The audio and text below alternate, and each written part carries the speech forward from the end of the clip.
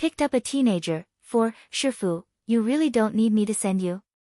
Bai Yan furrows her brow and asked. Coughing awkwardly using that guilty vocal, Renee didn't need to think twice before replying, no, I and your other two shifus will go to the medicine sect on our own. We can meet up there instead. Because he's the one who inadvertently leaked the news of Bai Yan sneaking away and then dumping the blame on his third brother, there's no way Renee would allow the pair to meet. Okay, nodding her head without further thought, Bai Yan accept the excuse as was, then we will meet the three of you there as you wish. Making a shallow smile, Bai Yan didn't reply right away. Instead, she shifted her gaze down at the adorable little steam bun next to her arm. Wang Xiaopeng of the Wang family is my son's friend, that's why I did that in order to not make things difficult for him. What's more, if someone does pursue the matter and investigate, they will only assume it's an enemy seeking revenge against those two brothers and not us getting involved. Bai Yan has no reason to fear any form of retribution from those two bastards, but that doesn't mean Wang Deqiu and his two children wouldn't. From what she can see, the first brother has a very dark heart. Against that sort of people, plus the resources at their disposal, it would just be a matter of time before they return the favor against their second brother. As such, this was the best solution for everyone without bringing the friction to the surface. So that's why, nodding his head like he's enlightened now, Renee didn't want to dwell on the matter and moved on. Well then, the hour's getting late so I'll go ahead first. Remember Yan, you must go to the medicine sect and attend the convention. I and your other two shifus will arrive shortly after I go meet up with them. They've been planning for this day for far too long, ever since they became aware of Bai Yan's talent anyways. Don't assume Ren'yi and his two brothers are all fine and dandy after breaking into the 7th level of their alchemic ability, it's still a far cry from that old bastard of the medicine sect. Compared to an 8th or 9th level alchemist, the three of them were still puny. Visit my site on Catranslation if you wish to read ahead of public releases so, if they themselves couldn't achieve the magnificent glory of one-upping those old-timers in that blasted sect, they could only look to the next generation. After going their separate ways with her second Shifu, Bai Yan, Draki, go in that direction for the medicine sect, patting the serpent's head, she's starting to get accustomed to ordering this big fella around. Growler, issuing a defeating roar in response, the glass dragon wasted no time in flapping his wings. The place they are headed to was a place called the Medicine Mountain, also home to the medicine sect that's located at the peak. Due its nature of being extremely rich in nutrients, the soil here was ideal for producing some of the rarest herbs across the land, hence making it the ideal holy ground for them scholars of alchemic pursuit. Perhaps it's due to the convention being around the corner, from what used to be an averagely walked path up the mountain has become a parade of merchants and travelers. This would of course not bode well with the enchanting woman who dislikes being crammed in with so many. After musing over her options, she soon found another path, a more secluded road just for herself. Naturally anyone would find it strange that no one would take this trail, but the answer soon came to light after taking notice to the demon beasts lurking within the bushes, they are much more powerful than the regular kind. However, instead of attacking the small party, the dragon left behind due to its scary appearance, these creatures didn't even have the nerve to approach them. In fact, they were proactively retreating to make way like a king had just arrived at their doors. Mother, tugging at his mother's sleeve all of a sudden, Bai Xiaochen points to a tall patch of grass nearby, there's someone over in that direction. I think he's fainted, should we help him? It's exactly as per the little boy says, Bai Yan had noticed the presence of another much earlier than her son. However, they were on unfamiliar grounds, hence the reason why she didn't want to get involved. But now that her son has spoken up, she couldn't just turn a blind eye anymore.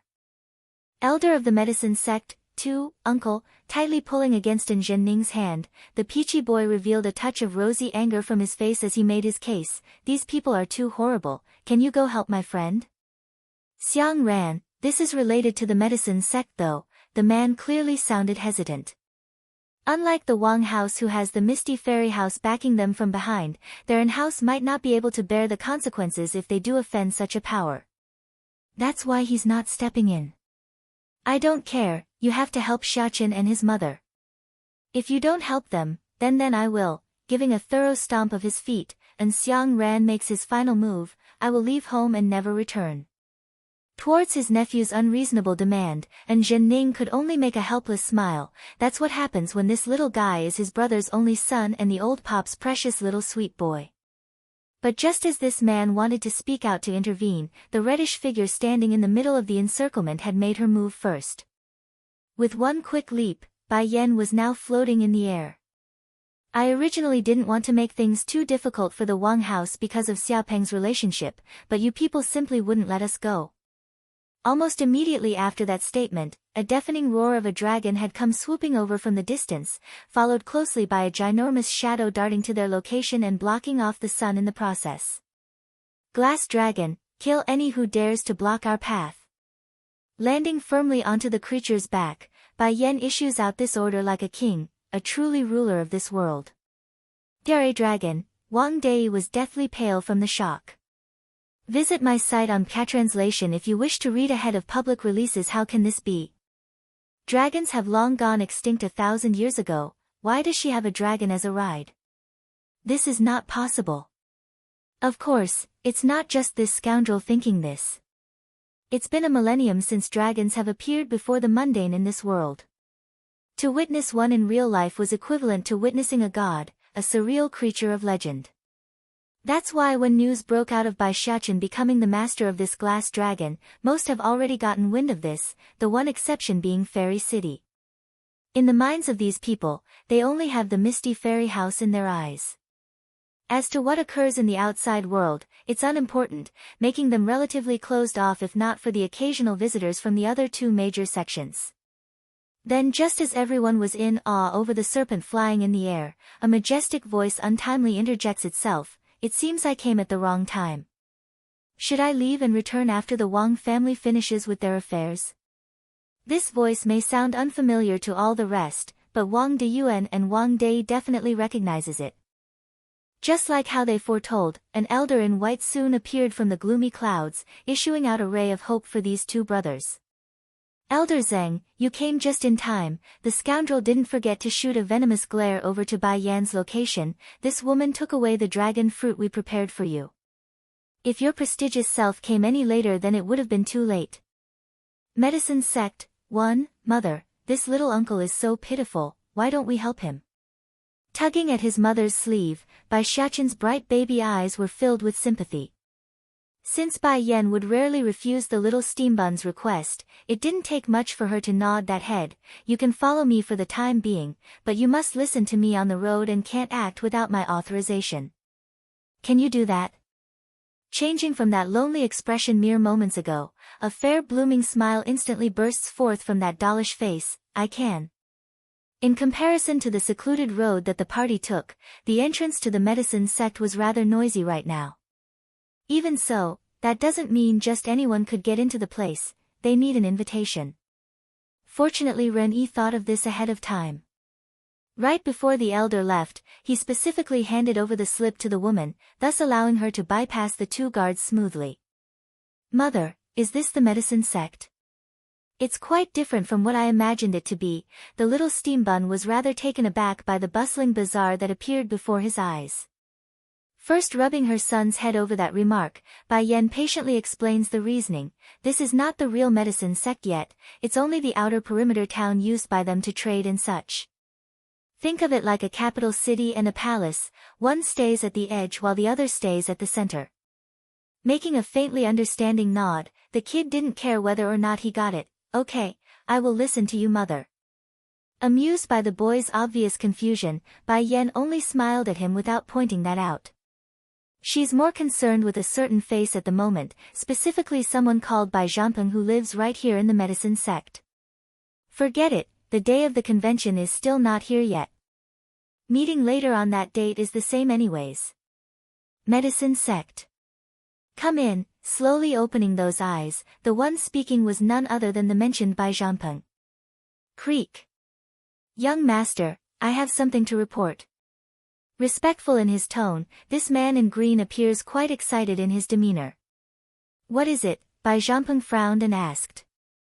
Visit my site on Catranslation if you wish to read ahead of public releases, my lord, regarding the matter of observing the one you mentioned before. I have now gotten news of something great regarding the Mississippi. Nowadays, whenever this man would hear of any news related to Bai Yan's welfare ever since returning to the medicine sect, he would instantly tighten up because he's well aware of what sort of treatment the girl went through during her youth. Young master, according to the information in my hand, Miss Bai Yan is in fact not a true daughter of Bai Jingxiang, rather a adopted one entrusted to his wife Lan Yu through someone she knew. Bang! The mindset of this young lord instantly exploded, throwing his brain into a state of emptiness. What did he say? Isn't biological, but rather a daughter entrusted to Lan Yu? Is this news accurate? Slamming that hand onto the table, Bai Zhenpeng's handsome face was a blistering red due to how hard he was breathing. It's absolutely true. The guard respectfully replies, this news was left behind by the last will of Lan Yu before her passing, and was confirmed again by the dowager of the Lu Hua kingdom. Medicine sect, too, their last name is also Bai. And she looks so similar to her. Can it be? Slowly closing his eyes, Bai Zhenpeng's body was faintly shuddering as his heart kept giving rise to a single answer. Don't let anyone know about this yet. I'm going to seek my father's input first. Suppressing that urge to run out this second, the man's excited complexion couldn't be any more obvious. Yes, my lord. The guard bends down, showing his compliance before turning away. Alone again in this mildly quiet room, Bai Zhenpeng's calm facade eventually crumbles.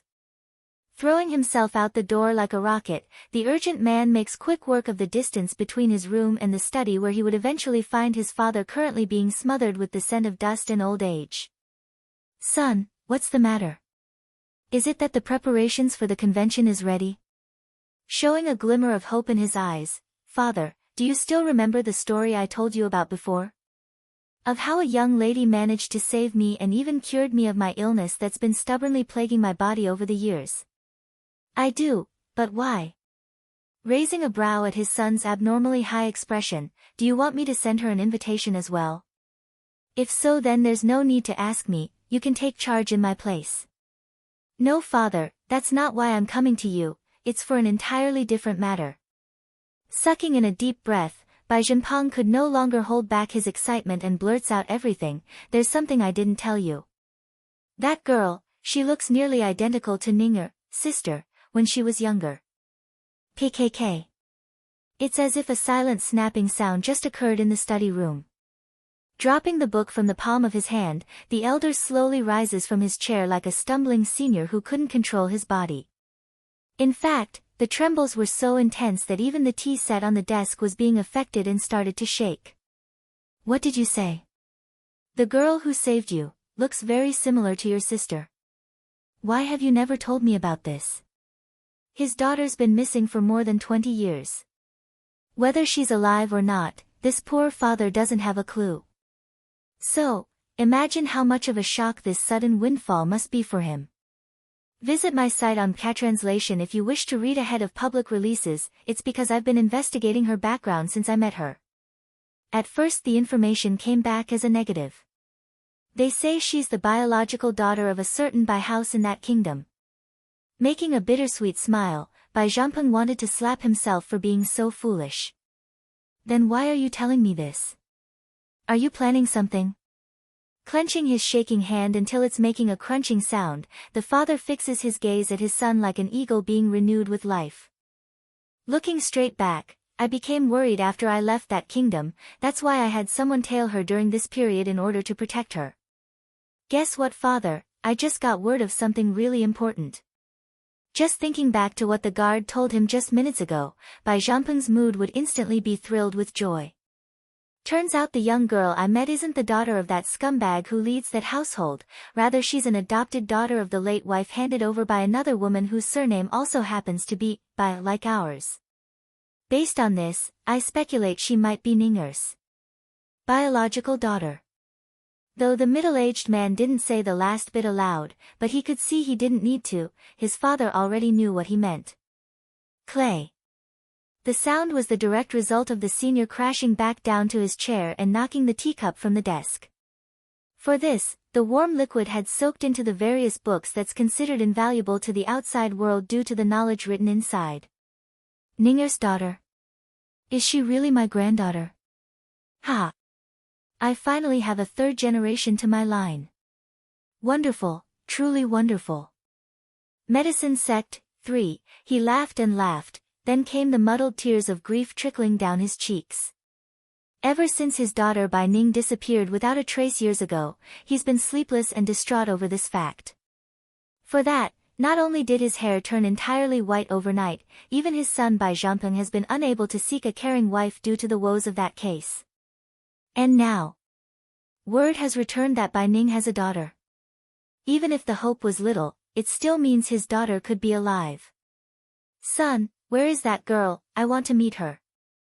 Bai Changfeng's grandpa voice carried an incessant impatience, like he's anticipating the best outcome possible. She should still be in the Luhua kingdom. Though I did send her an invitation before, so she might be coming to attend.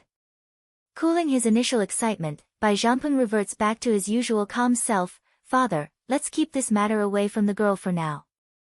I fear if we make a mistake and cause a circus, then it won't be good for us or Miss Bai Yan. There's already enough sadness in the air, so I don't want to increase that any further. Father, ignoring the discontented glare coming his way, it's true Bai Yan is very likely my niece, but that doesn't mean it's entirely certain yet. However, he pauses, giving a moment of silence for both of them to think on this. If the unfortunate does come true, I would still like to take her in as my goddaughter. She's a wonderful girl, and it's a shame to let someone like that go without help. Regardless of what sort of outcome this turns out to be, Bai Zhampeng's attachment to Bai Yan has already been set in stone since the first day he laid eyes on the woman. Perhaps it's the face that looked so familiar to his younger sister, but the feelings are true. Visit my site on Catranslation if you wish to read ahead of public releases. Bai Changfeng was quiet. Letting the mood hang for a moment, he waves his hand in defeat. Fine, fine, I will do as you want me to. In any case, regardless of what the results are, I will still take the lass into my medicine sect and properly raise her as is. Besides, those 3 rascals from the Holy Land's been coming over recently to flaunt in front of me about their amazing disciple. If that lass Bai Yan can become a member of my medicine sect, then we can one-up the rest just like usual. Of course, the most important factor in his decision here still lingers around the fact that Bai Yan looked far too similar to his daughter Bai Ning. Even if she isn't my granddaughter, at the very least I can soothe my old heart by reminiscing that face. Bang! Out of the blue, the door to the study room was suddenly pushed open, and in came another person whom neither son and father here wanted to see. Compared to most of the members in the medicine sect who knows how to keep a certain standard for themselves, this granny could only be called a shrew. As a result, Bai Changfeng's expression instantly sank and became exceptionally ugly. What do you want now? Annoyed by the interruption, the lord and master of this great power made no effort to hide his foul mood. Brother-in-law, you have to get justice for me. Those people out there is talking behind my back and calling me a leech that doesn't do anything to contribute to the medicine sect. How can they say that about me? This place is my brother-in-law's home, meaning it's my home. Wiping the tears off her old face, if you continue to let those people make such irresponsible remarks, then how can you ever face my dead sister? Tightening his hand into a ball, that last remark definitely hit a sore spot for the elder. Humph, if not for my late wife, then none of you people would have ever taken a step into my home. What do you want then? The old lady then reveals her true color with that smug grin. Brother-in-law, I see that Zhampeng is already 40-something and without a single child. Why don't I have my granddaughter Inger become his goddaughter? She is so sensible and good, I'm sure she will be very filial to him in the future. Humph. Understanding the intent of this old shrew, the grandpa couldn't help but make a snarling sneer with his mouth. First, my medicine sect has very strict rules. Aside from producing a bunch of thick skins like you, who would dare talk behind our backs? Secondly, a girl like Yi Ying is too much for me, I can't afford it. Medicine sect, 4, compared with his father who hailed from the medicine sect, Bai Zhampeng's mother only came from a normal household. But due to her outstanding ability, the pair eventually managed to overcome all the odds and got together. A true love story of heart and tears. But when two families of unequal standings get together, there's bound to be an unbalance of power. That's why the late mistress of the great medicine sect would go to such extreme means of requesting the husband to take care of her maiden family. They are average and without power. Zhanpeng, ah, I know it's because you think Inger is too outstanding, that's why you would say such things. If you don't want to recognize her as your goddaughter, then that's fine. I still have my grandson Minger. Though the child is a bit untamed, but he's a very filial boy. Unable to take a hint in his nephew's ridicule, the old granny continues on with her irritating rant. In any case, you have no children anyways, and I doubt you will ever find a partner with your ways. If we are going to let the medicine sect fall into the hands of an outsider, then it would be better to let my Minger inherit it. Don't worry, I can guarantee he will be a great lord and see to it that you be greatly cared for. Visit my site on Patranslation if you wish to read ahead of public releases. Unable to take it anymore, Bai Changfeng finally snapped and smashed the teacup on the table. When have my position ever become something to be connived after by the likes of you? Don't think my patience has no limit. No matter how much I love your late sister, I will not permit others to have such thoughts while in my presence. If you test me again, even once, I will toss you out of my home. Brother-in-law. Old Madame Ye's expression also darkens as a result. I am only doing this for your sake. When you and Zhanpeng is gone after growing old, who will look after this place? I'm only offering you a solution by letting Minger help. Now you are turning my goodwill into an act of evil. Talk about repaying a good deed with a bad one. In a fit of rage, the old shrew stamps her feet and turned away for the outside, all the while showing that twisted face of hers. Damn you, Li Jing. If you had agreed to let your bitch of a daughter, Bai Ning, marry my son years ago, then none of this would be happening. So what if no one else would admit it? Bai Ning, that little bitch, has already disappeared for nearly 20 years, she must have died somewhere in the wild already. I can't let things continue like this. Brother-in-law is starting to distance himself from my family with each passing day. If the situation persists, it will just be a matter of time before my grandchildren and I get expelled from this place. I must make Zhanpeng take Minger as his son. Flickering a flash of sinisterly intent from her iris. Old Madame Yi picks up her pace for the intended destination. Pained by his father's guiltiness, the son here hurried to help soothe the senior's back. Oh father, there are things one can't do. As long as you know you've done your greatest, then there's nothing to fret. Over the years anyone can see the level of indulgence you instilled upon the Yi family. If mother knows what you've done for them in the heavens, then I'm sure she wouldn't blame you either when you make the final decision. I can only hope, my son. Heaving a long sigh, I'm tired, leave me and let me rest. When the time is right, don't forget to bring that girl to me. Yes father, I promise you. Giving his old man an affirmative nod, Bai Zhanpeng promptly left to carry out his plan. Now, alone again and with a peace of mind, Bai Changfeng then slowly strolled over to a closet where a precious portrait has been stored. Opening it, what came into view was a warm woman gently smiling back at him, raising the trickles of tears inside the heartbroken man. Are you going to scram or what? 1. Jinger, I have treated the Yi family well as you wished, but now they are getting ideas about our son.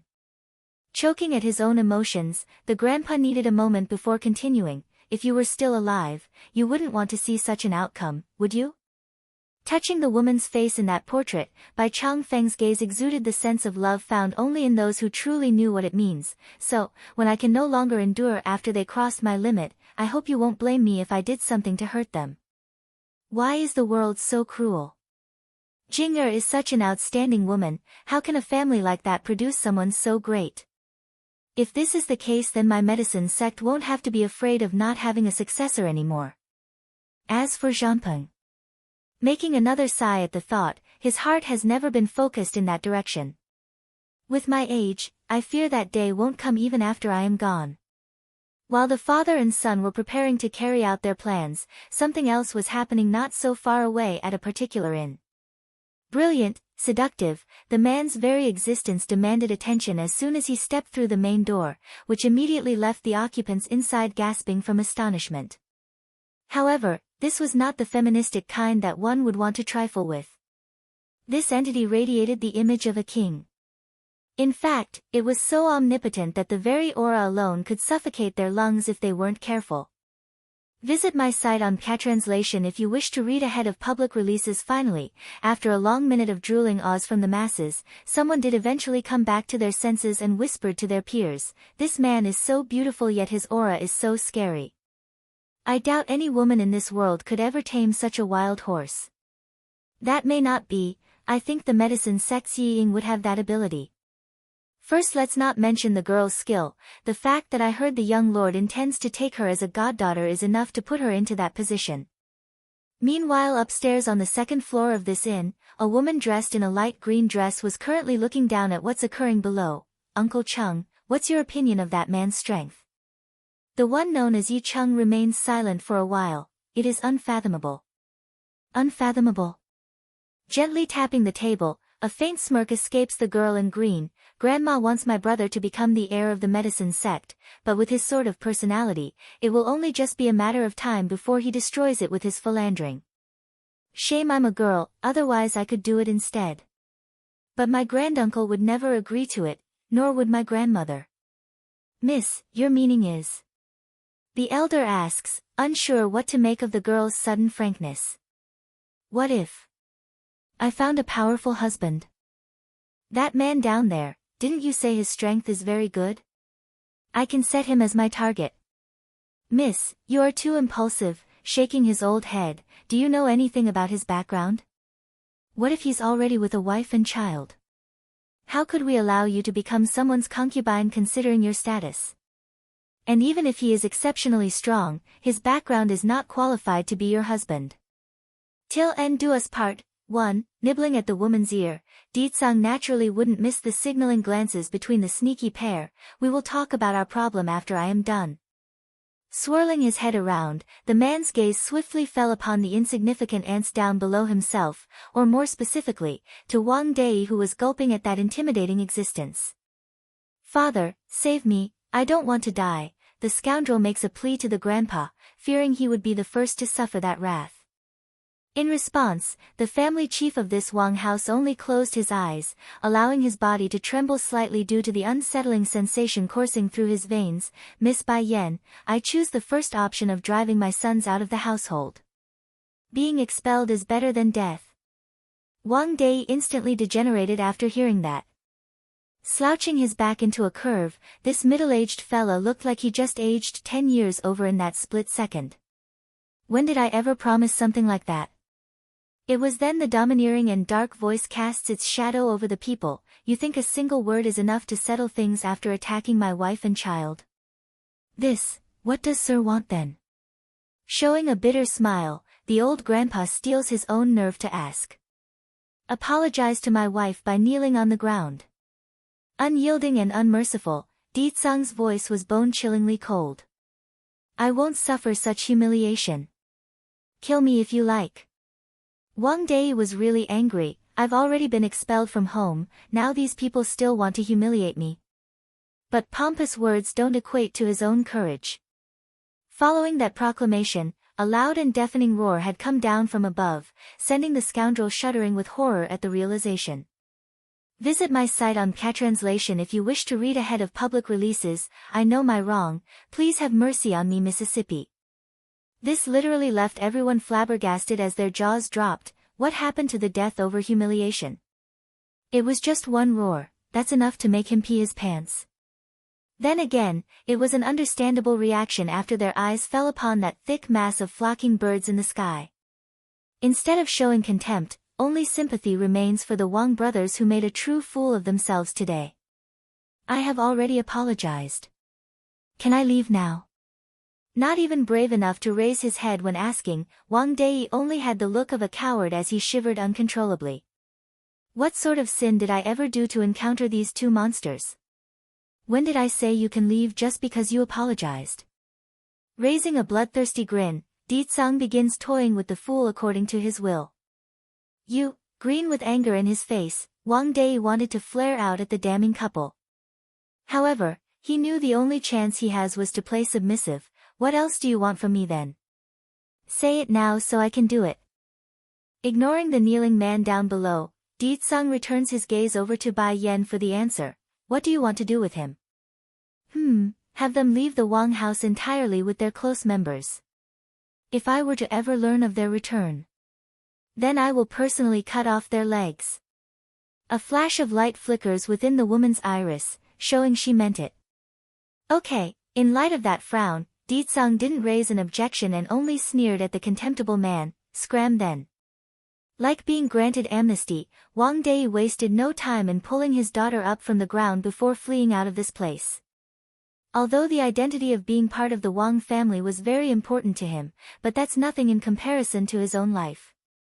Therefore, the scoundrel didn't want to spend another minute here out of fear for the woman changing her mind in the last second.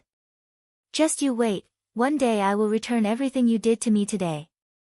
Not forgetting to cast a departing glance back over, this was the last thought Wang Dei had in his mind when disappearing from view.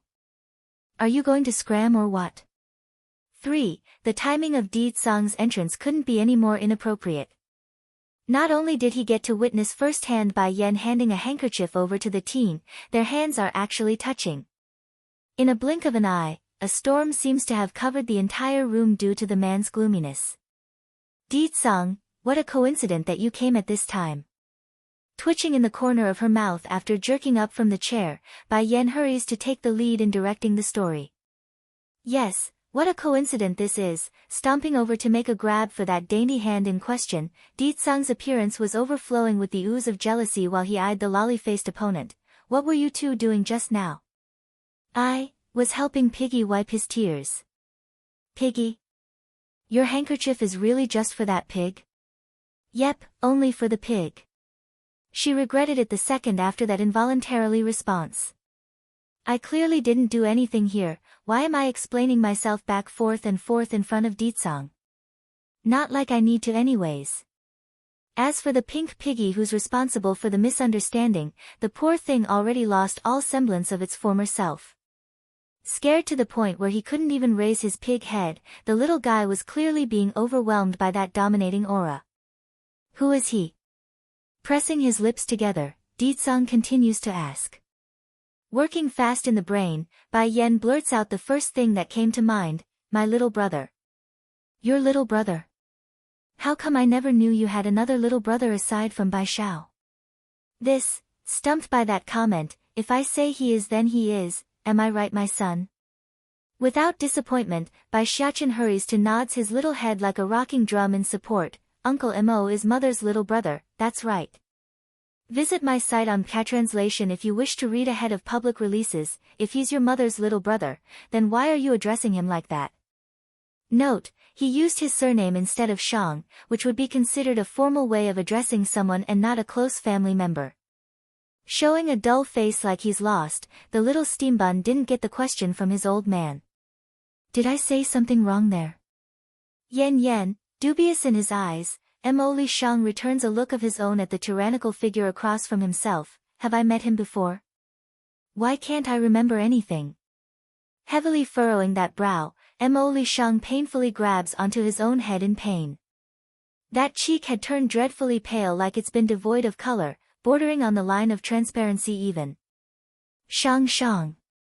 Frightened by that sudden change, Bai Yen made a quick dash over in order to rub the teen's forehead. If you forgot then it's fine, there's no need to push yourself. Some memories are not meant to be remembered, that's why some people choose to forget those painful ones. Stiffening over the touch, over the soothing voice, the lad gradually returns to norm. Okay, I will listen to you. Likely stable in his emotions again, Mo Li Shang then slowly stood up like he's been released. Oddly enough, the impression was neither feministic nor manly from his blooming smile, it's just pure and clean like the good of the world. Son, go back with Shang and rest, I will come join you two afterwards. Flicking a wink at the baby boy, Bai Yen orders. Okay mother, I will wait for you. Giving one final and reluctant glance at the unfinished dishes on the table, Bai Xiaochen firmly licks away the last bit of sauce from his thumb before jumping off the chair. Uncle Mo, I am so tired, can you take me to my room to rest? Till en do us part, 3. The scene's a chaotic battlefield with the sky illuminated using the blood of two opposing forces. Yen Yen, go back with me, okay? The one speaking was an almost surreal fairy-like man, peerless and divine. He's the avatar of all that was good in this world. This man. Who is he? Just as Bai Yan's heart was thumping with immeasurable pain at the image, a familiar voice once again blew up from beneath those memories, sending her head back into a blank state. I have already planned to leave with him, just leave us. Her eyes were filled with astonishment as the scene shifted to another battlefield where another woman stood at the forefront. Why does this woman look so similar to me? Wait, no. To be more accurate, aside from the clothes on that body, what she's witnessing was a woman who had the voice and appearance consistent to her own. Then there's that man beside the woman. Though the face was blurred out as well, Bai Yan could immediately recognize who it was. Di Tsang. That's right, aside from this man, who else could produce such a domineering and arrogant aura? Why would Di Tsang appear in my mind? Yen Yen, have you really chosen him? The fairy-like man was full of sadness when he spoke. You and him are destined to not end well, nor are those people willing to let you go for this. Visit my site on Catranslation if you wish to read ahead of public releases. I thought you would understand this better than anyone else. Ever since you've forsaken me for the sake of the world, we are doomed to be on opposing ends. But he is not the same as you, I don't care. Until the end, I will stay by his side till death do us part. Bang! It was directly after that speech that Bai Yan's consciousness was thrust into a spiral spin, bursting the illusion and bringing her back to reality. What did you do to me? Faintly white in the face over the extreme emotions coursing through her veins, the woman's first reaction was to ask the man lying above herself. This translation is only hosted on Catranslation. Why did I see such a picture in my head? Contract. Di Tsang showers her with a devious grin. I've contracted you. No matter where you go from now on, I will be able to bring you back to my side using it. Aghast by that answer, Bai Yan's complexion instantly changed. You didn't get my agreement yet you forced me into a contract? If I said it, would you agree? Invoking his finger across that tender face, Di Tsang's smirky grin showed how happy he was over his act. Whether or not you like it, Yen Yen, from now on you and I are in the same boat. My life is in your hands. You live, I live, you die, I die, we will forever be together until the end. You're crazy. This man is really crazy, he actually used such methods to tie me down. Di Tsang, I am very serious in what I'm about to ask you, so answer me honestly. Releasing her already frowning face, Bai Yan turned stern and serious. Ask away, the man readily answers. Who are you? She has a lot of questions and many pertains to that scene from earlier, especially the part where Di Tsang appeared. I am your husband, your son and your future daughter's father, your parents' son-in-law, your brother's brother-in-law. What else do you want to know? I will answer them all one by one. Picked up a teenager, 1, Bai Yan's heart shuddered, allowing her eyes to close and letting that blood-ridden scene to reappear before herself. It's too real. Obviously she was watching this from a bystander's perspective, but the emotions, the pain, the warmth from their hands touching till the end, everything was so real that it hurts. Shooting her eyes open again and returning herself back to reality, Bai Yan confronts the person from above. Di Tsang, can I really believe in you? You can believe in me wholeheartedly. Fine, I will trust you just this once, but if you forsake me, I won't let you go. Maybe it was for the previous throbbing, or the scene she saw in that flood of memory. But regardless of what it was, she's willing to take this gamble even if it was only this one time. Then Yen Yen, when will you return to the demon realm with me? All smiles from that handsome face, Di Tsang gently combs through the woman's hair in anticipation of the answer. Rubbing her chin, the woman puts on a contemplating appearance. I said I would only believe in you, I never said anything about marrying you just yet. Then when are you willing to marry me? Humph, that will depend entirely on your performance. Blinking all innocently like her very own son, Bai Yan's playful look right there and then was intoxicating. Visit my site on Translation if you wish to read ahead of public releases. As a result of that careless seduction, Deetsong could no longer hold himself back. Leaning down again with his overwhelming self, he reignites the burning flame from within. Then I will let you see my performance now. But that's not going to do with the woman. Turning sharp in those irises, Bai Yan's temperament suddenly got cold and distant. Deetsong, if you touch me again before I fall in love with you, then I promise I will never love you again in this lifetime. In light of that threatening proclamation, the smiles from those lips never once changed, thus emphasizing her point even further than what would happen if she were to frown or get angry. For this demon king, he definitely has the desire part of this relationship filled up, but to say he's deeply in love was still too early at this moment. Therefore, Deetsong could only stop in his actions midway and endure that discomfort in the lower rod. I will wait for you, and I will work towards building up our bond till neither of us can ever say no again. The man's voice was low and hoarse as he turned around, reaching over for the quilt and covering the woman in the bed. Until that day comes, I will keep my promise. Then why aren't you leaving? Bai Yan slightly frowns in her face as she asked. I'm afraid you will be scared if I leave, that's why I have to stay and protect you from those wolves. All serious in his tone, the man just had to ruin the precious moment with his shamelessness. Scared? Snickering a sneer, Bai Yan found it rather amusing. Ever since she left her family in the previous life, she has never known what fear was.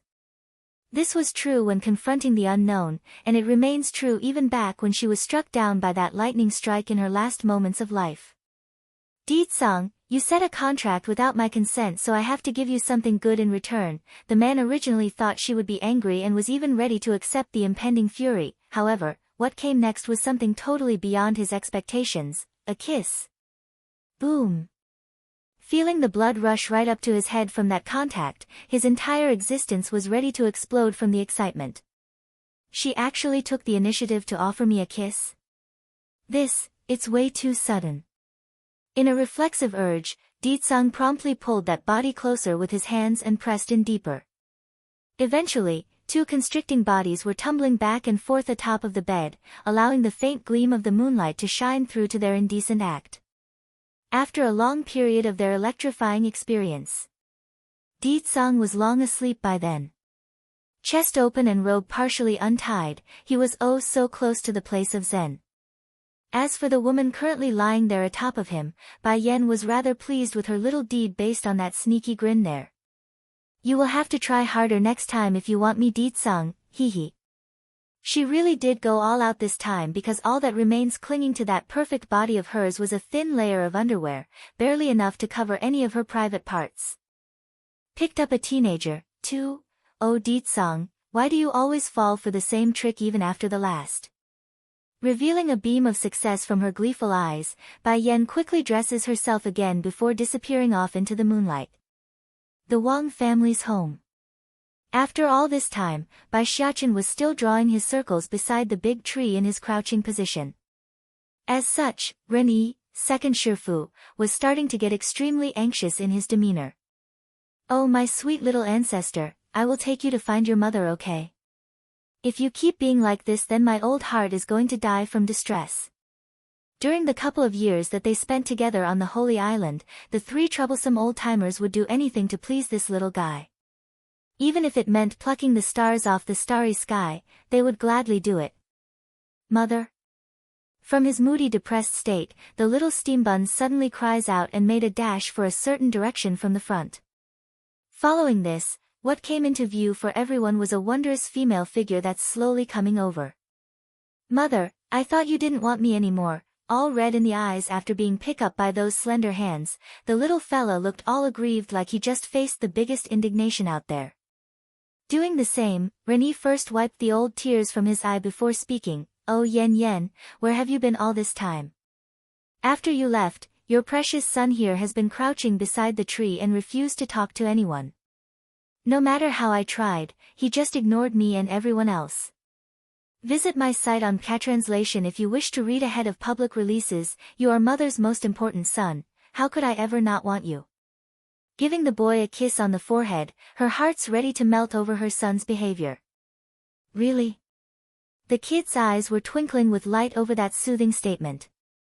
Making a lovely smile, I love mother the best, no one can compare with mother. Pleased by her son's sweet talking, Bai Yan then lets the boy down before shifting her gaze over to the old-timer. Shifu, let's go, shall we? Slightly started there. Ren Yi's first reaction wasn't an affirming nod, rather it's an inquisitive look. But what about your man?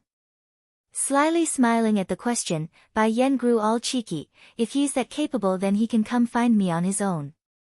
Didn't he claim he could find me wherever I am after doing that contract? Alright, let's put it to a test then, humph. K-Queen. Sweating all over, the big eagle immediately attempts to stop this before it's too late. Wouldn't it be bad if you leave like this, Queen? What if the king finds out afterwards? Pricking her brow, Bai Yan replies indifferently to the bird brain, he is resting now. Besides, I never intended to let him know to begin with, so don't go bothering him.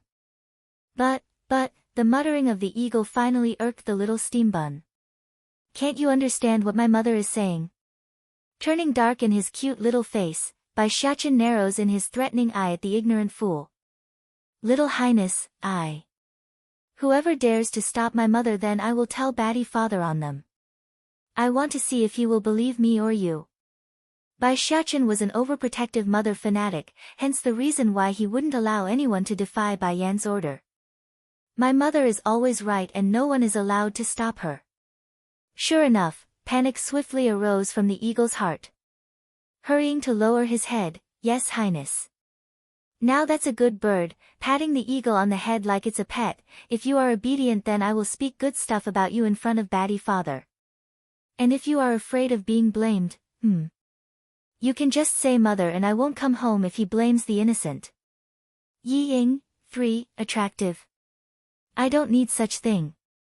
As long as I have a little chrysanthemum blossom like you, then that's all I need.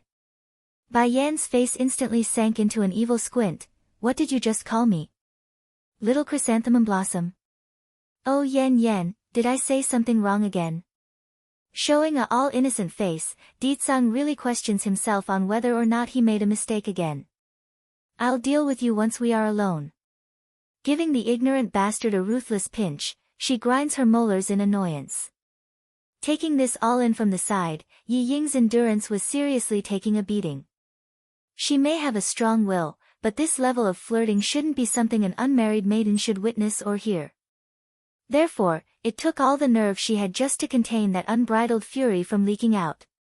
You too, but just as she's ready to speak out again, the man's gloomy glare had stopped it in its track. What are you still doing here? Ditsang's question was unnerving, sounding like it's a howling horror from hell itself. Taking a second to calm herself, Uncle Zhong, let's go. Even so, the shakiness in her voice could not be denied. It's quite apparent the level of anger she had didn't lose out to the fear at all. That's why the door ended up closing with a loud thundering bang once the two outsiders left. It's her form of retaliation. Visit my site on Catranslation if you wish to read ahead of public releases. What did you do to that old man? Bai Yan asks with her brow raised. Ditsang may be able to hide his actions from the world, but not from me. He offended you. Making a smirking grin, anyone who dares to offend my woman must be punished. The fact that I didn't kill him outright is already an act of mercy. Smiling as well, just so you know, I've met the young lord of the medicine sect before. I know. Those people wouldn't have been able to escape alive if not for that reason. Oh, forget it, I only met him by mere coincidence back then. Even if I did save him once, that's my own willing decision. As for that Yi Ying, I am still uncertain whether or not she's Uncle Zhenpang's daughter yet. Back outside the restaurant, Yi Ying have already stepped out of the establishment where she could vividly catch the clear glimpse of those two dashing figures from the opened window. Their flirtatious mingling was so aggravating that her first had clenched into a hard ball. Uncle Zeng, pay close attention to that woman for me. I won't give up so easily on the man I have chosen. Clenching until the crunching sound of bone could be heard from that hand, Yi Ying vows to herself to take what she deems hers. So what if he has a wife? There are so many people out there who would discard their wife and child for another. Adding one extra to the mix doesn't mean anything. Yes, milady. With his head low and hand pressed against the chest, the old senior's condition remains horrible as the sweat oozed out of his ashen-looking face. What's wrong, Uncle Zeng? Seemingly noticing the oddity with her follower, Yiying asks with uncertainty. Smiling wryly, the old senior shakes his head. I'm not sure, my body's been feeling abnormal ever since that man made a move against me. But don't worry, milady, we're members of the medicine sect. I'm sure he wouldn't dare to actually harm me when we were under so many watchful eyes back there. If others didn't know better, it's like they are already members of the medicine sect and not just leeches permitted to stay under special conditions. If that's the case, then that's good.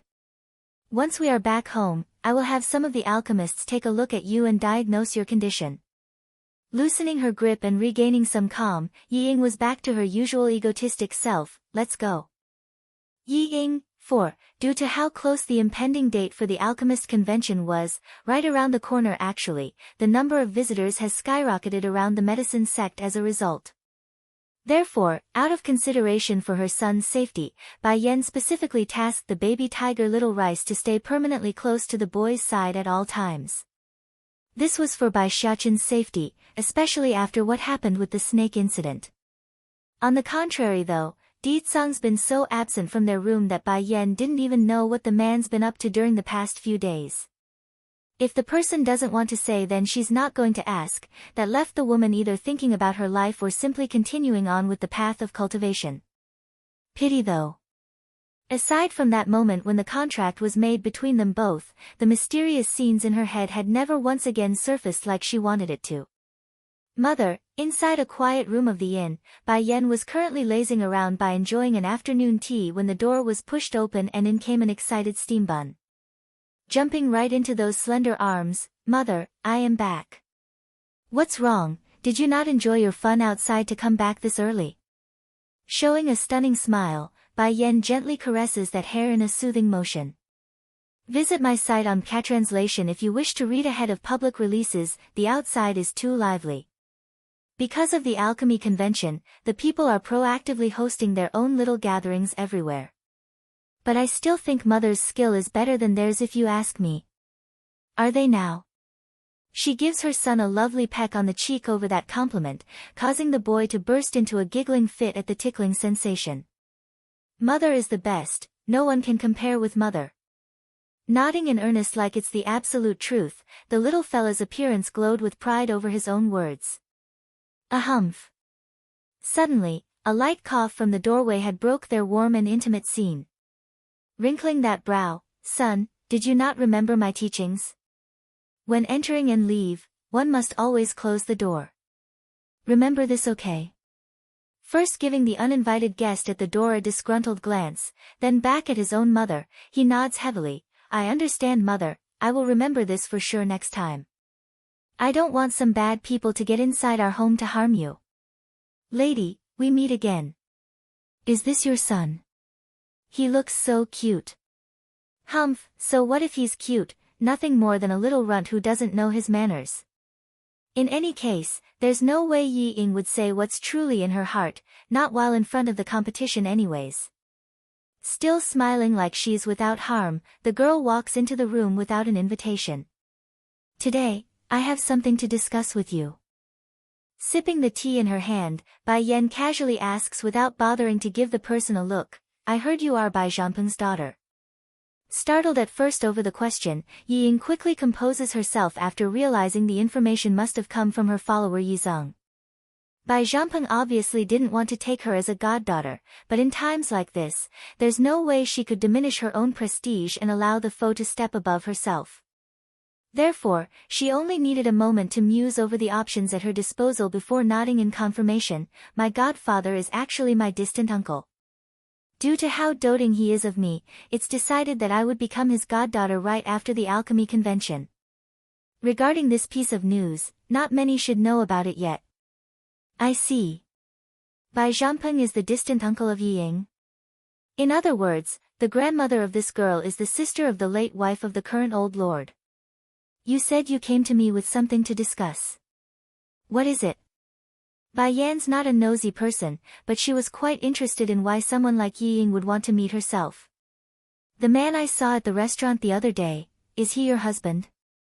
Furrowing her brow, the girl asks. Picked up a teenager, 5, she could see there's an individual sprawled along the grasses there. But more than the unconscious teen, she's more attracted to the pink piglet that's currently standing guard beside the person. The little fellow was eyeing her with alarmed eyes like she's a danger to its owner. Oink! The pink piggy immediately went on the defensive when Bai Yen drew closer. Step aside. Indifferent in her voice, she eyes the little fellow with a pressuring gaze, which instantly showed off her majestic aura. Sure enough, the piggy promptly took a step backwards at the intimidation, thus allowing the woman to examine his owner.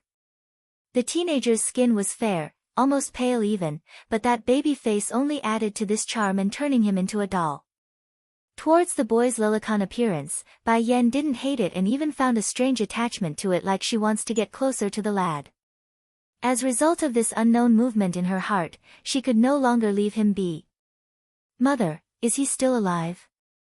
Tugging at her mother's hand, Bai Xiachen asks with a sense of hope in those big blue eyes. Visit my site on Catranslation if you wish to read ahead of public releases. Aha, slightly nodding, he seems to have suffered a heavy blow to the head and then succumbed to heavy exhaustion after escaping to this place. That said, Bai Yen then brought out a bottle of medicine from her sleeve to feed the boy. Now that the pink piggy was sure this unknown woman intends to help, the hostility it showed just moments ago quickly dissipated. Turning around with its hopeful eyes, the little thing waits with anticipation in its face over his owner's welfare. And sure enough, it didn't take long for the lad's eyelashes to start fluttering before finally opening it up entirely. Oink! Making a few sobbing cries, the little piggy wasted no time to rush up to the lad's face, rubbing it and smothering it with tears. I'm sorry, piggy, I made you worry. Showing the purest smile like the elves of legend, this child's voice sounded almost melodic. Were you the one who saved me? Smiling as well, it's nothing much. My name is Emily Shang. Bai Yan's my name. Blinking like a clueless dote, she too reported her name out of reflex. Then can I call you Yen Yen? There's an expected light in the boy's iris, like he knows the woman wouldn't deny him this request. Without surprise, Bai Yen nodded in sequence like a puppet being stringed along. However, she didn't find anything wrong with this and even found it right. Your injury is now healed, so I'll be leaving first. I still have things to attend to. But it would appear it wasn't meant to be.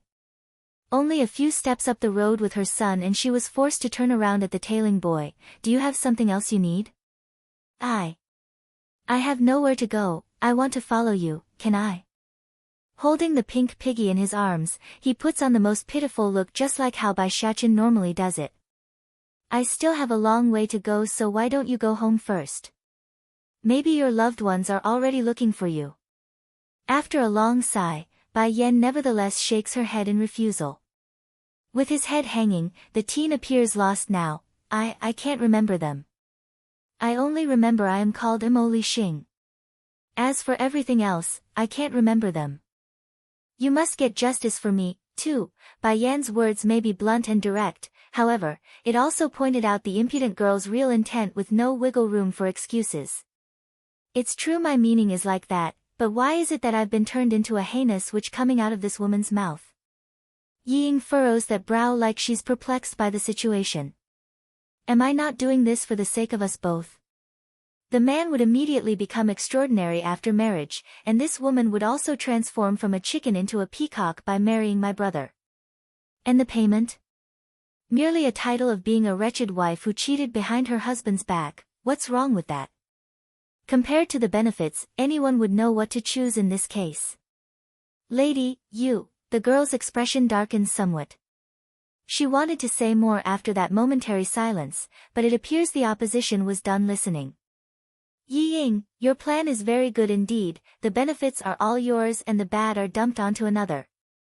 However, unfortunately for you, I am not a person who would be taken advantage of.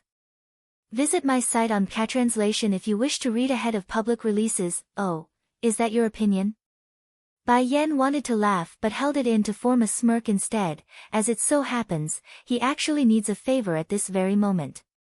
It's not difficult at all for you in fact. All it requires of you have is to scram out of here. Would you be willing to oblige? From green to gleaming red, Yi Ying's facade finally crumbles to reveal her true menacing nature. Don't push your luck. Not going to be trampled while on her own turf, Bai Yan has gotten up from her chair. Slowly strolling over to the girl in question, the woman's aura increased exponentially until it's almost oppressive. I have already been very kind to you out of consideration for Bai Zhanpeng's sake, otherwise, you wouldn't have even made it one step into my room. In addition, I have something else to tell you. Halting in her footstep, she sneers at the impudent girl who's glaring fire. Firstly, I am not stupid enough to sacrifice myself for someone whom I believe is not worthy of me. Why should I as a woman sacrifice myself for the sake of a man just because the world deems it worthy? Secondly, I will not relinquish my man to another if I have chosen him. Nor would I believe he would betray me for another. Thirdly, the cup just now is used by my little pet to drink water, but my pet is too clean and your breath is too dirty, that's why I smashed it. You are too polluted to taint his stuff. In order to prove Bai Yan's claim, Little Rice immediately followed up with a meow sound of his own to show off the disgusted opinion he had of the girl in green. You, impudent wench. No matter how good of a facade she has, no matter how good of a control freak she was, there's no way Yi Ying could remain unfazed after that insult. Her voice was downright screaming like a woman yelling out at the market. Okay, I am waiting. Smirking with ridicule at the ignorant fool, Bai Yan lazily leans against the room pillar next to herself like she didn't have a care in the world. A blatant act of dismissing someone, which clearly worked based on how receptively livid Yi Ying was. Humph. Huffing a heavy grunt, it took a good minute for the girl in green to recompose herself. Since you've said it to such a degree, then I won't continue to linger in your presence. But remember this, I will definitely make you regret today's decision. In addition, your man, he will definitely become mine. That said, she promptly stomps away without looking back. Hold on. Unconsciously, a smug grin escapes the girl upon hearing the voice from behind. What, regret it? Unfortunately for the impudent fool that's known as Yi Ying, her words didn't even have a chance to finish before a flying kick of a foot landed right smack into her chest, sending that body flying out across the air like a rice sack. Until the very last second, the girl still couldn't believe what she was experiencing. The only thing she could see was Bai Yan's peerless contours slowly shrinking from view and the disbelieving fact that she's been assaulted. You must get justice for me. How could she dare? This is in the medicine sect. How can that woman do this to me? It took a long time before Yi Ying's flying self could fall back to the ground. Her trajectory, thankfully a crowd of people who shielded the impact, otherwise who knows what sort of bones she would have broke at the fall. Inside the inn. Bai Yan slammed the door behind herself, revealing the refreshed look representing her own mood. That release. Oh, I haven't kicked someone like that in such a long time, this feels great. Mother, how come you didn't let me speak out just now? All aggrieved in his sweet little look, Bai Xiachen protests to his mother. Only mother got to have the fun, now what about me? Chuckling at the flushed appearance of her own son, Bai Yan promptly kissed down at those cheeks in absolute delight, her arms rubbing that head like she's held the cuddliest object in the world. Because my precious baby is too clean. If you touch someone so filthy, then it would only pollute you as well. Giving himself a minute to contemplate that answer, Bai Xiachen then nodded in earnest. Mother is right. In the future mother shouldn't get involved with that person either, just let batty father handle the mess when he comes back. Okay sweetie, we will have your batty father handle it next time. Perhaps it's due to the good mood she was in, Bai Yan didn't even realize that she's now included Ditsang into the perimeter of the word family. Now instead of 3 members, it's 4. Should I tell batty father this news, that mother just admitted he is her man? Nestled in that warm, wonderfully scented body, Bai Xiachen flickered with a light of success in his eyes. If batty father knows, then I'm sure he would be ecstatic. Back outside the street, the crowds were currently swarming around the location where Yi Ying landed. Their discussions revolved around how confused the girl appeared after smacking down from the sky. Visit my site on Catranslation if you wish to read ahead of public releases. It took a while for the shameless girl to return home from her shameless venture, but when Ying finally did so, another figure had blocked her path. Oh, my granddaughter. What happened to you? How come you are looking like this? The other person exclaims, horrified by the girl's tattered look. Grandma. Flushed red from anger and embarrassment, do you think that I am not shameful enough yet? Are you trying to attract even more people to see my misery? This, old Madame Yi anxiously rubs her crutch, unsure what to do. I didn't mean to, I was just surprised by your appearance. Tell Grandma, who did this to you? Pursing that lip, I've set my eyes on a man and was beaten by his wife. The news was too enormous that it rang thunderously inside the old grandma's head. For a minute, old Madame Yi didn't even know what to say due to how dumbfounded she became. My granddaughter is so good, how could she fancy another woman's husband? Grandma, don't take it in the wrong way, the man is very outstanding. Hurrying to pull the old granny aside to one corner, a light of hatred filled those pupils as she whispered lies to the receiver, and it's not like he doesn't have feelings for me. My man is just too responsible, he's not willing to abandon his wife and child. And his wife, that woman is too brutish, that's why she beat me. I couldn't defend myself because I'm also partly at fault. But Grandma, you must go to Granduncle and have him get justice for me. If Uncle isn't willing to accept me as his daughter, then at least have them help me with my marriage. A flicker of cunningness erupts from the girl's iris. If the sect leader himself gets involved, then this will be set in stone. There's no way those two would dare disobey someone so powerful. Showing a tinge of guilt, the old granny grew hesitant. That man is too rigid, I don't think he would agree to this. No. Biting her lip. Grandma, the sect leader is your own brother-in-law. How can you and him not be on my side? What's more, that woman is nothing but a sultry hag who doesn't deserve such a fine man. You must get justice for me, for, old Madame Yi steals her heart. Okay, I will go to him. Even if I have to use that bitch Li Jing's sister name again, I will have him agree to our demands. In this world, how can one not help relative over outsiders? Brother-in-law isn't befuddled to such a degree.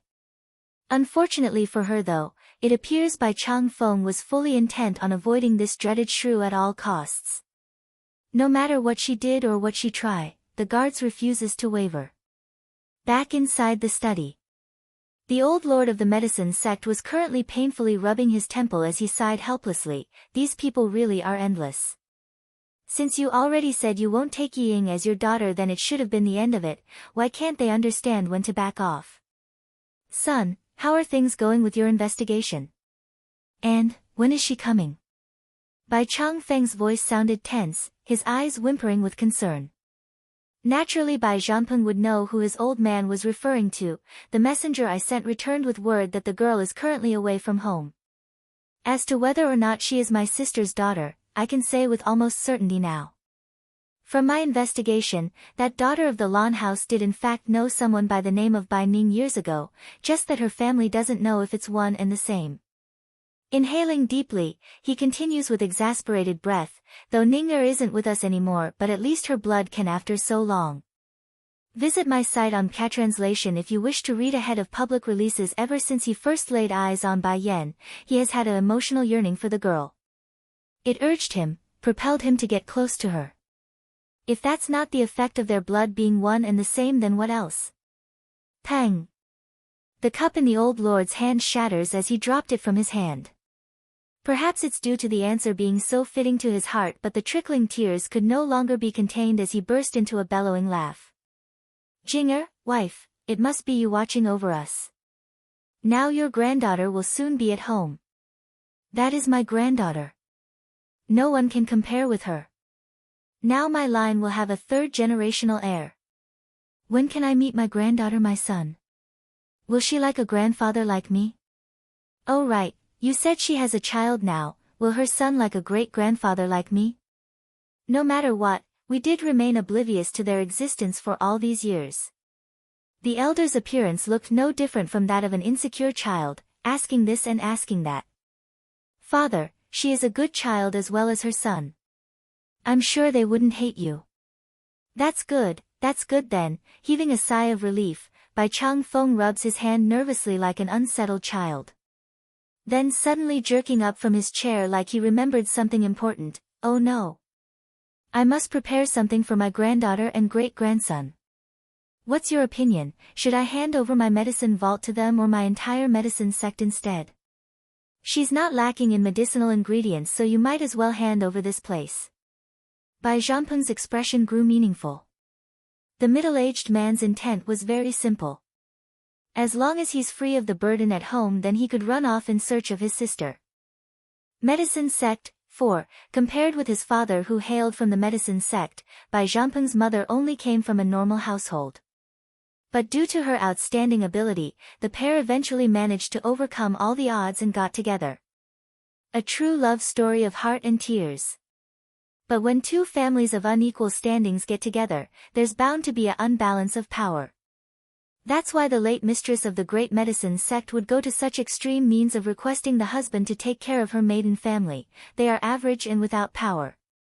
Zhanpeng, I know it's because you think Inger is too outstanding, that's why you would say such things. If you don't want to recognize her as your goddaughter, then that's fine, I still have my grandson Minger. Though the child is a bit untamed, but he's a very filial boy. Unable to take a hint in his nephew's ridicule, the old granny continues on with her irritating rant. In any case, you have no children anyways, and I doubt you will ever find a partner with your ways. If we are going to let the medicine sect fall into the hands of an outsider, then it would be better to let my Minger inherit it. Don't worry, I can guarantee he will be a great lord and see to it that you be greatly cared for. As her words dragged on, the dastardlier it became, where it's already considered treasonous at this point. Visit my site on Catranslation if you wish to read ahead of public releases. Unable to take it anymore, Bai Chang Feng finally snapped and smashed the teacup on the table. When have my position ever become something to be connived after by the likes of you? Don't think my patience has no limit.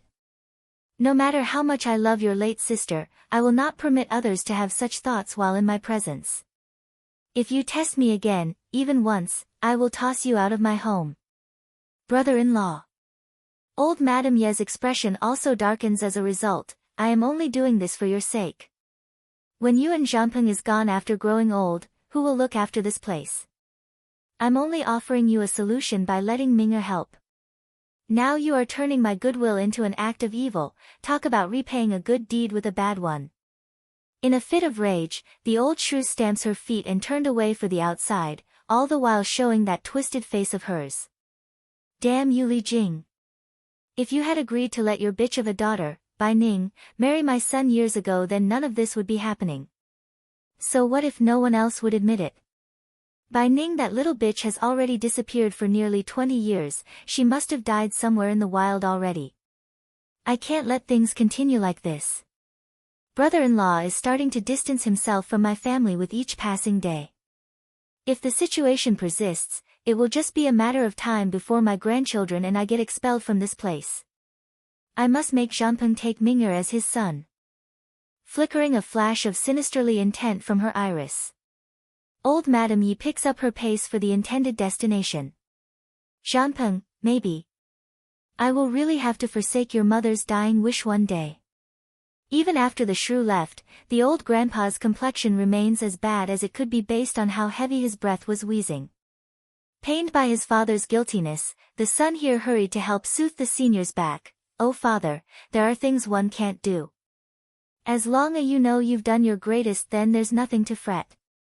Over the years anyone can see the level of indulgence you instilled upon the Yi family.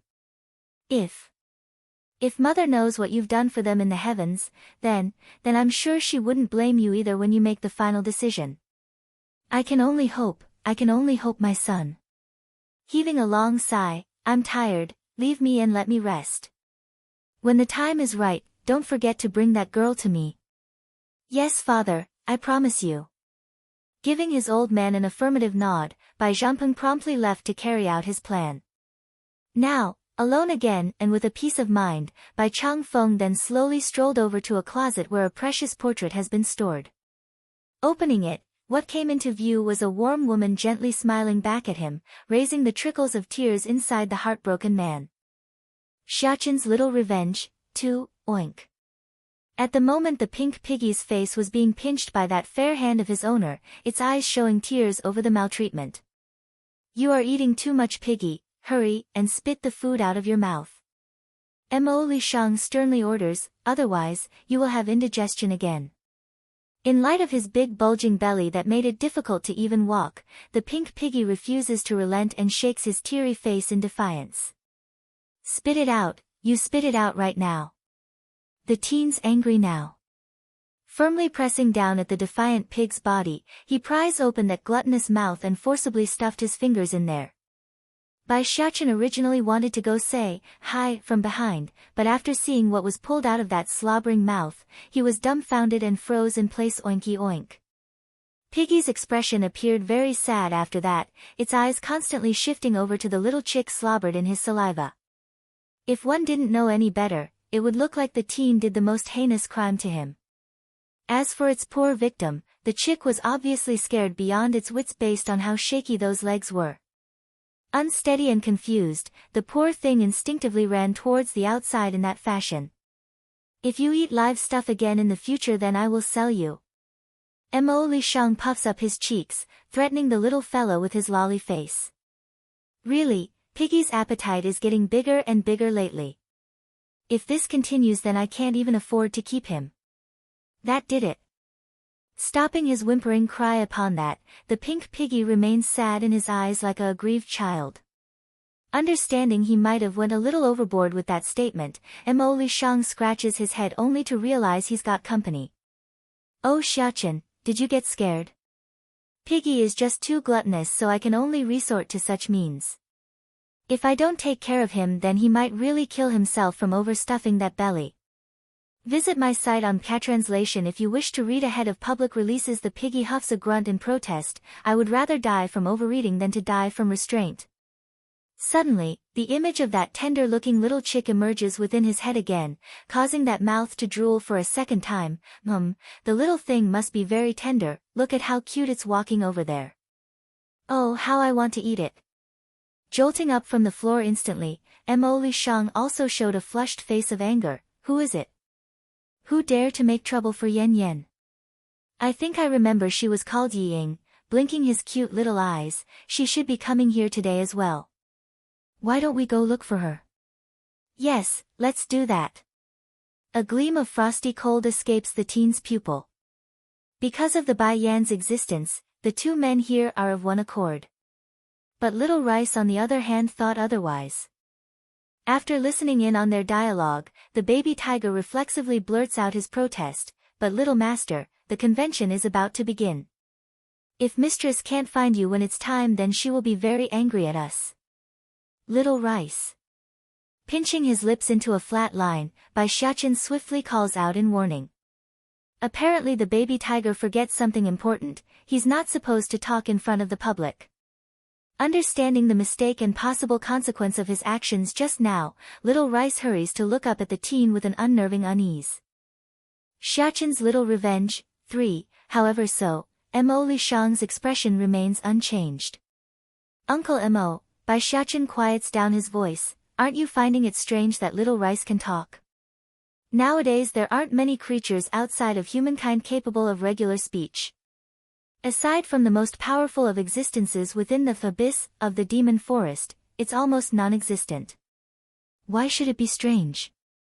The teen blinked, clearly confused by that question. Piggy could also talk before, just that he's injured and lost the ability for now.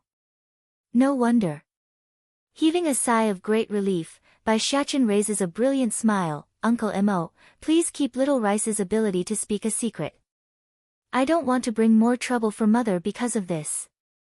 Puckering that displeased lip, the baby boy obviously didn't like the childish suggestion. I didn't expect this from you, Uncle Mo, using such a childish trick on me. I'm not 3 anymore, I'm not going to do something like that anymore. However, giving it a second, he grins, I will still believe in Uncle Mo regardless. Now it was Mo Lishang's turn to be taken back. His eyes shifting to his own pinky in puzzlement. I got called childish, but a child, this. Uncle Mo, let's go. Turning around, Bai Bai Xiachen was ready to leave when the baby tiger bit against his sleeve pitifully. Little master, you really can't go, mistress will be angry. Perhaps it's to soothe his little friend's unease when patting down at that head, but the boy's words were damning. Don't worry little rice, I will not do anything dangerous. When the time comes that mother asks, I will just say it was you who dragged me to go along. Visit my site on Catranslation if you wish to read ahead of public releases. This literally made the poor tiger cry out in grievance. I just knew he will be like this. Any trouble will always be on my head. No, I can't let you go little mast. In a flash of idea, the baby tiger wanted to yell for attention. Unfortunate for him, the boy's hand worked much faster than his vocals could and muffled that tongue by grabbing his throat. We better leave Uncle Mo. If mother learns of this then we can't go anymore. Dare to bully Yen Yen? Humph, I will show that woman what it means to cross us. Yoo-hoo, seeing how much of an agreement these two blasted fellas are, little Rice could only mourn his own life. This really isn't my fault mistress, I've already done my best to stop little master. At the same time somewhere else in the venue, Yi Ying in her faint blue skirt was currently strolling through the area with an elder following her side. The only difference here was that the old man was a different one instead of that Yi Zeng. Then all of a sudden, the girl halts in her footstep as that brow locked up. Uncle Ling, how is the matter going? Don't worry miss, I've already placed the young lord's ring into the woman's room. When the time comes, we can begin spreading the rumor about the love affair and use the item as proof. The old senior known as Yi Ling answers respectfully like an elder and a servant. Showing a sly grin, this cannot be blamed on me. If she had only listened to my suggestion from the start then why would we be going through all this trouble? Shame though, she violated my order and even my grand-uncle is refusing to help me. Xiachen's little revenge, for, if that's the case then I could only rely on myself. Miss, my older brother's illness. Is there really no other way? Yi Ling frowned and asked the lady. I have already tasked those elders of the medicine sect to take a look at Uncle Zeng. Right now we have no idea why he's suffering so painfully. Making a reluctant sigh, Yi Ying continues, there is no other way. We can only wait until Ditsang becomes my man. By then we can have him return Uncle Zeng to his normal state since he's the one who made the move. Bump. It was then that a small little figure came smashing over, hitting the unsuspecting lady in full swing. As a result of this, Yi Ying not only staggered backwards, her expression also shifted negatively at the little steam bun's identity. If not for the multiple gazes coming her way, she would have smacked the boy away in a direct slap across the cheeks. It's you. Masking her irritation, she puts on a surprised tone, are you okay? How can you be so careless? Fortunately the one you hit is me, if it was any other adult then they might have made things difficult for you. Following that statement, the gazes are now shifted over to Bai Xiachen instead, their eyes accusing and reprimanding. How unexpected, to think this child is so poorly tutored that he would rampage around the venue. Thankfully it's Miss Yi Ying who caught him. Visit my site on Catranslation if you wish to read ahead of public releases. Climbing up from the ground by now, Bai Xiachen wouldn't stop shivering as he bit his lip, those tears flowing like a waterfall. Sorry. I didn't mean it, I just wanted to ask you to let my father go. What? Let him go? What is going on? The crowds of people all fell into a startled shock, their allegation transforming into a questioning one. What do you mean by that? Darkening in her expression, Yi Ying coldly asks. Considering how persuasive that teary face expression was, the crowds of people gathered here today instantly got pulled into the story. Their minds dismissing the fact of how unbelievable the story truly was at its core. What are you babbling about? Blindsided by the outrageous claim, Yi Ying didn't know how to absorb the content. Yi Ming is my real blood brother, how can I have a baby with my own brother? Moreover, the one I want to marry is Ditsang. When did I ever demand he become my male concubine? If I was truly that unruly, wouldn't the world ridicule me to death? What is this blasted child talking about, damn it? Kid, if you keep talking nonsense then watch how I will smack that lips of yours. Infuriated now, the girl threatens menacingly. Trembling even harder at that threat, grievance now filled the boy's face. Perhaps Bai Xiaochen really did get frightened by those words, but it's unlikely. You not only want to take away my father, now you also want to snatch me away to be your child se. Oh my, that is. How can she do something so? One of the onlookers present today started to mutter something into his peer's ear, directing the opinion into forbidden grounds. Yes, it is, Bai Xiaochen cries out in an extremely miserable manner. I heard everything from outside the door that day. Mother is already about lose father, now you also want to snatch me away from her. How can you do something so cruel? How can you drive my mother into a corner, alone and without husband and son? Ow, I don't want to leave with an old witch like you. Yi Ying's face finally crumbled into a distorted mess. Heaving a heavy breath into her chest, she expels her restraint in an attempt to nab at the insolent brat. Acting all around, wah. Yi Ying's hand didn't even touch the boy yet when Bai Xiaochen burst into tears. In front of this heartfelt appearance, no sane person could possibly bear to remain indifferent.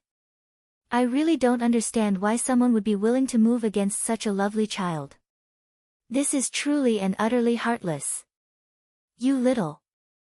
The girl's inner heart surged with anger as she forced herself to smile. I think you must be misunderstanding something, I only want to take you to a quieter place to talk. After all, there are many people around, so it wouldn't be good if they misunderstand you. Aunties, uncles, big brother and big sisters, please don't let her take me away, I don't want to be a child. Now that's all the crowd needed to push them over the edge. They've long felt uncomfortable to witness a child being forced into something so illicit, yet the boy himself still felt the need to remain polite in his manner of speech. I remembered now, a bystander suddenly exclaims from the side, the evaluation of Miss Yi Ying may be excellent over the years, but there has never been any woman around her. The people are always males and she seemed to be very much enjoying the fact.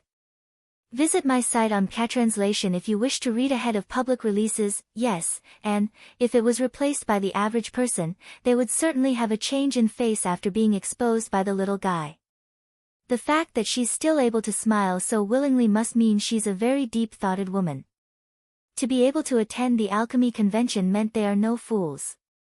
Just a bit of hint and a bit of insight was more than enough to connect the dots for those in attendance. Of course, it would have been a different story if the character here was the lady of the medicine sect, but it's not. Yi Ying's only a distant relative of the current old lord.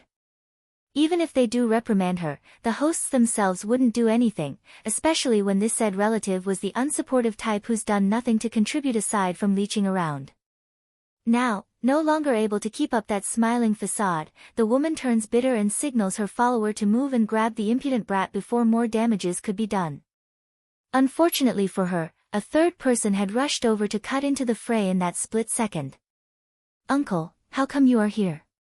Still leaking tears of pity on that face, Bai Xiaochen sounded nervous with unease. Didn't I tell you not to come? If you are also taken away by this horrible witch, then mother really would be all alone then. Showing a resentful and enraged face, Mo Li Shang looked like a determined warrior ready to meet his end.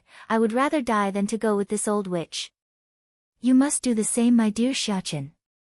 Don't worry, if anything our family can start over in the afterlife. I will never leave sister or you, okay? Acting all around, too, uncle. Xiaochen. The two turns to hug each other, crying their hearts out in appearance and putting on the act of the century. Naturally this aggravated Yi Ying to no ends. Shaking all over from the act, the girl glares dagger at the two bastards trying to frame her. I still have time. There's no one else from the medicine sect here. Even if I remove them now to somewhere else, I can still cover it up without anyone to prove it. Uncle Ling. The girl roars out to her follower, indicating him to move before this scene gets further out of hand. Tell everyone this instant that your story is all made up, otherwise I'm going to kill you for the treachery of today's deed. The senior draws his blade, aiming straight at the teen and child still crying across from themselves. Arg, damn this Yi Ling. I only wanted him to drag them away, not do something like this. He's so useless. Sure enough, the alchemists whom came to attend the conference were all frowning openly with contempt now. They didn't expect someone to be so dumb to openly threaten to take one's life while in their presence. Miss Yi Ying, although you are a distant relative of the current lord of the medicine sect, but that doesn't mean you can just take others' life as you please. The old lord of this great sect has always been an upright person all his life. I suggest you rethink your actions lest you want to destroy his reputation by your own hands. Yes, I concur with that. When have the medicine sect fallen into a state where they are openly bullying the weak? Oh dear, look at how terribly sad their crying voices are. Just listening to it is making me want to tear up as well. The last comment obviously hailed from a madam. For the female sex, it's always been easier to win them over using their motherly instinct, especially when the subjects are a young lolly-looking teen and a cute little child. Uncles and aunties, Bai Xiachen climbs up with his tears still leaking. This isn't the fault of the medicine sect. I implore you all not to involve the innocent. My only hope is that this witch would stop trying to tear my family apart. Visit my site on Catranslation if you wish to read ahead of public releases. Oh, what a sensible child he is. A female bystander heaves a sigh, wondering what sort of mother could produce such an outstanding son. Don't worry, child, with so many of us here today we will definitely not let your family be separated. However, the fact that you are here means your family is also here to attend the alchemy convention? Towards that over-exaggerative proclamation, the crowds of bystanders didn't hold any negative opinion for it, rather it only increased their goodwill due to the statement. After all, it's normal for a child to look towards their parents as the best. There's nothing wrong with that view. Miss Yi Ying, the woman in turn shifted her attention over to the subject of condemnation. Today is the alchemy convention. Aren't you worried about disgracing your elders by doing something so outlandish? Humph. Twisting her expression, the girl herself only huffed a grunt. Uncle Ling, we're leaving. Just you wait, you brat, I will get you back for this one day. Yes, milady. Firing a heavy glare at the teen and child as well, the senior left in turn despite his unwillingness to leave things as it was. Getting the results he wanted, Bai Xiachen finally revealed that momentary sly grin of his. He's a fox, a true master of deception. Waving at the crowd, he says his goodbye like the perfect closing of a show. Yi Ying, too, is Bai Zhanpeng looking for us, or is it your family's lady? Faintly wrinkling her temple, Bai Yan asks. Towards the inquisitiveness of the woman, Yi Zeng only sneered as his eyes revealed the true contemptuous nature he has of her. This lady, Lord Bai may not even know who you are, so of course it would be my lady. Who is Bai Zhanpeng? He is the second-generational lord of the medicine sect. How could a normal person ever think about approaching such an esteemed figure? Oh, since it's not the man himself who wants a meeting, then it's only normal for Bai Yan's reception to fan down as well. Showing a face that's lost interest, I do not know your lady, so you can go back. This girl, pulling down his face, Yi Zeng's attitude promptly got rude. My lady is the medicine sect's people. Aren't you worried about the consequences for refusing us? Anyone would know by now the uncalled-for visitor comes with ill intent at this point. What perplexes Bai Yan here was why. It's not like she had any interaction with the members of the medicine sect aside from Bai Zhanpeng. Visit my site on Catranslation if you wish to read ahead of public releases. So the medicine sect likes to force others against their will? Curving that lip into a mocking grin, her eyes confronts the elder head-on. You. Yi Zeng was ready to lose that facade after being ridiculed. However, before he could do so, a blast of oppressive aura had come flying at him and sending his old body shooting out like a twirling hurricane. Who can force my wife if she's unwilling? Scram before I let you understand what it means to cross her. Like a blade in that threat, the threatening figure that's known as Ditsang steps in to make his claim. Ah woof. Coughing hard to throw up several mouthfuls of blood, Yi Zeng's condition wasn't doing so well as he laid there on the ground. Considering how ghastly white his complexion looked, it's obvious he's suffered some heavy internal injuries from that attack. Uncle Zeng, crisp like a spring breeze, the soft melodic voice that suddenly cuts in originates from the rear. Miss, by now the downstairs have quieted down as well, their eyes focused in on that glamorous woman in green. Isn't that Miss Yi Ying? How come she's here?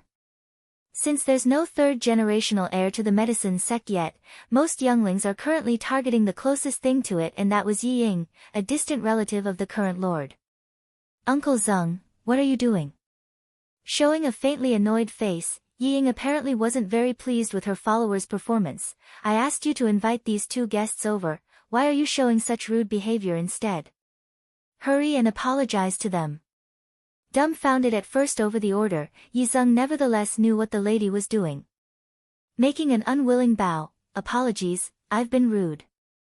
Now that she's salvaged the situation, the one known as Yi Ying then shifts her attention to the two inside the room. Please overlook this occasion, he did not know better. May I come in and have a cup of tea while we talk? Considering how soft and tender that smiling face was, no one should be able to refuse such a beauty. However, Di Tsang's the exception. Darkening in his face until it's a gloomy storm, my wife doesn't like associating with strangers. In short, he meant scram.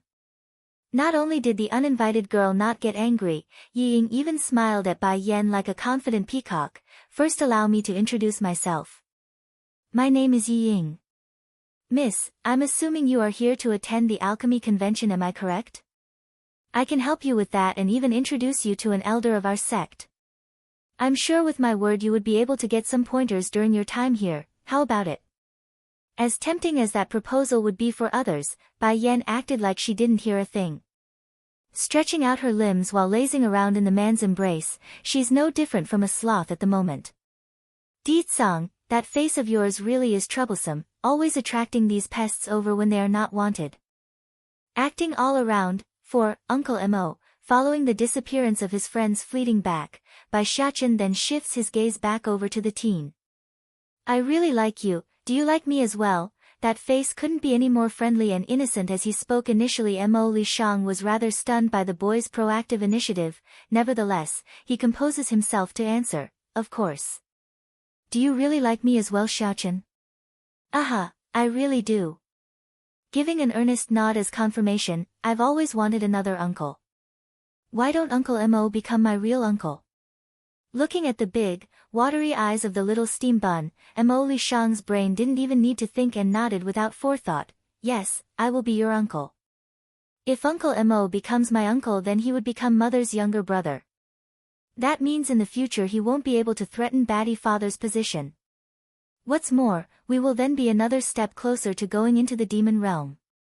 Visit my site on Catranslation if you wish to read ahead of public releases. Oh crap. As if suddenly recalling something important, the teen exclaims out of nowhere. Uncle, are you regretting it? Bai Xiachen mutters pitifully, his eyes showing grievance. No, it's not. I seem to have forgotten about Piggy. Not far from the main aisle, a certain pink piggy was currently trying hard to gain the attention of the public by crying and wiping those tears with a handkerchief. Sadly for him though, the surrounding crowds doesn't seem to be all that interested and soon dispersed. Huh, where is the people? Why are they all gone? Did I not perform up to standard? Hey, don't leave. Oh wait. Where is Master? At the same time over at Mo Li Shang's end, the teen was showing an annoyed yet apologetic face. Xiachen, wait here for me, okay? Don't run around, I will first go find Piggy and come back. Damn it, I actually forgot something as important as this. Piggy is so timid, he must be so scared right now. Okay, hurrying a nod with that little head, don't worry about me uncle, I can wait here while you go look for Piggy. You are so good Xiachen, I'm going now. Giving the boy a rub on the head, Mo Li Shang then dashed towards the direction in which he came. Now, alone since both of his companions are gone, Bai Xiachen could only kick the nearby rocks around due to how bored he was. You are Xiachen. Just then, an ecstatic voice suddenly came from behind. Grandpa Zhanpeng. Blinking his eyes in surprise, the little steam bun didn't expect to see this familiar person here at this time. Regarding Bai Zhanpeng, the boy did have a good impression of the handsome man due to him staying at their home during the treatment. But now, thanks to the influence of Yi Ying's distasteful deeds during the past few days, Bai Xiachen's fondness had dipped to a new low. Grandfather Zhanpeng, I should go find mother now, so bye-bye. In the heart of the boy, no one could be more important than Bai Yan. Therefore, he holds no remorse for humiliating Yi Ying, just that it meant he would be in a dilemma when facing this man. The imminent start of the convention. 1. Xiachen, you don't want to see me? Hurt to the point where his heart aches terribly, Bai Zhanpeng asks with sadness in his voice. No, it's not like that, the boy hurries to reply after seeing the man's reaction. I also like Grandpa Zhanpeng a lot. Then why do you want to leave as soon as you saw me? Not answering for the longest time, Bai Xiachen took a good minute before he could make up his mind. Grandpa Zhanpeng, I won't leave, don't worry. Xiachen, your mother, is she also here as well? Bai Zhanpeng hurries to ask. Blinking his eyes at the inquiry, Bai Xiachen faintly nods in confirmation. Aha, mother is at the main avenue. Do you want to meet her? It's absolutely true the man here wanted to meet his niece before knowing she's here, but now that he's confronting with the truth, it appears Bai Zhanpeng was starting to get the cold feet instead. What would she do if I tell her right away about our relationship? Maybe she would take it as me trying to use her or something bad. No. I can't let the small little bit of good feelings I built in her eyes to be tarnished over something mediocre like impatience. I must come up with a way to prove our identity with father first. Also, it will also avoid those other people within the medicine sect from saying those irresponsible remarks. The man's head churned with ideas, his eyes nervous and unsure when meeting the baby boy's eye. Xiachen, I'd like to ask you a question. Let's say what if your mother suddenly discovers she has another grandfather, would she accept him? Visit my site on Catranslation if you wish to read ahead of public releases. Well, that's of course if this grandfather likes me a lot. Blinking his big innocent eyes, Bai Xiachen tilts his head like he's a tad confused by the strange question. Mother would surely like him as well if that's the case. Bai Zhanpeng became rather speechless over this answer. It's too straightforward. Xiachen, your great-grandfather would surely like you, just that your mother, I have a way. Bai Zhanpeng's eye flashed with glee. As long as Xiachen you help me get a close intimate object from your mother, even a strand of hair will do, then I can do that. Will you help Grandpa Zhanpeng in the task? Even if the man himself was already sure of Bai Yan's identity to a certain degree, but merely recognizing the girl back into the family wouldn't be enough. His main objective lies in gifting the entire medicine sect to the girl. In that case, he must stuff up the mouths of those old-timers first using a special method. Blood mixing won't prove anything, he knows that much. Really? The boy's eye lit up as well. Then Grandpa Zhanpeng can help find my mother's relative. I can only give it a try. In addition, this is a secret between us. Don't tell your mother first. Rubbing that little head, the man's expression shined with gentle warmth. Okay. Giving a serious nod, Bai Xiachen then became troubled while he bit his lip. But Grandpa Zhanpeng, would you, let's say if your daughter was bullied by someone, would you hate those people? You must get justice for me. 1. First taking a casual sip from her tea, Bai Yan then revealed a shallow smile at the impudent girl. What do you think? Then I will not beat around the bush. Taking a seat of her own volition, Yi Ying cluelessly starts making a demand. Don't you think you should invite me to a drink as well? Without manners, the girl went ahead to make a grab for the other cup on the table. There are only 2 cups in the room in total. Aside from the one being used already, there's only one other remaining on the table, meaning it belongs to a certain silver-haired man. Naturally Yi Ying knew that point, that's why her lips were showing a marvelous smile like the spring's breeze at being able to share the same cup as that man. However, just when the girl's about to make contact with the cup, Bai Yan had grabbed it off of the tray and smashed it onto the ground. Sorry, my hand is slipped. Still showing her shallow smile like it's nothing's happened in light of that blatant act of rudeness, the enchanting woman then brought out a handkerchief for her foe like someone pitying a beggar. Miss, you wouldn't be here for my child's father, are you? Hand slip. Che. Sneering in her heart, Yi Ying wanted to laugh at the competition over her lack of openness. Suppressing the inner rage, she got straight to the point. That's right, I am here for that man. I am not the hypocritical type, so I will admit it in front of you. I fell in love with him after the first time I laid eyes on him. Visit my site on Catranslation if you wish to read ahead of public releases. If it was the average person, one would certainly fall into a panic when a love rival comes knocking at their door.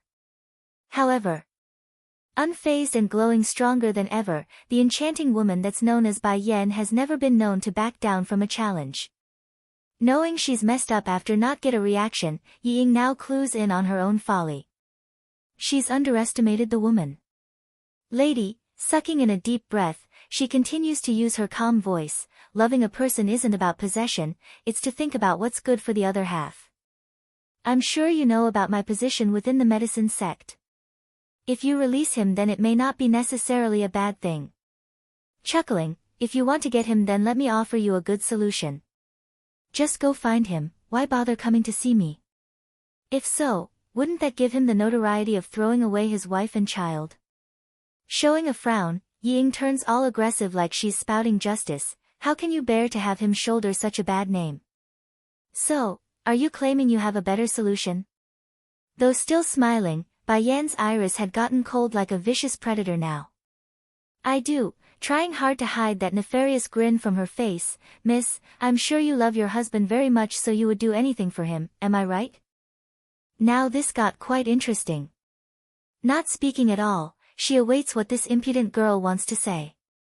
I have an older brother, only slightly older than you. If you are willing to sacrifice yourself, then I can match the two of you together. At the time, don't you believe the outcome would be better suited for everyone?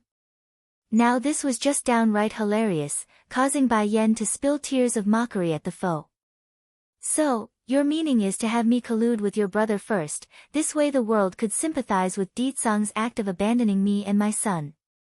By then, you will step in to show your love, allowing the world to praise you about your kindheartedness? You must get justice for me, too.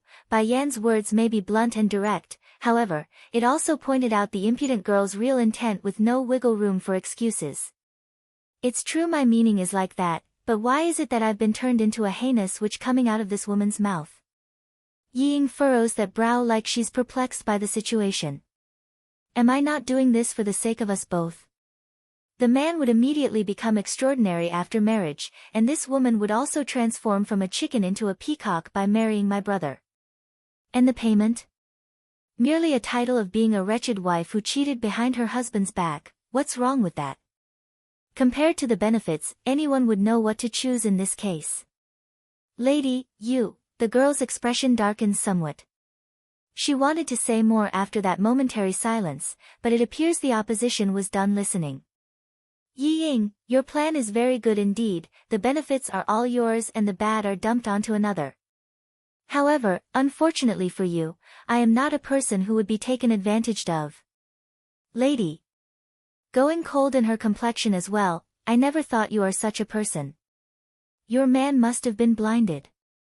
If it was me in your position, then I would have gladly obliged this request, it's all for his sake.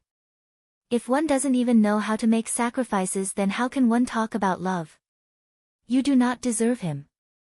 Visit my site on Catranslation if you wish to read ahead of public releases. Oh, is that your opinion? Bai Yan wanted to laugh but held it in to form a smirk instead. As it so happens, he actually needs a favor at this very moment. It's not difficult at all for you, in fact. All it requires of you is to scram out of here. Would you be willing to oblige? From green to gleaming red, Yi Ying's facade finally crumbles to reveal her true menacing nature.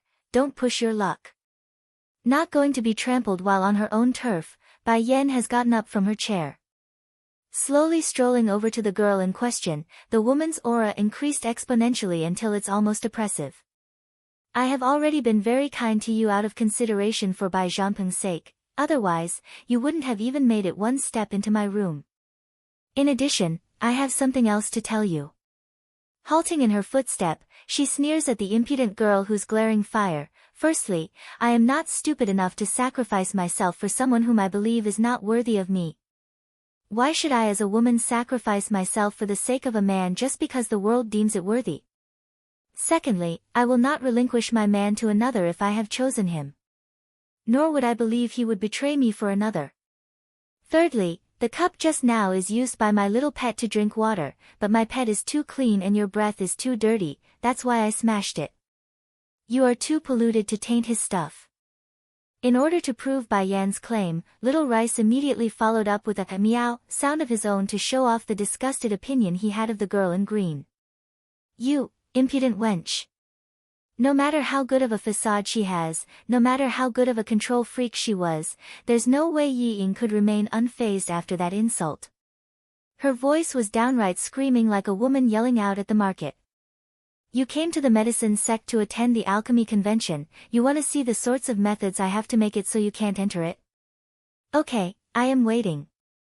Smirking with ridicule at the ignorant fool, Bai Yan lazily leans against the room pillar next to herself like she didn't have a care in the world. A blatant act of dismissing someone, which clearly worked based on how receptively livid Yi Ying was. Humph.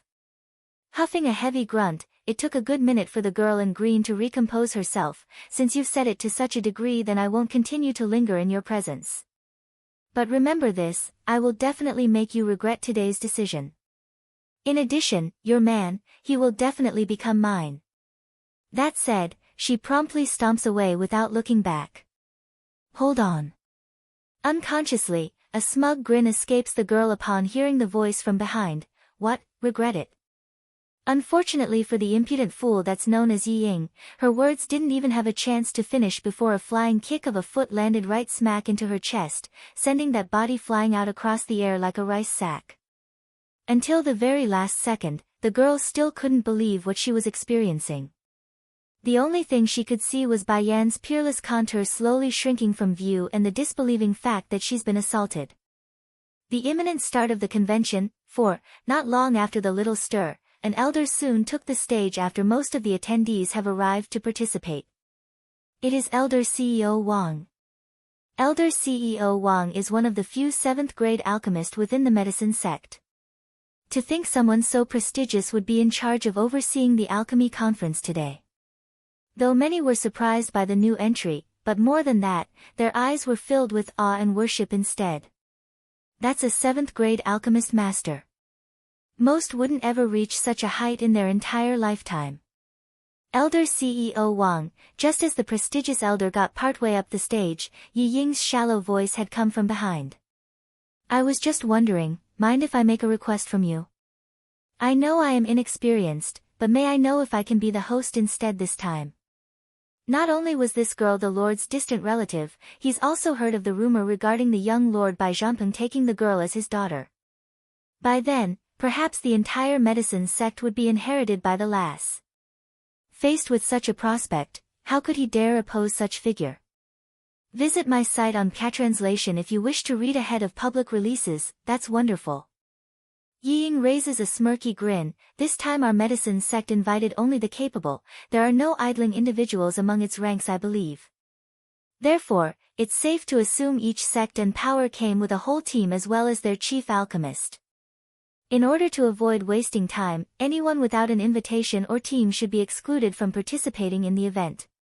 The girl's smile deepened further after giving away her intent. She's investigated already prior to today. Bai Yan only came with her family and no one else. If that's the case, her new rules should automatically exclude the woman. That's what you get for going against me time and time again. I like to see how you will return home and explain yourself to your sect. It must be said, any who could come participate are outstanding individuals with either a certain level of background or skill. To forcibly kick any of them out meant it's a direct offense to both the individual and the Lord himself. Elder CEO Wang, returning to a harmless smile, I am also doing this for the sake of the convention. After all, there's only so many days for everyone to go over the Dan pill recipes we prepared. In order to avoid wasting energy on the useless, we should just remove this variable altogether. Besides, the whole point of the alchemy convention is to gather the power of the masses, is it not? What could a single individual possibly have to offer? Though a tad reluctant to agree with this idea, CEO Wang nevertheless nodded his head. Miss Yi Ying is very reasonable. Very well, each participating faction can leave behind 10 alchemists to attend, any more or any less shall be omitted. He's got the news already when the messenger came to him, that the Lord himself wouldn't come attend the convention. Therefore, even if he does go along with Yi Ying's request, none would ask about it afterwards. What's more, he's only doing this for the sake of the medicine sect. There should be no room to question his decision later. You must get justice for me, for, old Madam Yi steals her heart. Okay, I will go to him. Even if I have to use that bitch Li Jing's sister name again, I will have him agree to our demands. In this world, how can one not help relative over outsiders? Brother-in-law isn't befuddled to such a degree. Unfortunately for her though, it appears Bai Chang Feng was fully intent on avoiding this dreaded shrew at all costs.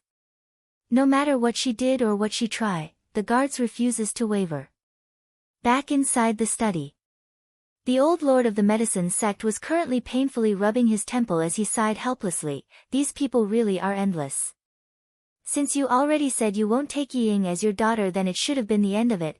Why can't they understand when to back off? Smiling wryly as well, Bai Zhangpeng attempts to soothe his old man's woes. Father, you don't have to see them.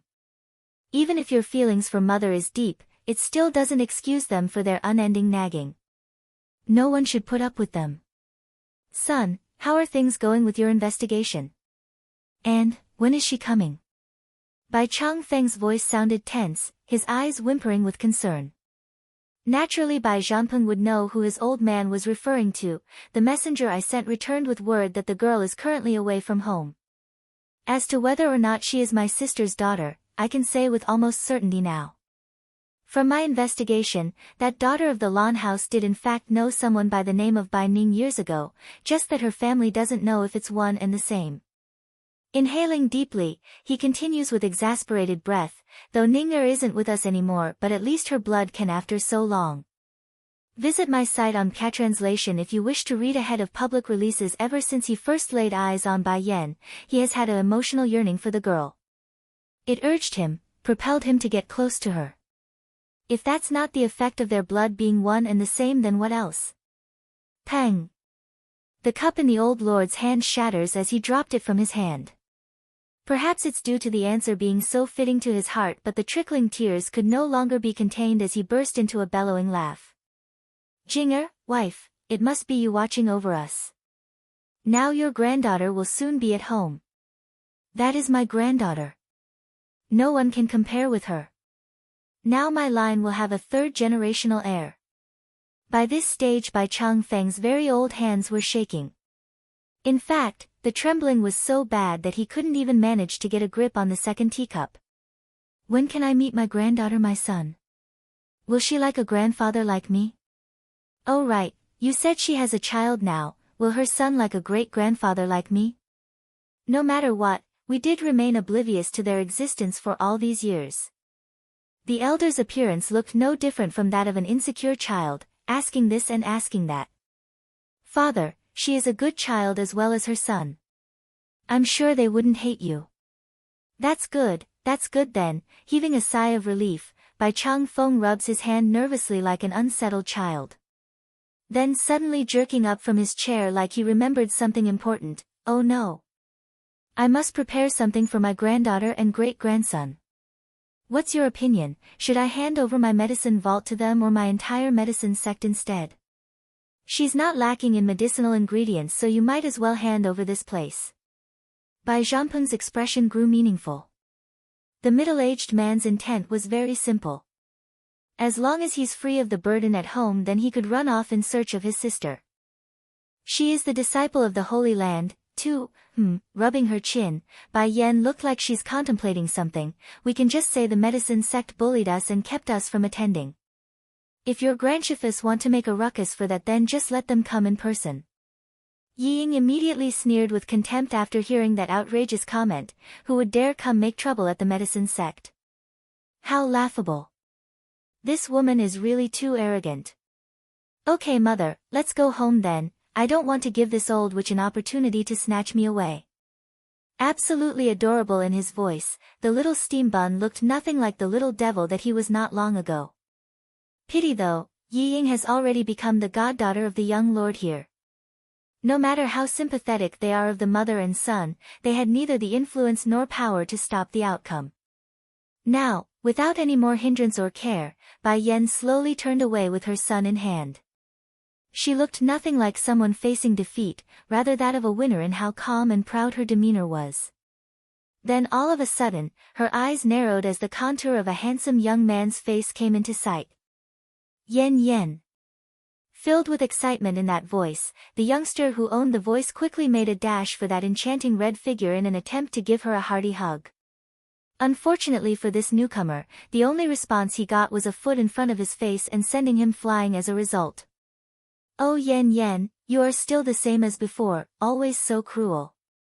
Landing on his ass, the youngster's eye tears up over the horrible treatment. Oh, she is so cruel. Ever since I lost to her in that contest and became her subordinate, she's never seen me again. Even worse, she just dumped a bunch of people in my hands and told me to train them. How can someone be so rude and not caring? Oh wait, that's not quite right. Yen Yen did come see me a couple of months ago and taught me a lesson in alchemy. Uncle Wenru, it's been a long time. Waving at the youngster, Bai Xiachen smiles kindly at the poor man. According to his memory, the little steambun was only 3 years old when they met, a baby still. In a blink of an eye, the little kid has grown up to be a preteen.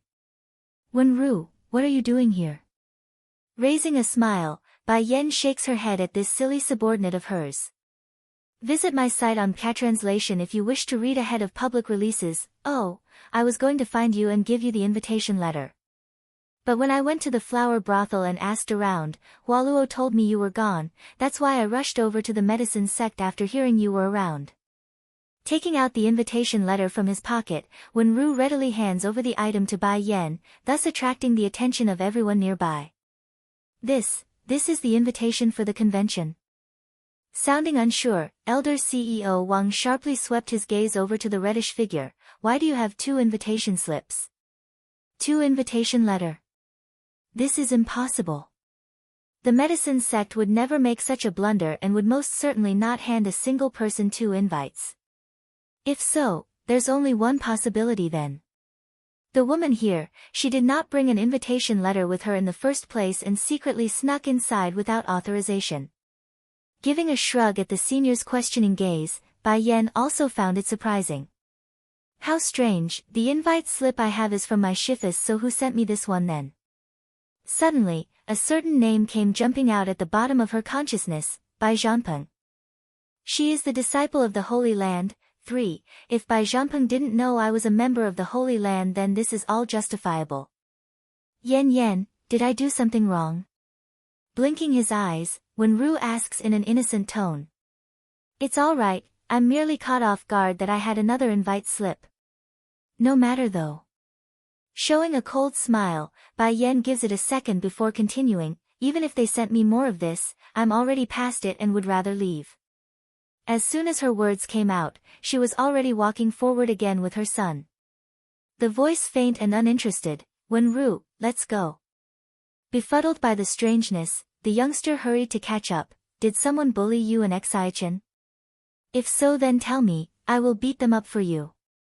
No need, someone else will naturally come settle the bill once they learned of me being unable to attend. Showing a grin, Bai Yen dismisses the offer and continued onward. Hold it. Just as Bai Yen was about to leave, a cold hollering voice stops her from behind. Miss, you can't go. Is there something? You coming without an invitation is our medicine sect's fault, but you must stay behind to help with our investigation regardless. Elder CEO Wang's attitude was stern and unyielding, evident of how serious he was about all this. Did you not hear? I have 2 invitations. Ho ho, the senior dismisses the idea with a laugh. How could that be? There's no way we would make such a mistake. Miss, I hope you. Before his last words could even finish, the target of his restriction has already pulled out an invitation from her pocket as well as the one from Wenru. Visit my site on Catranslation if you wish to read ahead of public releases. I'm returning your invite slips. Son, let's go home before these people get annoying. At the same time, Two perfectly fine flat objects were thrown in front of his face, the golden glinted words burning the elder's eye in doing so. For that split second, his breathing literally stopped as his heart pounded away. CEO Wang could see it clearly, there's no illusion. One was just an ordinary invite slip they sent to the regular powers, but the second one that was pulled out of the woman's pocket had the words of Holy directly imprinted on the surface. Holy Land, why the sudden change and why a young disciple at that? Elder CEO Wang. Noticing the panic in the senior's eye, Yi Ying bites down on her own lips and asked, what happened? Oh crap. At this time the senior could care less what Yi Ying wanted. Seeing how Bai Yan and her sons about to leave, he promptly picked up the invite slips and made a hard dash at the two. Miss, please wait. Stopping for a second time, Bai Yan's tone grew impatient and irritated. I've already returned the invite slips, what else do you want? You can stay. Flushing in embarrassment, CEO Wang blurts this out. This girl's the disciple of the Holy Land. Even if she's the most insignificant of the kind, she's still the representative for that power. How ironic, I nearly expelled the disciple from the Holy Land when I should be catering to her every need. Making a sneer after seeing the slips in the elder's hand, Bai Yan's voice remains cold and indifferent. Apologies, but I've lost interest in this alchemy convention. You, turning slightly white in his face, CEO Wang wanted to slap the girl at the rude answer. Don't this girl know when to stop? I've already lowered myself to such a degree. She is the disciple of the Holy Land, miss, you going back like this wouldn't be very good. Aren't you afraid of being blamed by your elders? Oh, Bai Yan replies in a mild tone, but I'm still not interested in this convention. Then what would it take to make you stay? CEO Wang choked. Still, he said what must be said. It was hard-won the senior no doubt, but his words were like a bomb, raising waves among the crowds who were stunned by the meaning. Just now, didn't he want to expel the woman out? What's going on? Why ask her to stay all of a sudden? Of course, Bai Yan would notice the foe's expression. Making a smirky grin, have her beg me. Miss Bai, you are too much. Turning green at the demand, Yi Ying hurries to seek help. Elder CEO, you wouldn't be a dotard, right? You are sure of this? Squeezing his hand into a fist, CEO Wang's gaze flickered with a flash of coldness. Visit my site on Catranslation if you wish to read ahead of public releases. If the medicine sect holds no sincerity, then that's fine, I can just take my leave. Leaving nothing but a fleeting smile, Bai Yan once again turns away. Fine. Drawing in a deep heavy breath, the elder shifts his sight onto the source of all this mess. Miss Yi Ying, ask her to stay. What?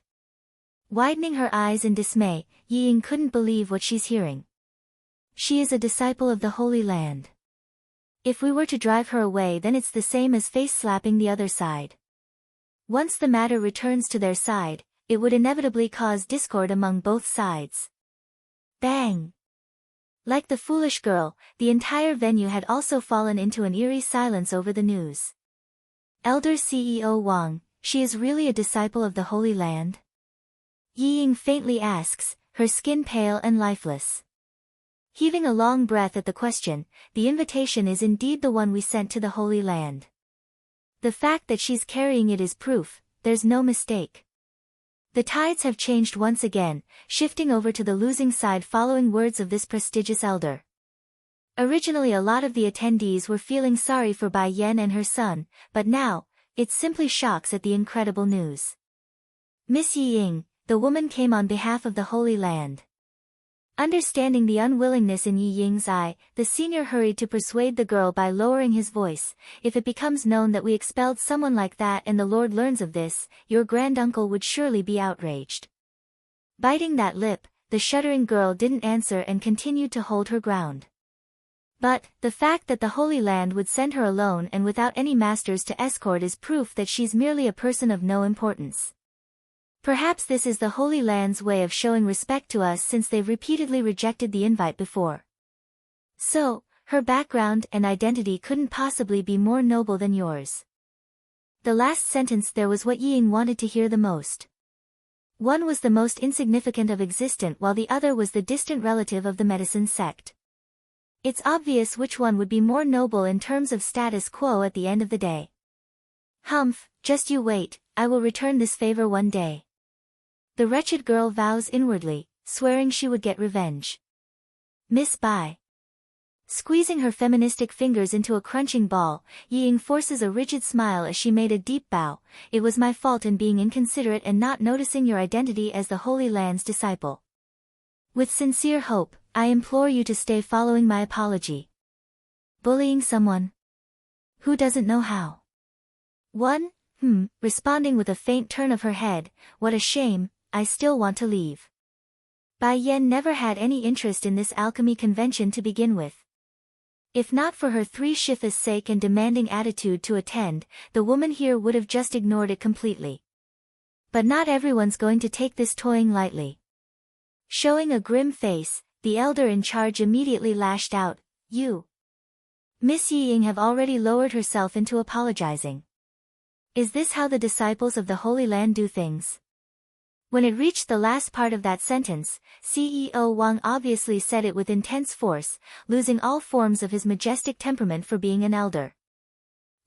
CEO Wang's expression shifted from red to green at the play of words. Indeed, she only said to beg and nothing about promising to stay. Mother. Just as Bai Yan's about to leave for real, Bai Xiachen suddenly tugged at her sleeve, his eyes flickering with light.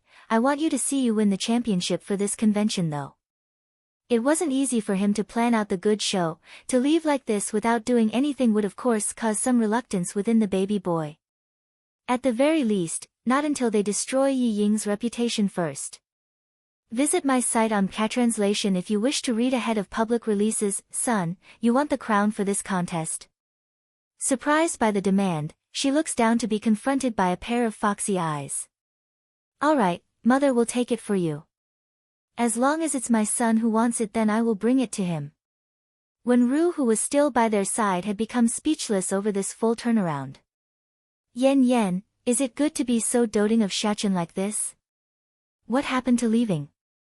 But then again, I really want to be Yan's child as well now. Oh, what do I do? Thank you, Mother. Blooming a brilliant smile, Bai Xiachen's dazzling glow could overshadow even the darkest night in the woman's eye right now. But cuteness aside, Elder CEO Wang was more concerned with the fact that the pair would stay. Relaxing his facial muscles, he sneers in contempt, Miss Bai, I suggest you think more clearly. The crown for this competition isn't something you can get just by saying so. Smirking at that advice, Bai Yan first confronts the senior's eye, then finally fell upon Yi Ying's body. Whether or not Bai Zhanpeng is willing to accept you as his goddaughter is still undecided. Aren't you afraid he would hear of you spreading rumors around without his permission?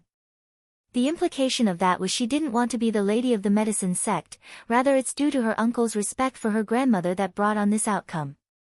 In that case, who else could question her position?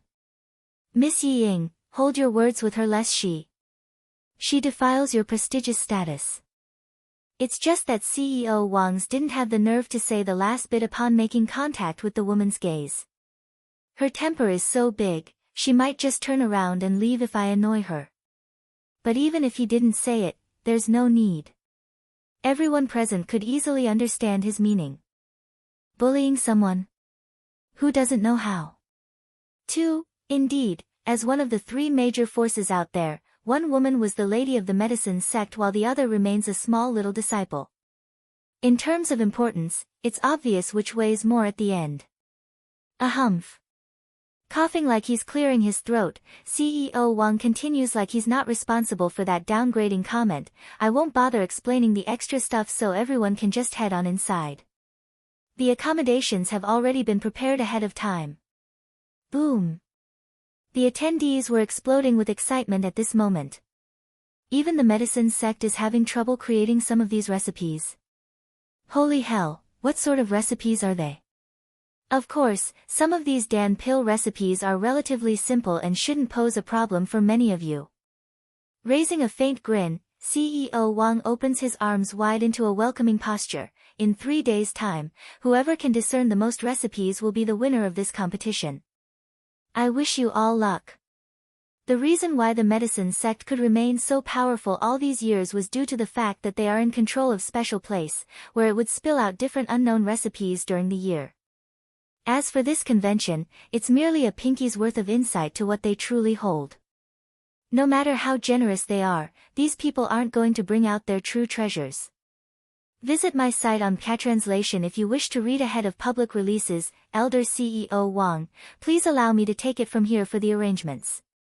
All smiles in her face, Yi Ying then shoots a wink at her follower.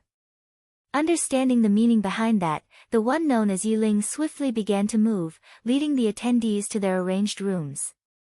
CEO Wang naturally knew what the girl intended to do, but he didn't move.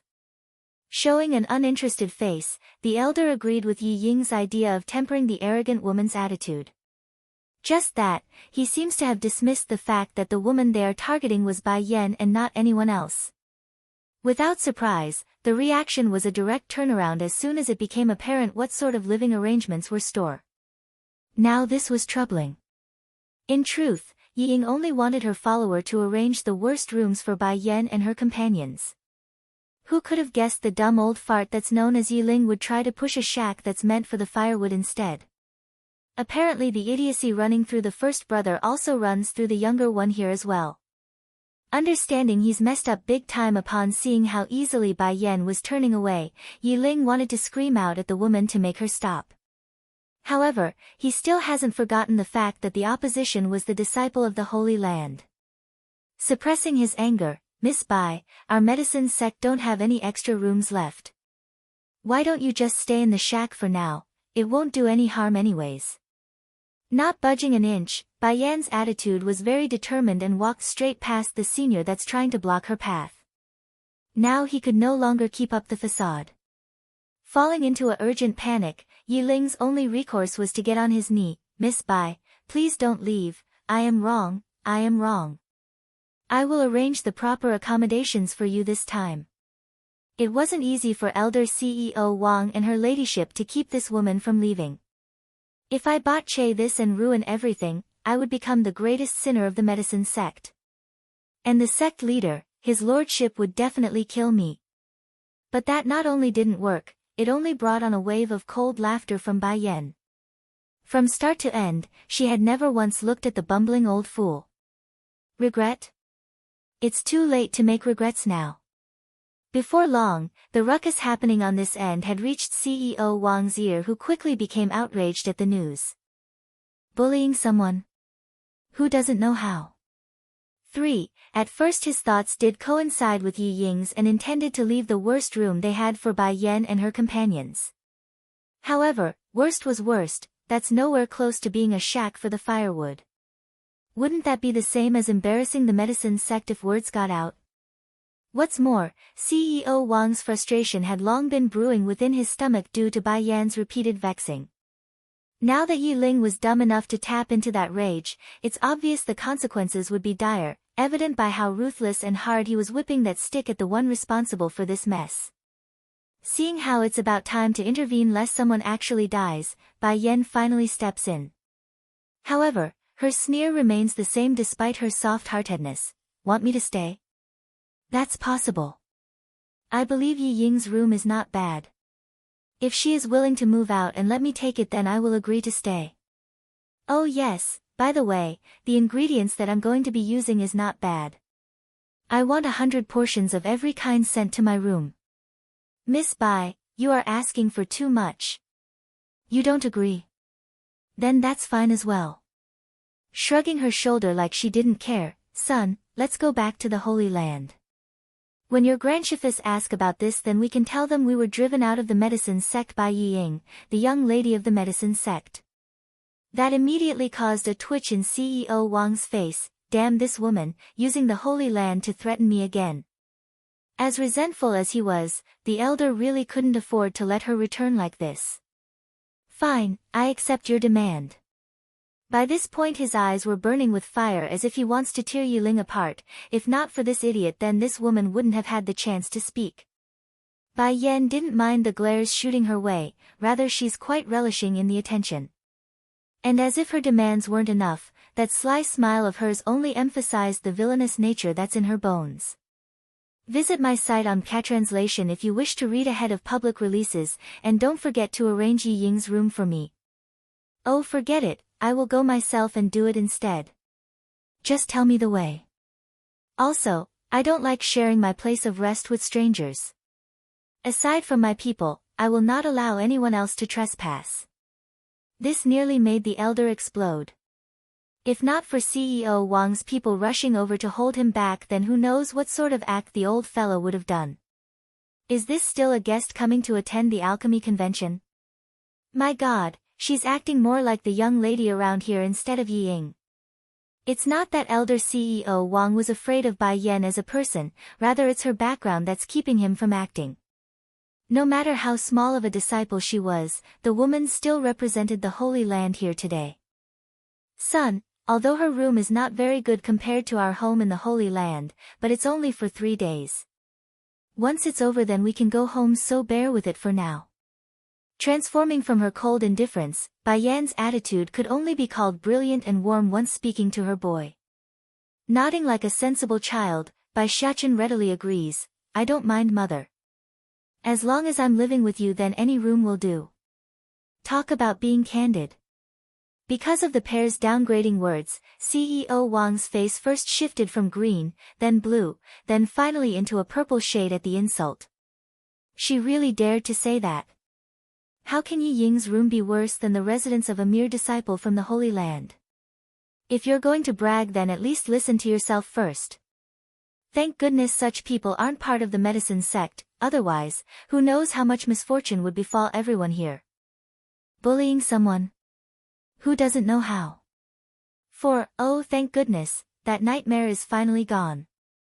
One of the members of the medicine sect heaves a breather, relieved that Bai Yan's out of sight. Which part of her is gone, you idiot? CEO Wang reprimands the disciple with a grunt, that woman is still staying here for another 3 days. Who knows what could happen in this time frame? That instantly causes the individual to go ghastly white.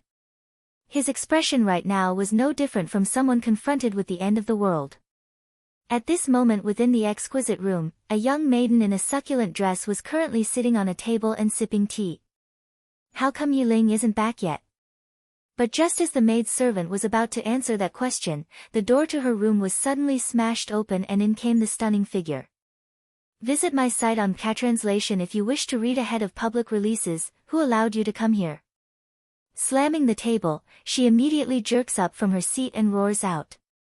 In return, Bai Yan only sneered, throw her things out, and change the quilt sheets for me. You dare! This bitch wants to steal my room. Who does she think she is? Yi Ying's face was livid as she eyed Bai Yan and the disciple leading the way. Who allowed you to bring her? The disciple faltered at the interrogation, murmuring and too afraid to meet the woman's eye. Thankfully Bai Yan didn't intend to leave the matter alone and stepped in instead. CEO Wang has already given me your room. Now, pack up your things and get out. The response was a nervous nod, which the person quickly explained about everything that's occurred thus far. As a result of this, Yi Ying's expression only grew increasingly ugly as she gripped her fingers into a tight-knit ball. Damn that Yi Ling, this useless garbage. Not only did he screw up the simple task, he also enraged elder CEO Wang. Who doesn't know that CEO Wang's most passionate about the medicine sect? If they really made this woman leave then it's the same as insulting the Holy Land. And if that happens, would the Holy Land let the matter rest? Obviously not. That means the one to suffer has to be me. Thinking of this, Yi Ying's chest started to heave up and down, indicating how much of a grievance this turn of event was for her. A fate is one's own doing and the world will know of this. What you did to me today, I will return it all one day. Don't even think about begging me when that moment comes. I am Bai Zhanpeng's distant niece, and she. If not for the alchemy convention, this blasted woman would have died 1,000 times over. I am returning the sentence right back at you. Cold in her smile, Bai Yan eyes the girl like she's seeing a fool. However, even if you begged me on the floor by then, I still won't let you go. If you dare to scheme against me, then you better be ready to pay the price. Humph. Huffing a snort, Yi Ying immediately waltzed out of the room like a high-standing peacock.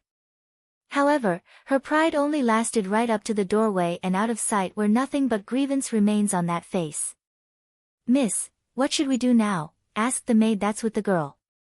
Cold in her eyes, "We're leaving. I refuse to believe my granduncle would turn a blind eye to this after I'm insulted to such a degree."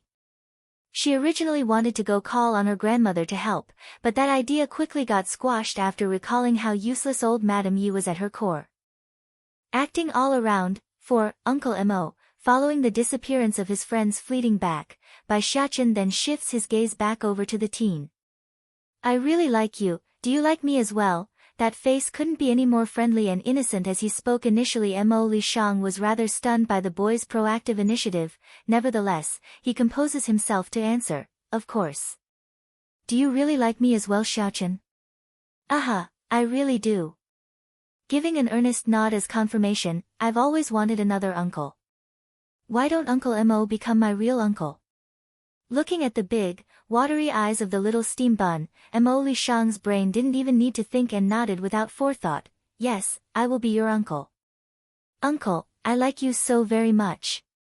Gleefully brilliant in that face, Bai Xiachen readily jumps into the teen's embrace. However, that glee quickly changed into a scheming fox once out of sight. "If Uncle Mo becomes my uncle, then he would become Mother's younger brother. That means in the future he won't be able to threaten Batty Father's position. What's more, we will then be another step closer to going into the demon realm." Visit my site on Catranslation if you wish to read ahead of public releases. Oh crap. As if suddenly recalling something important, the teen exclaims out of nowhere. "Uncle, are you regretting it?" Bai Xiachen mutters pitifully, his eyes showing grievance. "No, it's not. I seem to have forgotten about Piggy." Not far from the main aisle, a certain pink piggy was currently trying hard to gain the attention of the public by crying and wiping those tears with a handkerchief. Sadly for him though, the surrounding crowds doesn't seem to be all that interested and soon dispersed. "Huh, where is the people? Why are they all gone? Did I not perform up to standard? Hey, don't leave. Oh wait. Where is Master?" All sluggish in his gaze, Piggy had to take a good minute to come to terms with the truth, he's been abandoned. At the same time over at Mo Li Shang's end, the teen was showing an annoyed yet apologetic face. "Xiachen, wait here for me, okay? Don't run around, I will first go find Piggy and come back." "Damn it, I actually forgot something as important as this. Piggy is so timid, he must be so scared right now." "Okay." Hurrying a nod with that little head, "Don't worry about me, uncle, I can wait here while you go look for Piggy." "You are so good, Xiachen, I'm going now." Giving the boy a rub on the head, Mo Li Shang then dashed towards the direction in which he came. Now, alone since both of his companions are gone, Bai Xiachen could only kick the nearby rocks around due to how bored he was. "You are Xiachen?" Just then, an ecstatic voice suddenly came from behind. "Grandpa Zhanpeng." Blinking his eyes in surprise, the little steam bun didn't expect to see this familiar person here at this time. Regarding Bai Zhanpeng, the boy did have a good impression of the handsome man due to him staying at their home during the treatment. But now, thanks to the influence of Yi Ying's distasteful deeds during the past few days, Bai Xiachen's fondness had dipped to a new low. "Grandfather Zhanpeng, I should go find mother now, so bye-bye." In the heart of the boy, no one could be more important than Bai Yan. Therefore, he holds no remorse for humiliating Yi Ying, just that it meant he would be in a dilemma when facing this man. The imminent start of the convention. 1. Xiachen, you don't want to see me? Hurt to the point where his heart aches terribly, Bai Zhanpeng asks with sadness in his voice. "No, it's not like that," the boy hurries to reply after seeing the man's reaction. "I also like Grandpa Zhanpeng a lot." "Then why do you want to leave as soon as you saw me?" Not answering for the longest time, Bai Xiachen took a good minute before he could make up his mind. "Grandpa Zhanpeng, I won't leave, don't worry." Now that was all the man needed to hear. Smiling all over, this young lord of the medicine sect only wanted to grab this little steam bun and give him the biggest hug of all times. In fact, if he could kidnap the boy and keep him here forever, then it would be even better knowing he's his grandnephew. Xiachen, your mother, is she also here as well? Bai Zhanpeng hurries to ask. Blinking his eyes at the inquiry, Bai Xiachen faintly nods in confirmation. Mother is at the main avenue. Do you want to meet her? It's absolutely true the man here wanted to meet his niece before knowing she's here, but now that he's confronting with the truth, it appears Bai Zhanpeng was starting to get the cold feet instead. What would she do if I tell her right away about our relationship? Maybe she would take it as me trying to use her or something bad. No. I can't let the small little bit of good feelings I built in her eyes to be tarnished over something mediocre like impatience. I must come up with a way to prove our identity with father first. Also, it will also avoid those other people within the medicine sect from saying those irresponsible remarks. The man's head churned with ideas, his eyes nervous and unsure when meeting the baby boy's eye. Xiachen, I like to ask you a question. Let's say what if your mother suddenly discovers she has another grandfather, would she accept him?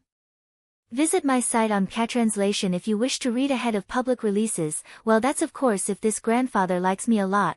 Blinking his big innocent eyes, Bai Xiachen tilts his head like he's a tad confused by the strange question. Mother would surely like him as well if that's the case. Bai Zhanpeng became rather speechless over this answer. It's too straightforward. Xiachen, your great-grandfather would surely like you, just that your mother, If he likes me then that's all good, there's no problem then. However, the premise must be that he's my great-grandfather. Biting his thumb, the boy appears puzzled now. Where is my great-grandfather? Do you know where he is? I know mother would want to find out where my grandmother is. I have a way. Bai Zhanpeng's eye flashed with glee. As long as Xiachen you help me get a close intimate object from your mother, even a strand of hair will do, then I can do that. Will you help Grandpa Zhanpeng in the task? Even if the man himself was already sure of Bai Yan's identity to a certain degree, but merely recognizing the girl back into the family wouldn't be enough. His main objective lies in gifting the entire medicine sect to the girl. In that case, he must stuff up the mouths of those old-timers first using a special method. Blood mixing won't prove anything, he knows that much. Really? The boy's eye lit up as well. Then Grandpa Zhanpeng can help find my mother's relative. I can only give it a try. In addition, this is a secret between us. Don't tell your mother first. Rubbing that little head, the man's expression shined with gentle warmth. Okay. Giving a serious nod, Bai Xiachen then became troubled while he bit his lip. But Grandpa Zhanpeng, would you, let's say if your daughter was bullied by someone, would you hate those people?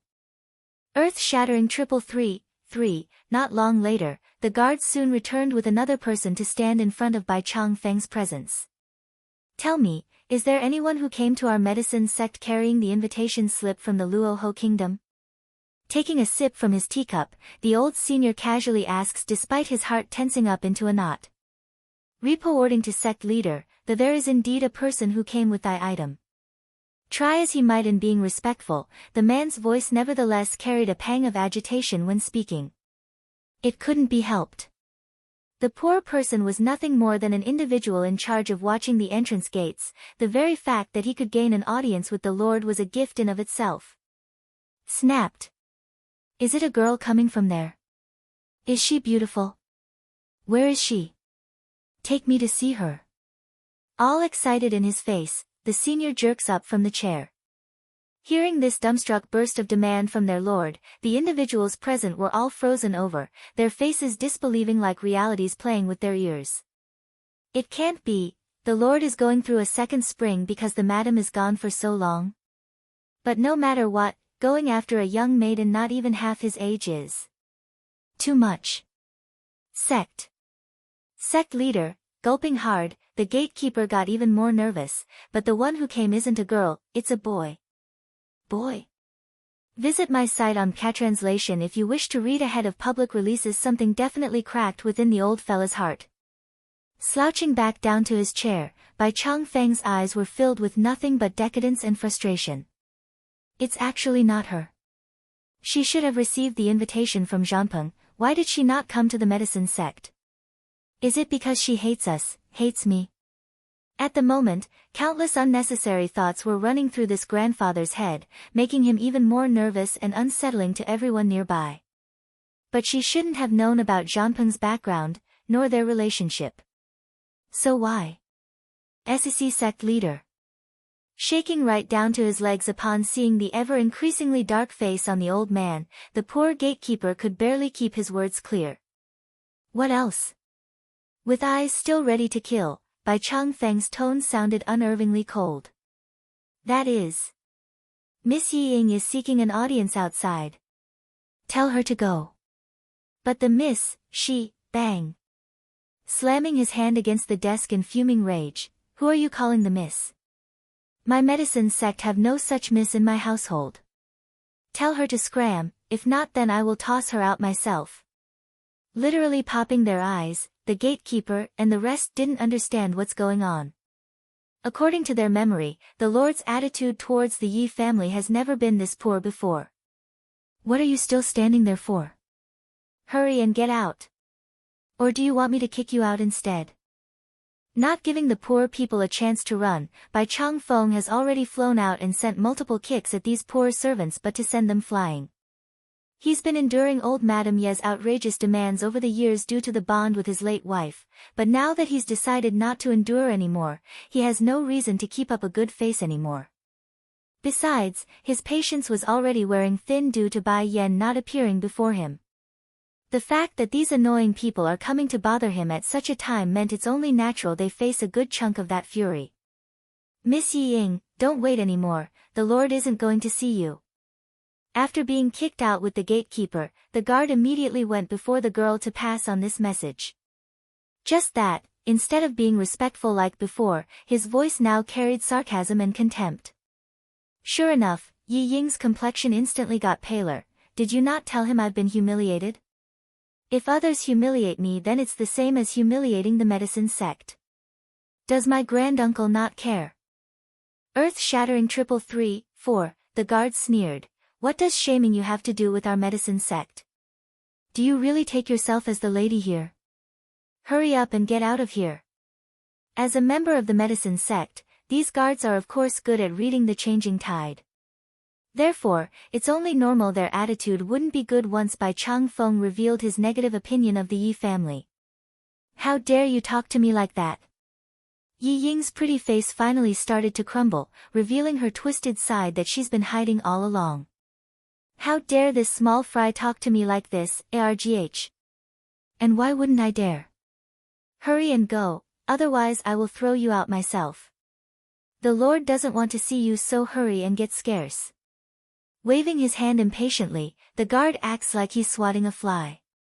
Giving one final cold glare at the person, she then waltzes away where the viciousness in her eyes came beaming out. The alchemy convention has already commenced, therefore, none of the contestants were idling around once the recipes were dispersed by the officials. And of course, Yi Ying wouldn't leave the target of her frustration alone either. She's been having her people spy on the group from afar the entire way.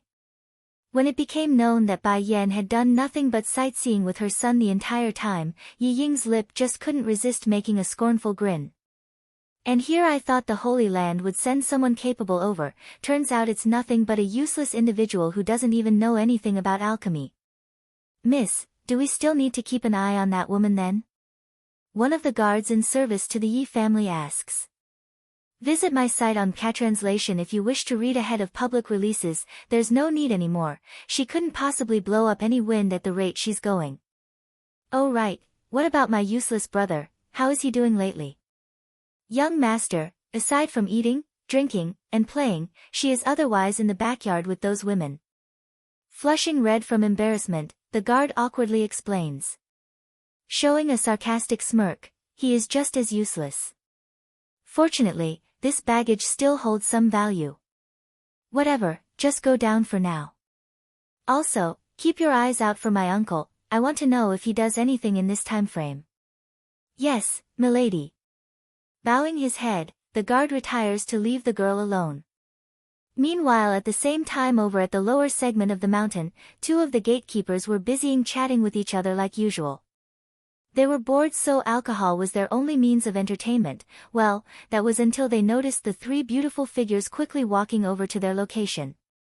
But before the man could further show off his mighty words, one of the girls in a yellow dress have already beaten him to the punch by coming forward. Open your eyes and take a good look at what this is. Dangling the tiny token around, the girl acts all haughty like she owns the place. You are. Initially the gatekeeper was still frowning at the strange demand. It's not the usual way people behave in their presence, but he soon discovered why. Humph. The yellow-dressed girl huffs a grunt and cocks her head high. Can we enter now? Please, please.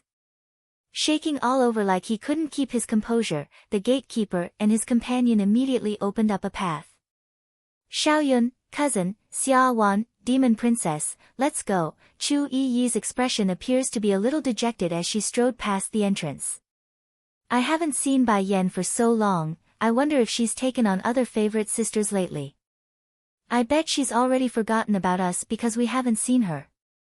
Though the remark from the girl was nothing but a casual one with no extra meaning, it did cause Di Xiaowan's heart to crack at the thought. Sister-in-law has other favorite sisters. No. I can't let that happen. She can't like other sisters. War God White Tiger, 1, she liking other sisters is the trivial part. Lan Xiaoyun, cousin, seriously ponders the idea. What's worrying me is cousin being picked up by another man who's too blind to know their place. They wouldn't dare. Di Xiaowan, demon princess, roars, her beautiful face a flushing red. I will rip them apart if they got the nerve to steal her away. Want to steal my sister-in-law? They must be bored of living.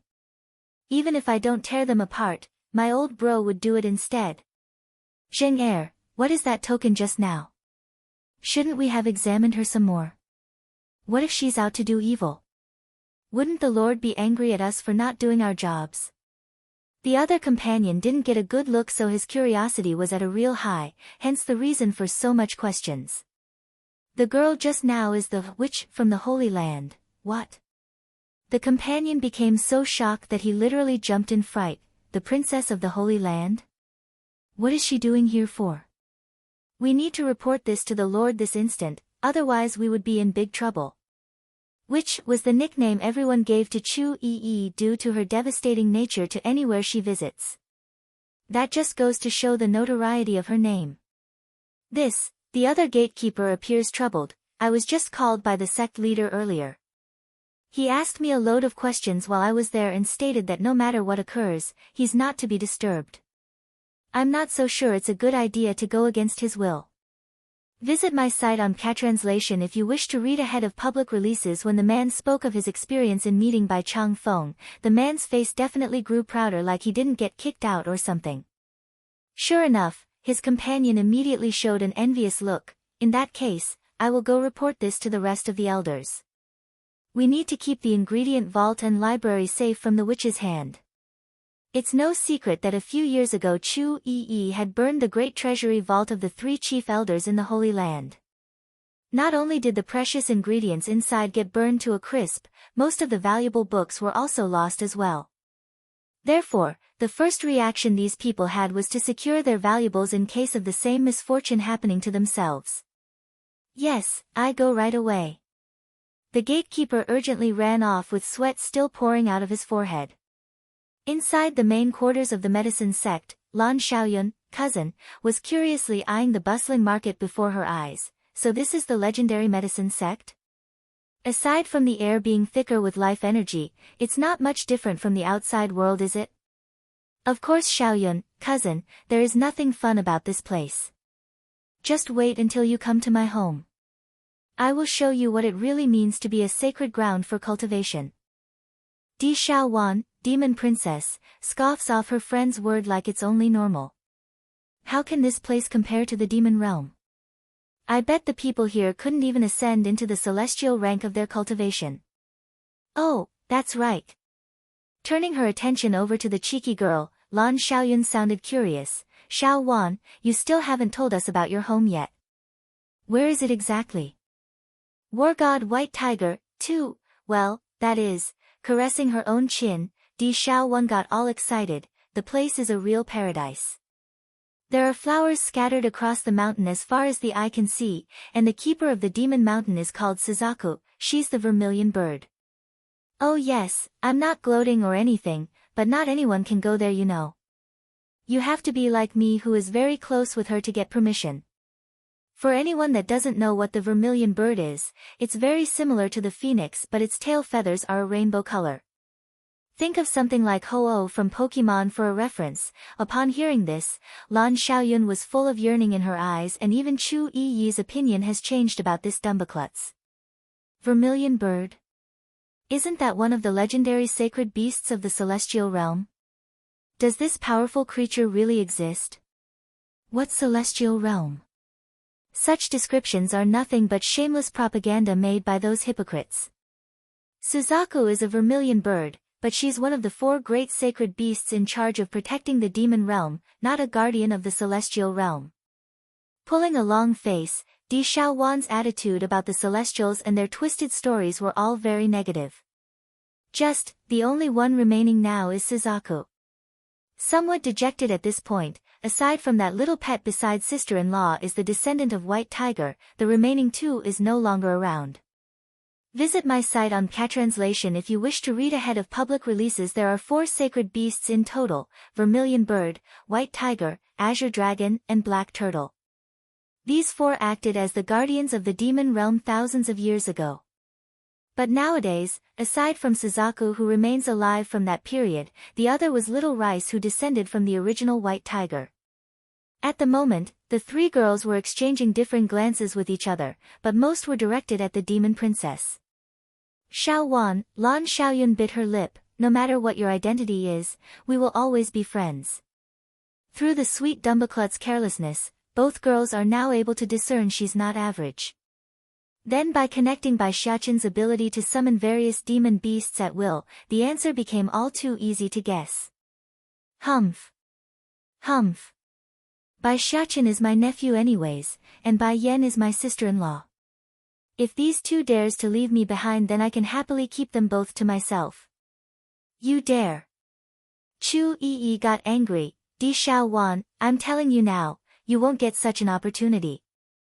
Bai Yan may not have accepted my brother, but she will always be my sister. I won't let you have her all to yourself. Di Xiao Wan also picked up her voice. What, you want to pick a fight then? Let's fight then, you think I'm afraid of you? Pulling her sleeve up, Chu Yi roars out at her friend. As usual, it always devolves into a brawl whenever they are not in agreement. So, in situations like these where nothing good could come of it, Lan Xiaoyun was the one who usually steps in to force the pair apart. Maybe by this point Bai Yan already has another favorite sister. In times like this, we should be working together to fend off external threats. Weak against the 2 powerful glares coming her way, the level-headed girl timidly states her point and won the 2 powerhouse over. War God White Tiger, 3, Xiaoyun, cousin, is right, we need to be consistent in facing the outsiders so that sister-in-law doesn't get stolen away, the demon princess notes. That's right, we should go now. I know where Bai Yan is right now, so let's find her right away. Just that. Perhaps it's Lan Xiaoyun's own misconception or what, but whenever a member of the medicine sect learns of this girl's identity, they would all flee at the name in fear instead of awe and reverence like most would often do when confronted with someone of such background. It can't be, did she do something so indecent that everyone's running away from her? Like stealing a virgin maiden's chastity? Or doing something indecently sadistic to a man? Otherwise, why would the male flee in her presence and the female tremble in fear as soon as they hear her name? Visit my site on Catranslation if you wish to read ahead of public releases. At the moment, Chu Yi was so clueless to the changing opinions of her 2 friends, and everyone else's for that matter, that she could hardly see the issue. Back over in a certain room, Bai Yan was currently having a peaceful sleep as the sun's ray illuminated her fine delicate skin. But she's not alone though. Di Tsang was also present there sitting by her bed. The man's enjoying the picturesque scene like he couldn't get enough of it. But then, from within the same bed, a certain baby white tiger just had to roll around to land his dirty little paws onto the sleeping woman's breast. Without surprise, the man's complexion instantly went dark at the sight. Not saying a word, he immediately makes a grab for the insufferable cat's tail and shook the rascal awake. Hoo, I didn't do anything, why is he glaring at me like that? Not giving any attention to the little thing, Di-tsang stoutly dragged his captive out the door and tossed him to the ground. How many years have you been with her? Though the man's voice was as low as a whisper, it still rocked Little Rice's ear till it's a rolling drum. 5 years, 5 years. Why didn't you contract with her? The man lightly furrows his brow in light of the lack of emotion. It's because mistress won't let me, crying in grievance. It's not like I didn't want to, but mistress is worried I would die as well if she passes away. If contracted, the familiar themselves would also perish if the master passes away. That's one of the drawbacks of such a ritual. You must contract with her. The man's tone sounded unquestionably determined. Why? Staring up at the man in confusion, Little Rice just didn't understand why he's so afraid of the person to the point where he's shivering all over. Last night state teacher sent me a letter. He said you must contract with her. Raising a grin, Di-tsang's cool tone demand absolute obedience. As for how you would do it, figure it out yourself. When I return I want to see results. King, Little Master's been wanting to know about what you've been doing lately. He didn't ask because he didn't know how, so. Tell him I've been making preparations for their entry into the demon realm. So, I won't be able to accompany them during this period. Squinting his eyes then, Di-tsang releases a cold glint of threatening intent, and if anyone dares to make trouble for them, you can directly eliminate them in my stead. War God White Tiger, 4, my son need not be soft-hearted, nor does his pet.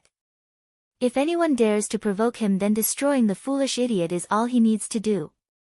I will tell Little Master that then. With his head lowered still, Little Rice continues to shiver uncontrollably. I didn't say anything nor did I do anything yet, why is everyone so afraid of me? I don't care either way, but if Yen were to see this then she might mistake it as me picking on this little white tiger. That won't do at all. Little Rice instantly made a 360.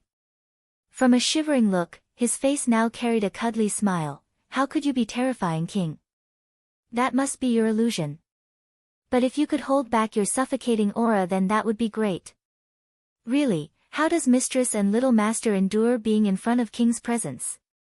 I could barely breathe while standing here, yet they could talk so freely like it's nothing. Very well. Loosening that furrowing brow of his, Di-tsang has now decided to change his ways. At the very least, while in front of those who his wife cares for anyways. If I don't then Yen will definitely be angry with me. Popping his tigerly eyes at the quick answer, Little Rice had trouble believing reality. King agreed that easily. Why didn't I speak out at the beginning then? In that short moment where the baby tiger was still lost in his own thoughts, Di-tsang's presence have already disappeared from sight following a strong gust of wind. Coming back into the room minutes later, Little Rice remains uncertain whether or not he should carry out the order as told. But then when Di-tsang's face came flying out from his mind again in the next moment, any hesitation instantly leaves him. Visit my site on Catranslation if you wish to read ahead of public releases. Mistress, I'm sorry but it's King who told me to ignore your will. Giving off a glint of guilt in his eyes, Little Rice slowly crawled up to Bai Yan's side. I must do this in secret, otherwise Mistress would definitely refuse if she finds out. Due to being deep in slumber from her nap, Bai Yan was completely clueless to what's about to happen. Instead, all she felt was a strange influx of energy seeping into her head and prying open a gate to her memories. The sky has been stained red with blood and the battlefield rocking with agonizing screams. Queen, I will handle these people while you go find King. Boom. Not even the rivers of time could deter these words from reaching into Bai Yan's heart. It's painful to the point where it's piercing to the heart. No. Don't. She cries out without knowing why. Then as her legs moved forward under the guidance of a mysterious force, another attack has come from above. Numerous arrows smashed down, piercing every part of the teen's body in doing so. He protected me just now. A simple dodge would have sufficed, yet he stayed to protect me. No, overcome with grief, Bai Yan didn't know why her memories were playing such pictures. It's so painful that she wanted to cry and scream in agony. Never give up, ha ha ha. Not only did the teen not topple over from the countless wounds to his body, the arrogance in his voice only grew bigger and prouder like an unyielding blade. Do you people think this will defeat me? Shame I couldn't protect the queen, shame I haven't gotten revenge for my brothers the Azure Dragon and Black Turtle. In one smooth motion, the unyielding teen had ripped one of the blades out from his body. He did not flinch, and he did not scream. The only thing he did was to point the blade in his hand at the sky where thousands converged, all willing and ready to slice him down in the name of justice. Enough. Covering her lips with those trembling fingers, Bai Yan's tears came pouring down of her eye sockets like a waterfall. She wanted to do something, she really did. But the state she's in, the body she's in control of refuses to move. So, she watched from the floor while the teen did his all to protect her. First it was the dismembering of the boy's arm, then the direct slash across the chest, and the desperate struggle of one against thousands. Even so, the teen never wavered and he continued to stand. Everyone could tell by now the boy was dead. Hollow eye sockets, rigid movements, that's the sign of an individual burning away their soul for power. And the price? Once fully consumed, the snowy white teen would forever disappear, never to be reborn again. Visit my site on Patranslation if you wish to read ahead of public releases. White Tiger. Crying out, she struggles to climb up from the floor after finally being released at last. There's endless anger on her face right now, but more than that, it's endless suffering that's consuming her very heart. Enough, you have done enough, you can rest now. I swear, if there is an afterlife, I will find all three of you, Azure Dragon and Black Turtle as well. When that time comes, I will use all these people's lives as tribute for what they've done to us all. So stop, do you hear me? Stop this instant. If you don't stop now then you really will destroy your own soul. That's right. I'm not part of this place, this is nothing but a piece of my own memory. But then, perhaps the teen did hear her plea, because in the next second from those hollow and empty eyes came a flickering white light. Bai Yan wasn't sure what's going on, but that rigid movement indicated he could hear her. I'll be fine and we're all going to have an afterlife. If you don't stop now then you won't be able to protect me in the future. As silly as her words may be when everything around her was nothing but a flashback, she nevertheless cries out like it's happening for real. Sure enough, the sword in the boy's hand fell in that moment and the determined body crumbled to dust like something's been lifted. Everything came so quickly and disappeared just as quickly. Now, nothing remains but darkness in her head. You two are my Hatpines, mistress, hurry and wake up. An anxious cry echoes beside Bai Yan's ear. It's unsure when, but by the time she opened her eyes trickles of tears have already soaked up the pillow underneath herself. As for the scene from that dream, it continues to vividly replay itself like a stinging heartache, refusing to leave her mind. Stupid little rice, you made mother cry. Puffing up his cheeks like a steaming little bun, Bai Xiaqin hurries to help wipe those tears away. Mother, don't cry, otherwise I will cry too. Just now. Did you make a contract with me? Making a weak nod, little rice meekly answers with guilt in his voice, Mistress, I am wrong. If you want, you can hit me but please forgive me.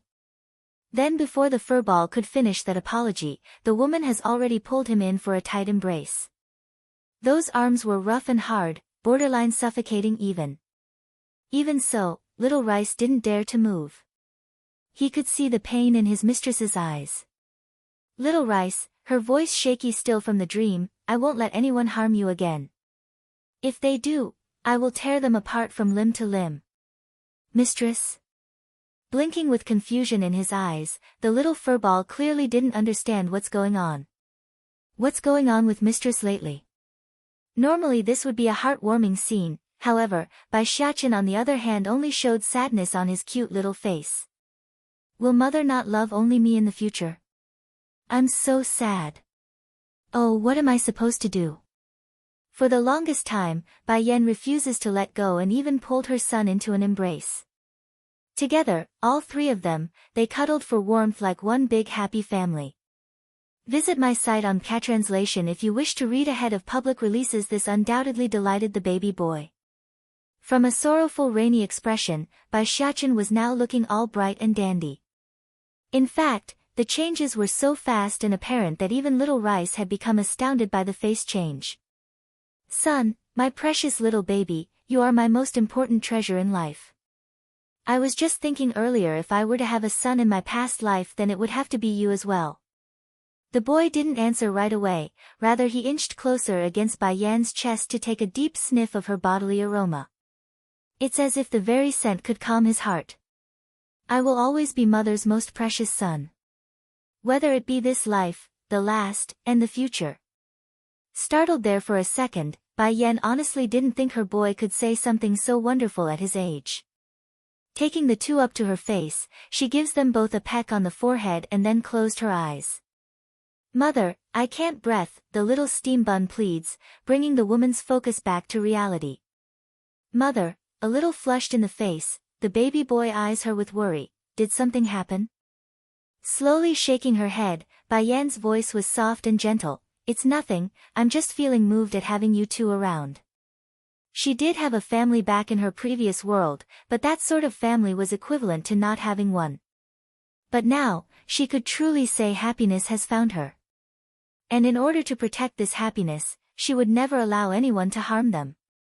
Little Rice, do you know about the existence of the celestial realm? A glint of frosty coldness circulates within Bai Yan's iris. Celestial realm?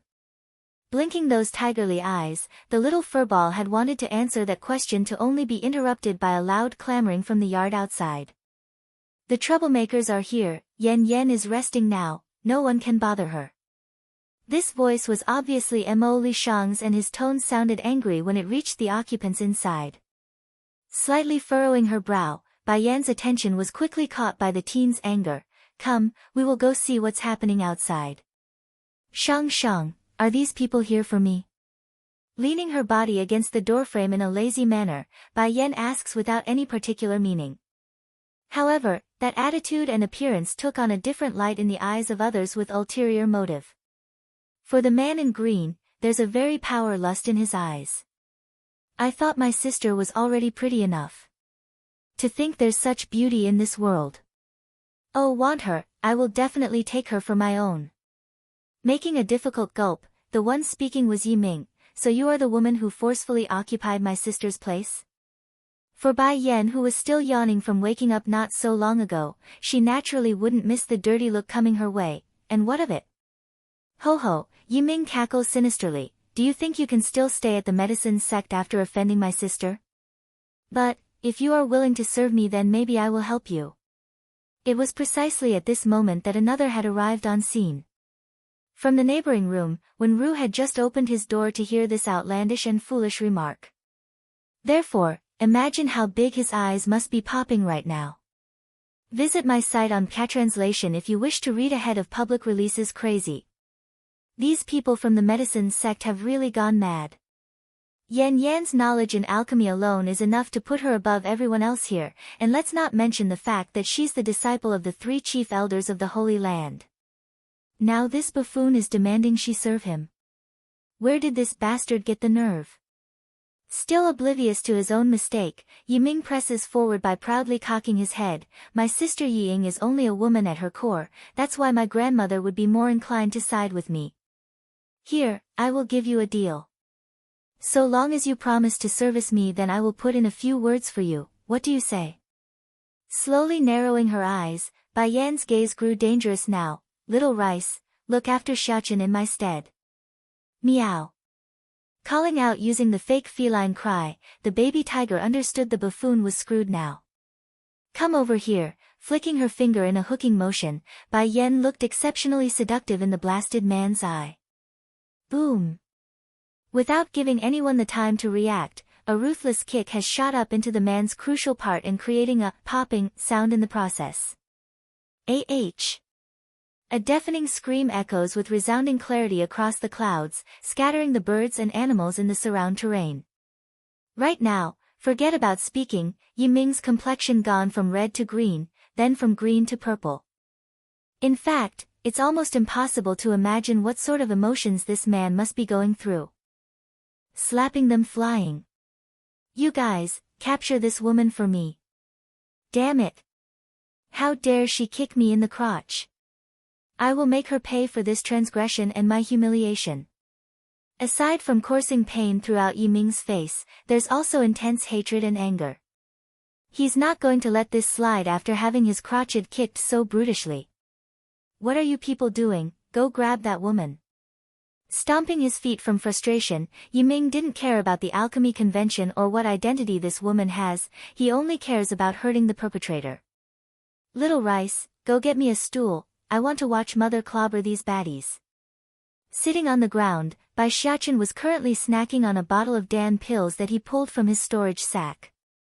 Naturally, this immediately scared the daylights out of Wenru, who was nearby, this spendthrift. Does he not have a clue how much those things are worth? Is he not afraid of choking himself? Visit my site on Catranslation if you wish to read ahead of public releases, Anti-Xiao Wan. It was then the baby boy burst into a gleeful yell, his eyes glowing with excitement. Bai Yan as well has stopped moving. Turning her attention to the directed location, the presence of three familiar figures promptly came into her eyes. Di Xiao Wan, Chu Yi, and Lan Xiaoyun. What are the three of them doing here? This left an opening and one of the thugs didn't miss it. Brandishing the sword in hand, the impudent man rushed her with the blade aiming at the head. But, it was futile.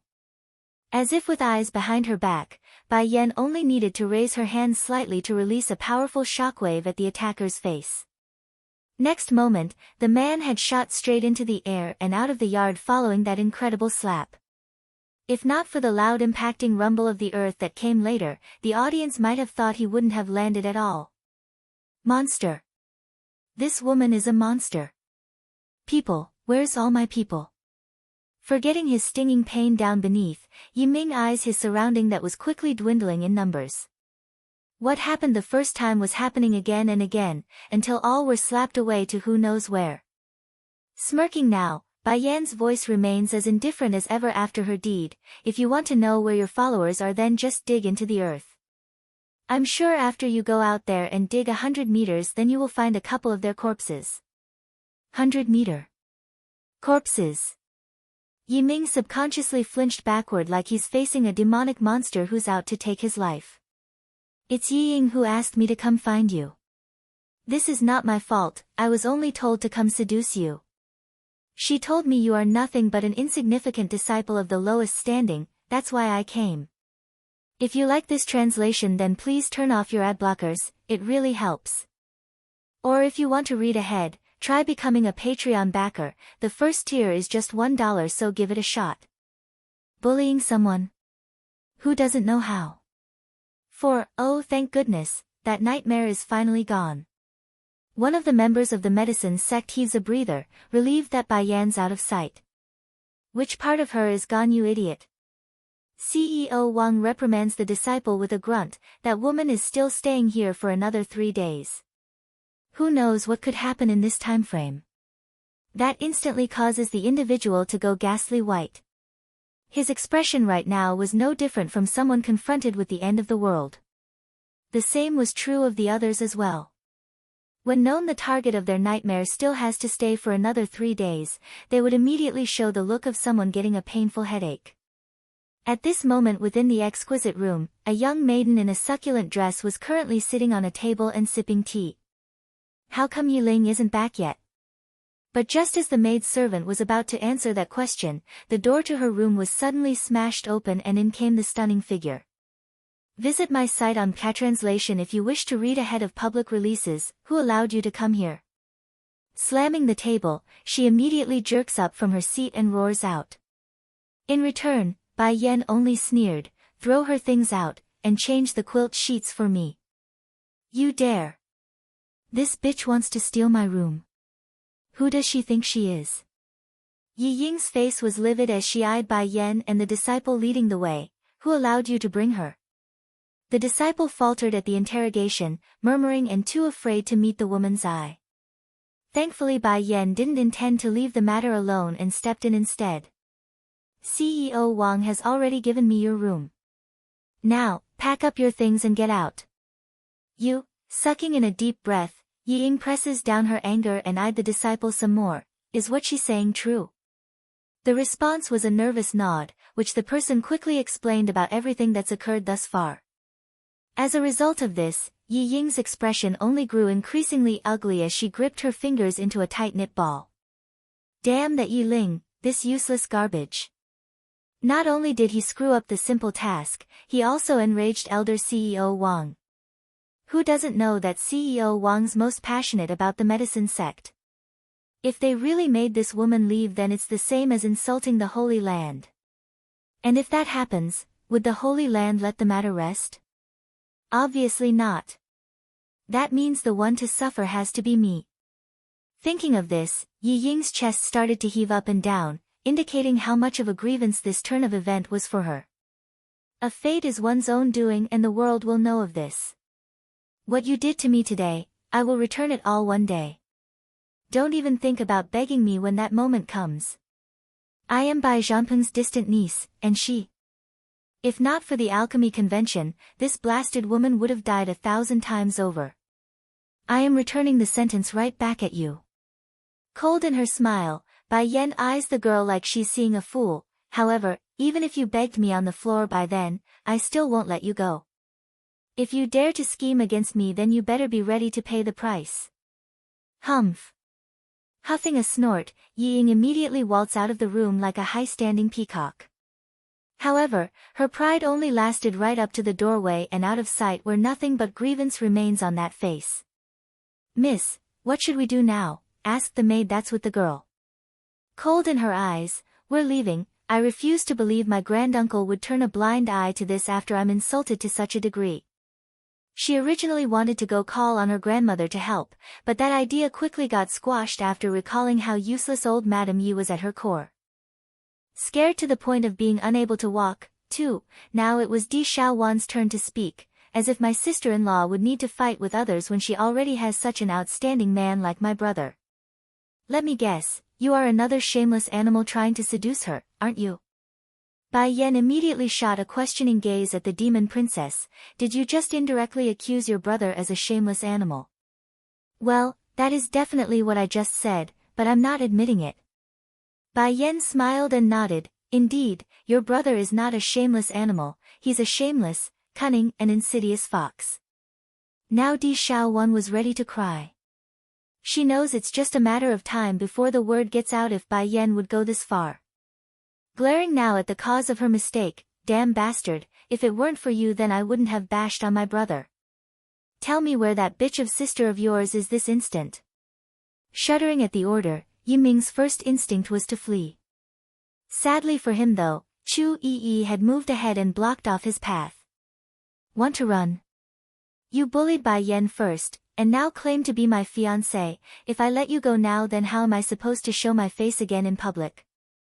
Smiling dangerously, the little princess of the Holy Land cracks her knuckles in preparation. Sister Yi. Wiping his sloppy mouth with a rub of his sleeve, Bai Xiaqin softly calls out, this big baddie is the worst. He actually wanted mother to service him earlier and ration she could only be his concubine. Visit my site on Catranslation if you wish to read ahead of public releases. The effects were instantaneous. From multiple directions, 3 powerful gazes were pinning Yi Ming's body like blades flying out of them sheaths. It's so suffocating that the man couldn't even move at this point. Xiaoyun, Xiaowan, should we neuter this bastard right now? Sure enough, Chu Yi was the first to take action by actually drawing her blade out to the man's neck for real. Neuter him. Di Xiaowan huffs a snort, that would just dirty our hands with his filthiness. Just wait until we leave next time. Along the way is the demon forest. Just toss the bastard into the forest and the demon beasts would take care of him just fine. Xiaowan is right in her reasoning. Lan Xiaoyun, cousin, gives a serious nod. Besides, we still need him to lead us to that sister of his. What's the name again? Oh yeah, it's Yi Ying. I will show her what it means to connive after my cousin-in-law. All right. In a blink of an eye, what used to be a lively yard was now empty and quiet. Mother, does Auntie and them not like me anymore? Why are they not taking me along when they're looking for that bad woman? All grieving in his cute little face, Bai Xiaochen asks in earnest. Bai Yan calmly replies, you can go and see too. With your Auntie Xiaoyun there, I'm not afraid of the other two making too much trouble. Among the 3 troublemakers that came today, only Lan Xiaoyun was a bit normal. As for the remaining 2, one's a well-known witch of the Holy Land, and the other's a sweet dumbaklutz. If Bai Yan had to rely on anyone to keep things from going overboard, it would be her cousin. Really? The baby boy's eyes lit up over the permission to go. Come little rice, we can see the show too. I love you mother. Scared to the point of being unable to walk, 3, without giving his feline friend a chance to say anything there, the baby boy's hand has already yanked that tail into a gripping hold. Together, 1 tiger and 1 boy, they disappeared like the gusting wind in pursuit of the 3 ladies. Meanwhile in the background still, when Ru was putting on a weeping face the entire way. He's pained by the Dan pills that's been left scattered on the floor due to Bai Xiaochen's outburst just now. What a spendthrift, a spendthrift. Why can't they be given to me instead? What's the matter? Noticing the oddity, Bai Yan's first glimpse of the grievance in her subordinate's mood was the fact that he was sorrowfully picking up the leftovers from the ground like a beggar. In light of the question, when Ru didn't answer like he usually does in an upbeat attitude. Instead, the young man only staggered back to his room and shut the door like a dispirited ghost. Now that's left the woman all confused and clueless. Since Bai Yan herself didn't know what's going on, she has decided to ignore it out of consideration for the boy's past action. There's just too many oddballs constantly running around in her life, so another when Ru here makes hardly any difference. The Elder Assembly Hall, one of the most important places within the medicine sect. I don't know what happened, but Zhangpeng suddenly called over half of us away something. Now he's not paying any attention to the alchemy convention, says a red-robed elder inside the chamber hall. Yeah, this convention is usually hosted by the young master. Now that he's gone, everything is falling into CEO Wang's hands and it's becoming a mess, especially how he tried to expel the disciple from the Holy Land at the persuasion of that Yi Ying. Visit my site on Catranslation if you wish to read ahead of public releases. These elders were all getting a throbbing migraine over the recent events of the past 2 days. They want the real lord or young lord to step in, or the very least to give them permission to interfere. As things stand now, they are helpless. Everyone, this is indeed our fault. If the time comes that the Holy Land does come seeking answers, we are going to have to endure the consequences. I heard that the position of the disciple is not high, so the Holy Land wouldn't really come make trouble because of someone like that, right? Damn it, if things do go that way then it's just going to benefit that misty fairy house. While these elders were negotiating on how to deal with the aftermath, a man dressed in protective gear had suddenly barged into their meeting. Based on how agitated and flustered the person was, it's obvious he did so in the heat of the moment after running all the way. Who allowed you to come in? A yellow-robed elder roared, slamming his fist against the table. Crumbling to the floor at the yell, the person stutters profusely, "Elders, we are in trouble. The Holy Lands witch is here." What? The witch is coming. Why did she come here? Is it because she found out about us bullying her sect's disciple? This witch have always been short-tempered and is definitely going to raise a storm. It shouldn't be. The news couldn't have spread so fast, but letting her know about it will definitely cause an uproar. Damn that Yi Ying. If this matter is really related to her then I won't let her off the hook. The yellow-robed elder was blistering red due to the anger in himself. Perhaps it's the effect of Chu Yi's nickname being so prominent, but the only one left who's still showing calm was the red-robe elder who first spoke up earlier. But in truth, the witch coming isn't anything to be freaking out about. It's fine everyone, and be optimistic. We are the medicine sect, we just need to send someone to look after the girl so she doesn't cause any harm. Though he says that, the trembling legs underneath his robe said otherwise. Earth-shattering 333, not long later, the guards soon returned with another person to stand in front of Bai Changfeng's presence. Tell me, is there anyone who came to our medicine sect carrying the invitation slip from the Luoho kingdom? Taking a sip from his teacup, the old senior casually asks despite his heart tensing up into a knot. Reporting to sect leader, that there is indeed a person who came with thy item. Try as he might in being respectful, the man's voice nevertheless carried a pang of agitation when speaking. It couldn't be helped. The poor person was nothing more than an individual in charge of watching the entrance gates. The very fact that he could gain an audience with the Lord was a gift in of itself. Snapped. Perhaps it's the knot within him being relieved, or he's just lost on how to react, but Bai Changfeng's tense fingers had lost their grip and allowed the liquid to flow onto his pants. Is it a girl coming from there? Is she beautiful? Where is she? Take me to see her. All excited in his face, the senior jerks up from the chair. Hearing this dumbstruck burst of demand from their lord, the individuals present were all frozen over, their faces disbelieving like realities playing with their ears. It can't be, the lord is going through a second spring because the madam is gone for so long. But no matter what, going after a young maiden not even half his age is too much. Sect leader, gulping hard, the gatekeeper got even more nervous, but the one who came isn't a girl, it's a boy. Boy. Visit my site on Catranslation if you wish to read ahead of public releases. Something definitely cracked within the old fella's heart. Slouching back down to his chair, Bai Changfeng's eyes were filled with nothing but decadence and frustration. It's actually not her. She should have received the invitation from Zhanpeng. Why did she not come to the medicine sect? Is it because she hates us, hates me? At the moment, countless unnecessary thoughts were running through this grandfather's head, making him even more nervous and unsettling to everyone nearby. But she shouldn't have known about Zhanpeng's background, nor their relationship. So why? Can it be, some idiot from my medicine sect did something to her while they were outside? That's why she refused to come after receiving the invitation slip. SEC sect leader.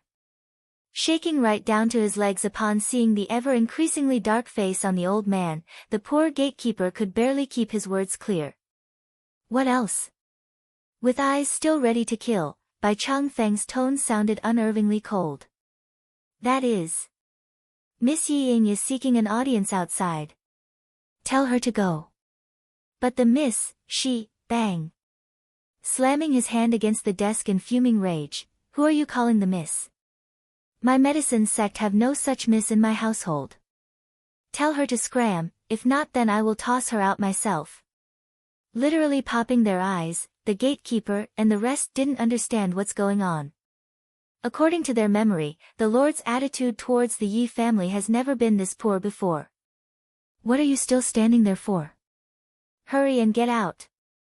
Or do you want me to kick you out instead? Not giving the poor people a chance to run, Bai Changfeng has already flown out and sent multiple kicks at these poor servants but to send them flying. He's been enduring old Madame Ye's outrageous demands over the years due to the bond with his late wife, but now that he's decided not to endure anymore, he has no reason to keep up a good face anymore. Besides, his patience was already wearing thin due to Bai Yan not appearing before him. The fact that these annoying people are coming to bother him at such a time meant it's only natural they face a good chunk of that fury. Miss Yi Ying, don't wait anymore, the Lord isn't going to see you.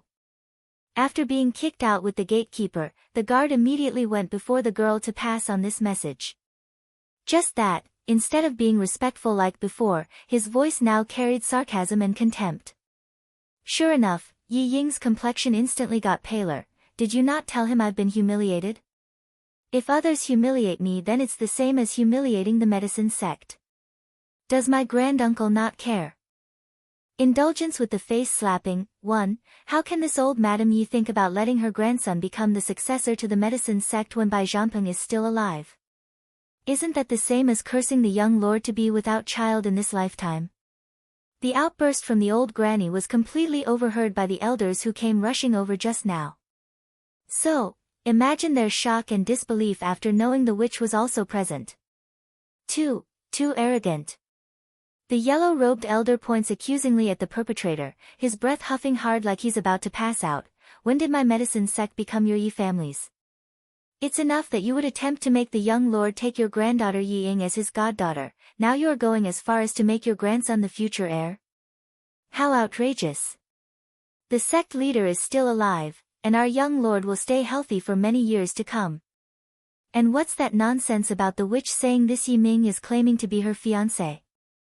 Oh heavens, this Yi family. Where do they get such audacity from? First it was the attempt to marry Yi Ying to the young lord of the Holy Land several years back, now they're trying to have Yi Ming take the princess of the Holy Land as his wife. Based on what? Grandmother. It was then that Yi Ming made a frantic scream to the old lady, his eyes showing great regret and despair.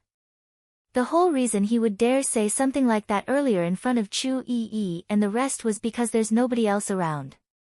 Even if the other side made the claim he said something like that, there's no proof.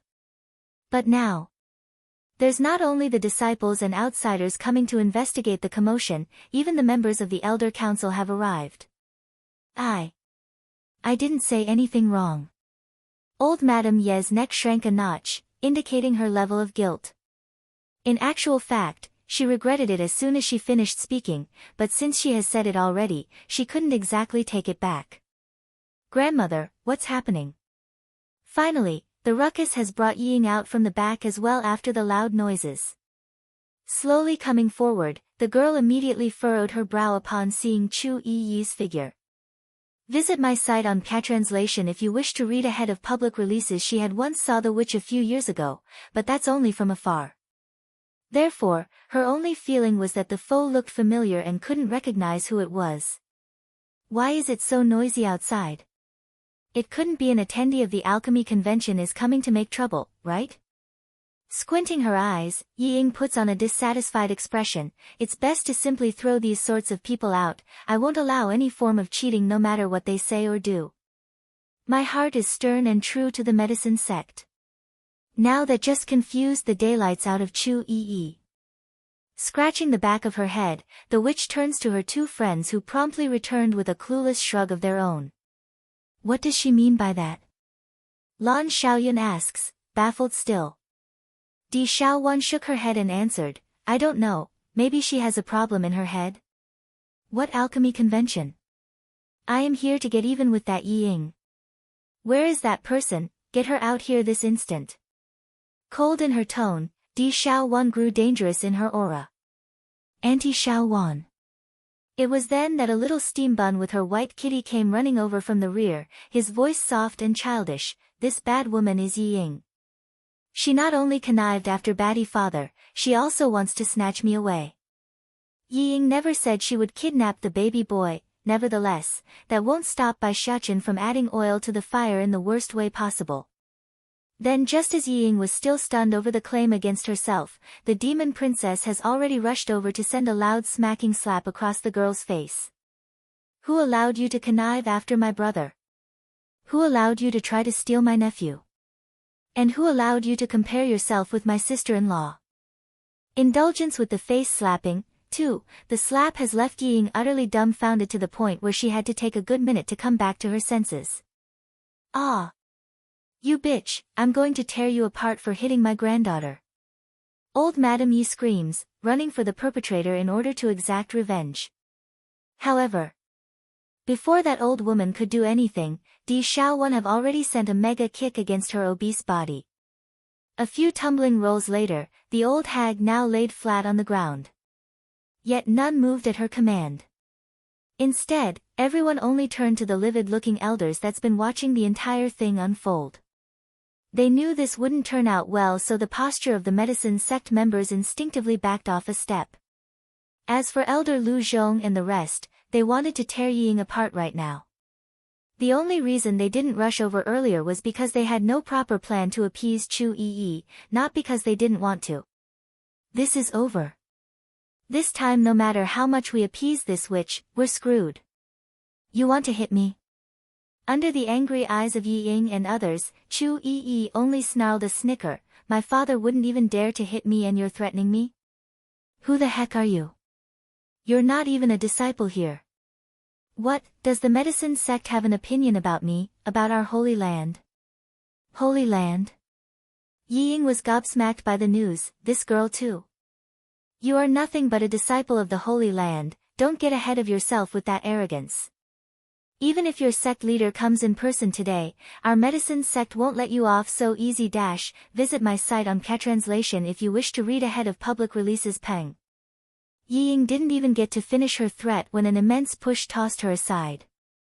This infuriated the girl of course, and that's on top of her already flaming mood. However, that flame was instantly smothered out at the recognition of who the individual was. Elder Tian Xian, how come you are here? The man named Tian Xian was the very same yellow-robed elder who spoke up at the meeting hall. After forcefully pushing aside the impudent girl, the senior promptly made a flattering smile. I mean princess, how come you are here? He originally wanted to call out with the nickname Witch, but thankfully his steady mindset has managed to stop that horrible mistake in the nick of time. No, this is definitely a mistake, our Lord is doing just fine and will continue to do just fine for many years to come. This Yi Ming is nothing but a distant relative of the sect leader, what successor?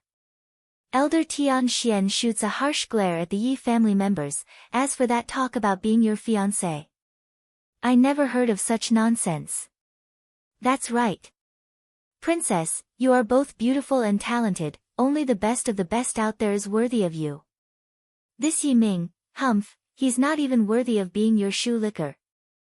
Princess, everything is the Yi family's fault, it has nothing to do with us. So you see. Can you spare the precious treasures in our medicine sect?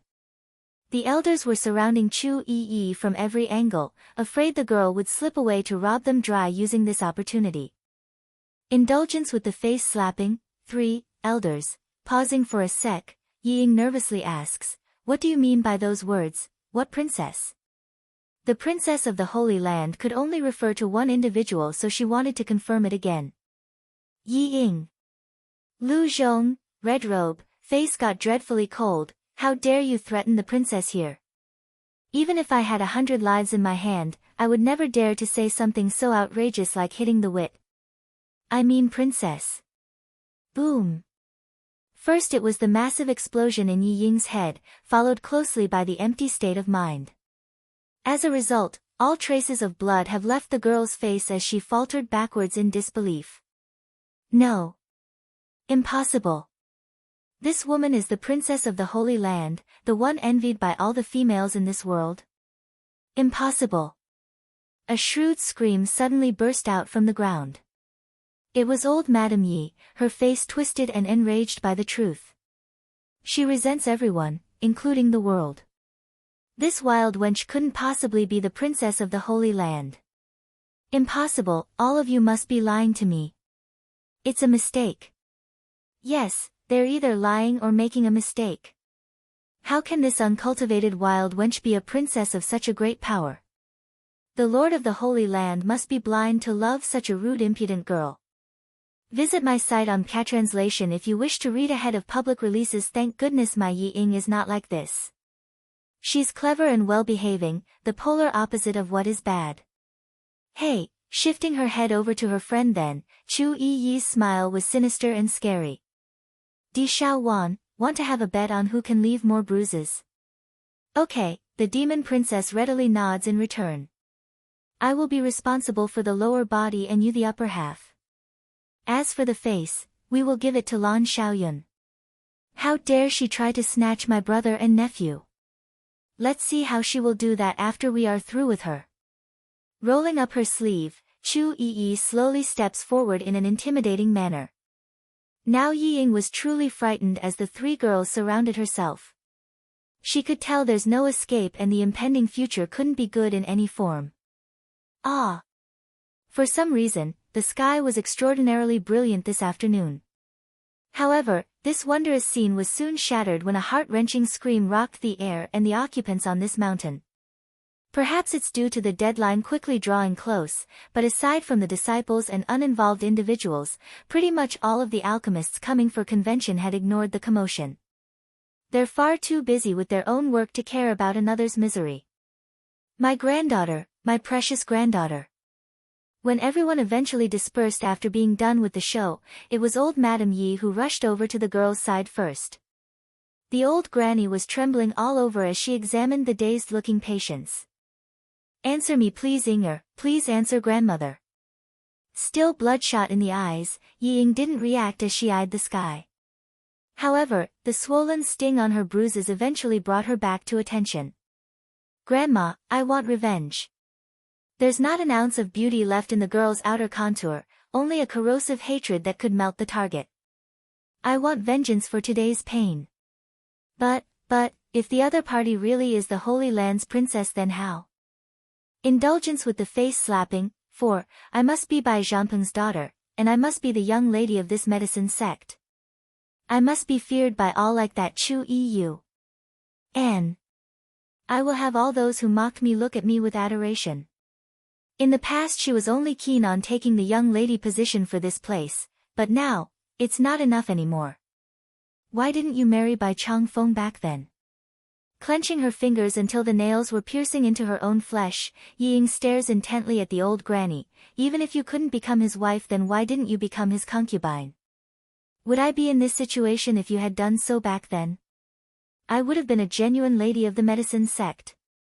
This is all your fault, all your fault. The bashing leaves the old woman's head hanging in shame, for she believed the same thing. Back then, she did in fact try to seduce her brother-in-law. Who wouldn't be tempted? A handsome young master with plenty of power and influence. To say Bai Changfeng was the ideal lover of any lady wasn't an understatement. But in the end, everything came to naught after repeated rejection. So who's to blame for this outcome? Of course, in old Madame Yi's eyes it would be her older sister Yi Jing who won in the end. That's right, if not for that slut's existence, then I would be Bai Changfeng's wife. The position of mistress of the medicine sect would also be mine. It's all her fault, all Yi Jing's fault. Don't worry, Inger, I will have you become Bai Zhangpeng's goddaughter so you won't be picked on by that bitch from the Holy Land again. Getting up from the floor, old Madame Yi firmly states her decision before heading straight out of the room. Her destination, the courtyard where the Lord resides. As for Yi Ying, who remains lying on the ground, her lips had inexplicably curled into a sinister grin after watching that departing back leave her sight. Visit my site on Catranslation if you wish to read ahead of public releases. Power really is a good thing. I will also get power in the future, and no one can ever rob me of that. While the autumn leaves were falling beautifully today, the old grandpa on the other hand couldn't rest at ease.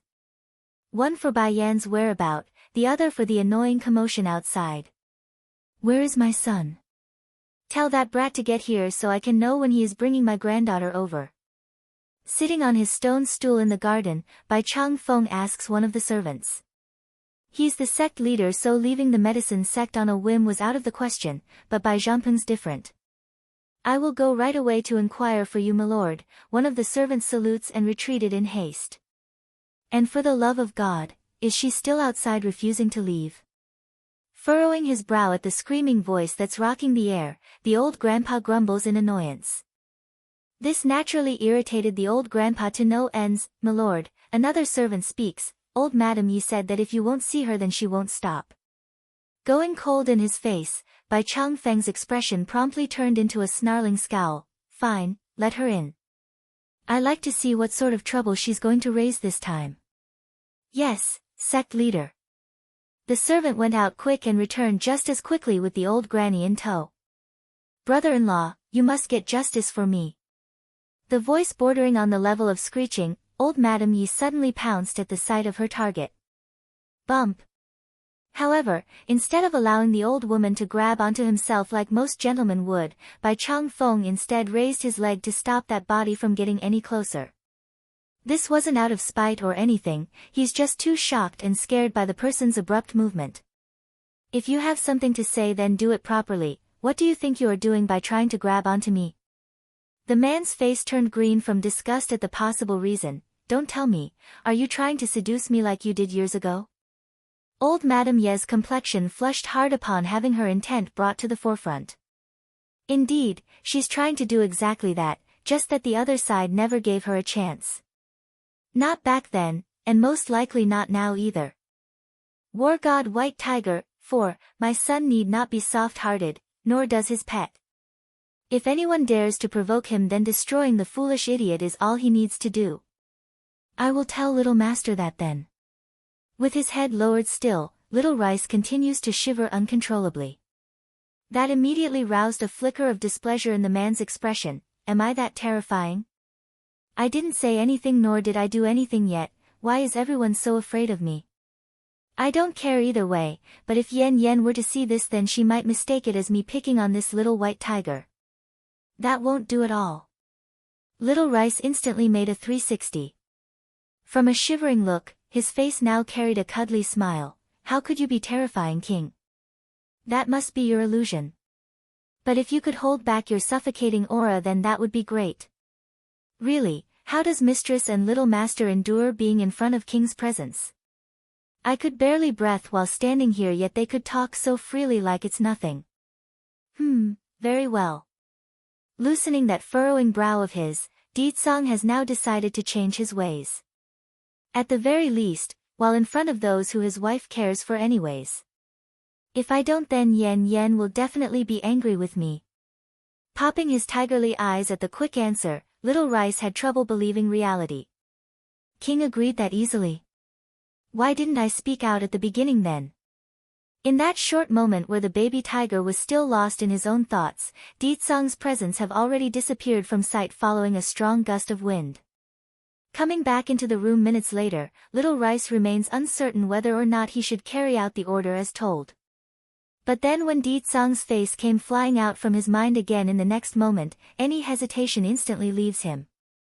Visit my site on Catranslation if you wish to read ahead of public releases. Mistress, I'm sorry, but it's King who told me to ignore your will. Giving off a glint of guilt in his eyes, Little Rice slowly crawled up to Bai Yan's side.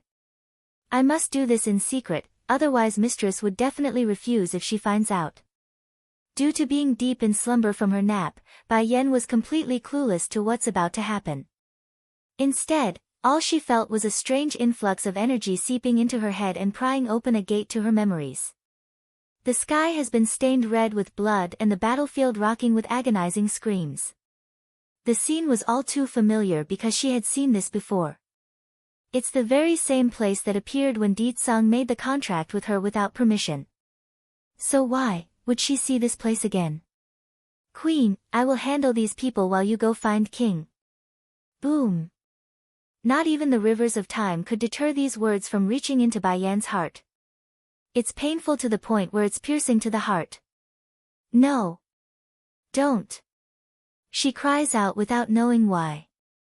Then as her legs moved forward under the guidance of a mysterious force, another attack has come from above. Numerous arrows smashed down, piercing every part of the teen's body in doing so. He protected me just now. A simple dodge would have sufficed, yet he stayed to protect me. No, overcome with grief, Bai Yan didn't know why her memories were playing such pictures. It's so painful that she wanted to cry and scream in agony.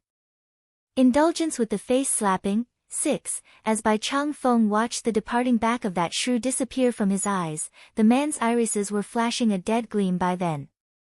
Sect leader, a nearby guard wanted to speak up, but again and again his words were withdrawn out of hesitation. I've already said it there. Taking Yi Ying as a goddaughter will only happen if there's no third-generational heir to the medicine sect. So, that outcome would never happen because I've now found my granddaughter, thus making the promise invalid. Bai Chang Feng, we have come to visit you at your home.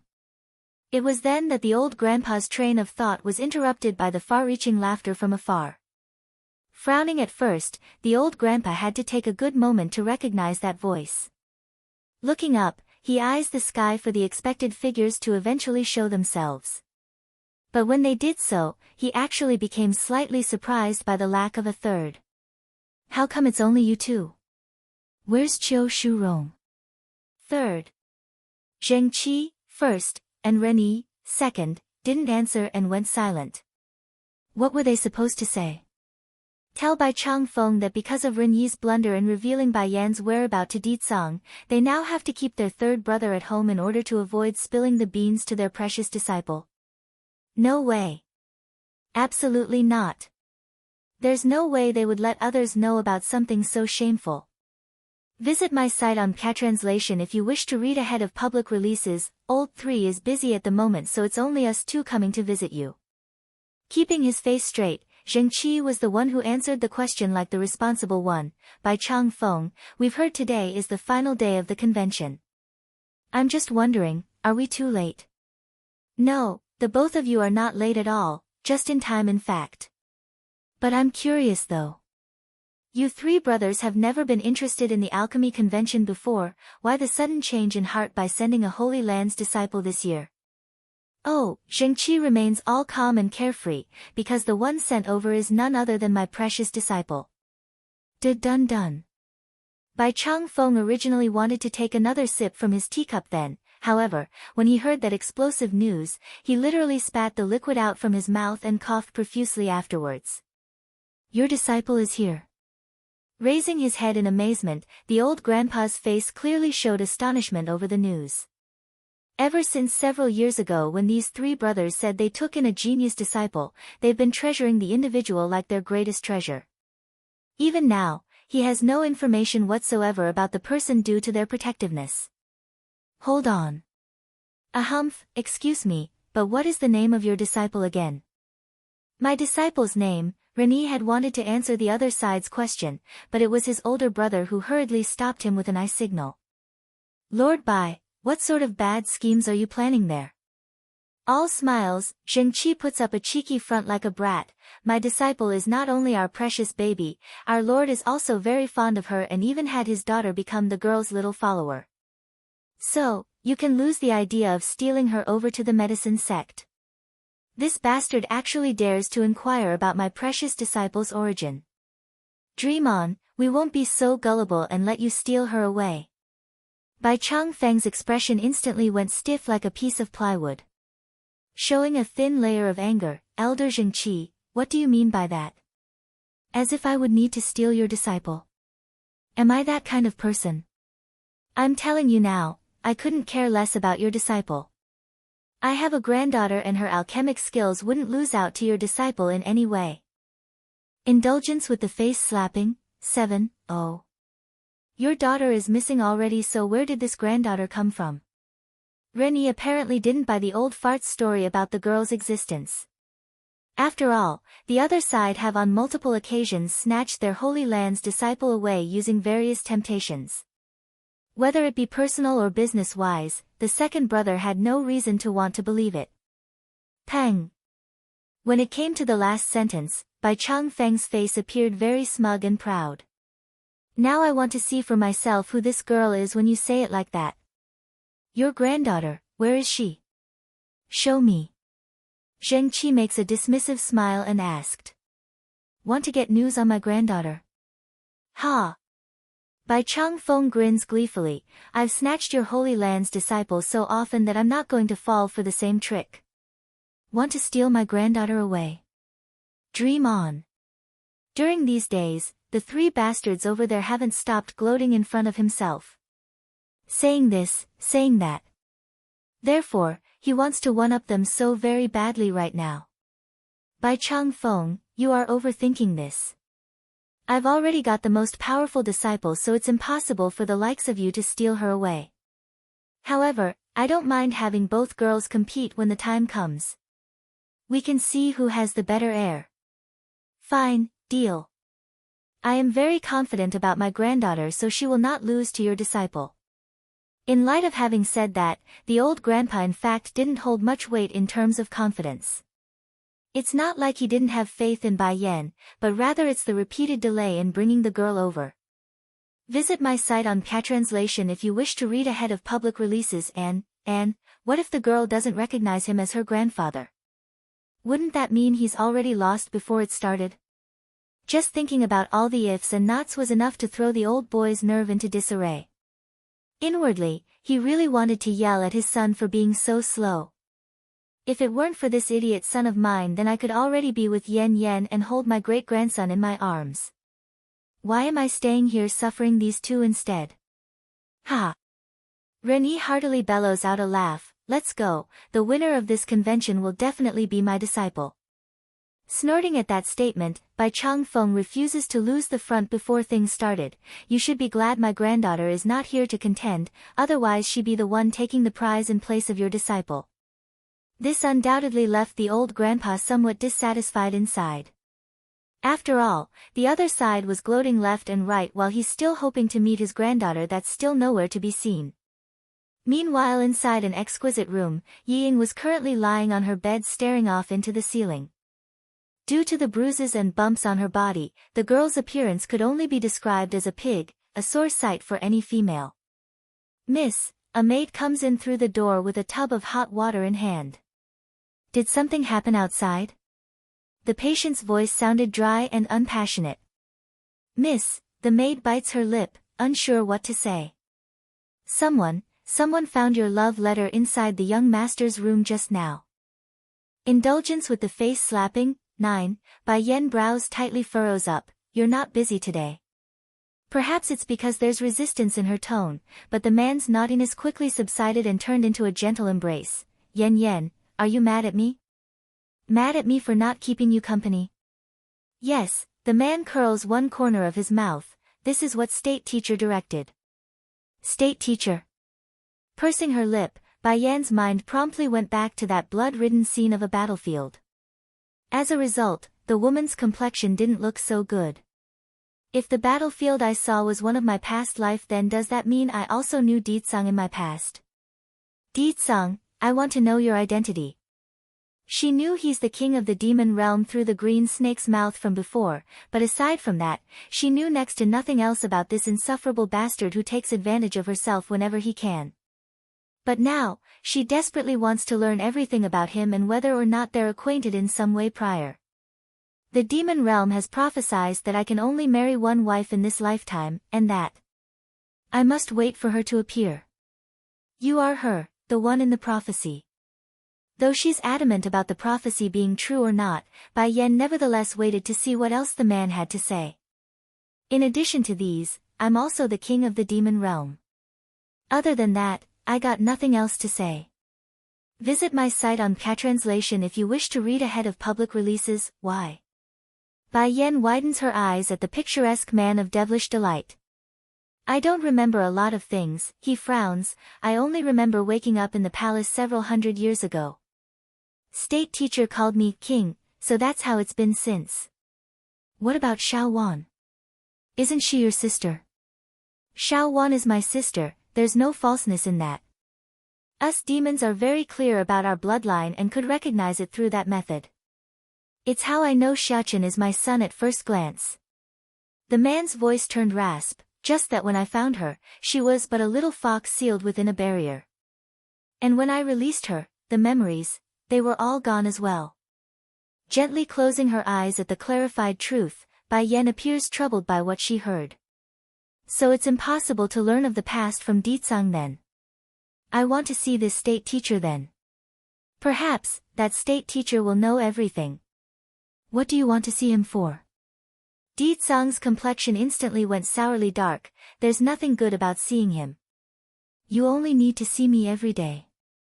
Squinting her eyes then, Bai Yan makes a grab for the man's collar like a lone shark threatening a victim. You're sure about not letting me meet him? When do you want to meet him?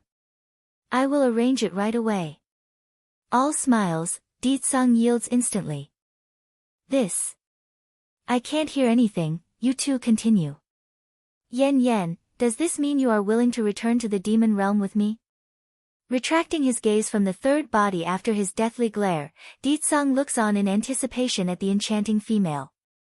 Aha, caressing her own chin, I only wanted to figure out some questions I have, so. I must figure out what that dream means. Is it from a previous lifetime, or an illusion? But it was at this moment that Bai Yan's lips became smothered once again by the pompous and overbearing man. This time though, the movements definitely reflected the excitement coursing through Ditsang's veins. Oh Yen Yen, I have waited for this moment for far too long. From now on and into the future, you are the queen of the demon realm and the mistress of the inner palace. Indulgence with the face slapping. 10. Bai Yan's heart shuddered over the comment, her eyes staring intently at the other side. One love for one life, can this man really do it? Yan, the position of queen has been vacant for many years, all because of you. Now that you are here, I can finally lose my solo life. It's just a matter of time anyways. Di Tsung's smile was all domineering and arrogant when making the claim. In this lifetime, you won't be able to get rid of me. Even in death, I will still come back to haunt you and cling on to you. Now that did it. Unsettled and unsure on how to take that level of advance, Bai Yan makes a frantic run for the door after crawling out of bed. The voting for the alchemy convention is about to begin. I'll first head out. With that said, the woman didn't wait for a second to run out of the room while also slamming the door like it would do anything helpful. With the woman gone and only a tiger and demonic being in the background, it was apparently time for some interrogation.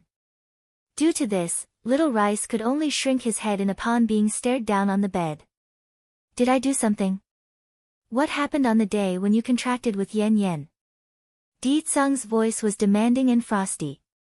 I don't know, maybe it's because Mistress had a dream. She woke up crying. Visit my site on Catranslation if you wish to read ahead of public releases. Crying? Di Tsung's heart tenses up over the revelation. His level of adoration for the woman has reached a new high, that's why even the fact that she's crying would make his mood all mixed and churning. You mean, when she contracted with you, something else happened that we're not aware of? And that it made her cry? I think that's the case. Scratching his furry head, Little Rice cautiously answers. Sneering aloud, Di Tsung's eyes narrows in dangerously. I had intended to match state teacher with Xiao Wan as soon as possible, but because of this, I should postpone the idea. Yan never would have cried if not for state teacher saying it's imperative that the tiger must contract with her. King, Little Rice meekly says, Princess has been clinging on to Mistress lately, and there's indication that she's about to occupy Mistress all to herself. That instantly made the man's complexion go dark. That girl is clinging on to my woman? And, the tiger carefully looks up, Mistress said she wants to see state teacher. I don't know how that person looks, but if you give the princess to him then wouldn't it be good? This way you won't have to worry about them both taking up Mistress's time. If Yan could accept me then I wouldn't have to worry so much, but she keeps pushing me away. Fine, I just need to remove any possible obstacles. This way I can have her all to myself. Actually, the light in Little Rice's eye flickers meaningfully. King, you are actually very special in Mistress's eye. Though she repeatedly rejected your advances, she at least allows you to be rejected. If it was any other men, they would have been thrown aside without a single chance. That is, except for Chu Yifeng. Really? Transforming from gloom to bright, Di Tsung's voice never sounded so king to the baby tiger. Indulgence with the face slapping. 11. Little Rice immediately nodded. My lineage is at the very least that of the great white tiger, I would never lie. Aha, I understand then. Raising a curvy smile, Di Tsung's face now loosens up. In a few days I will return to the demon realm with her. Outside in the courtyard, Di Xiaowan and the rest were just in the middle of rushing over to the venue when they incidentally bumped into Di Tsung from behind. Brother, hurrying to straighten herself, the demon princess grew all rigid in her posture. Due to his good mood, the man even showed off a smile to his sister that only had the opposite effect. Brother, did I do something wrong? Staring up at her brother's face, the girl nervously bites her lip. Could you not make your smile so frightening?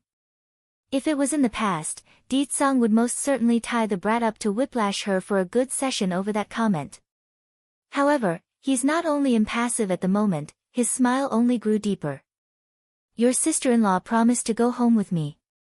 Visit my site on Catranslation if you wish to read ahead of public releases. Blank all over in the head, Di Xiaowan had to take a good minute to pop her eyes in over the realization.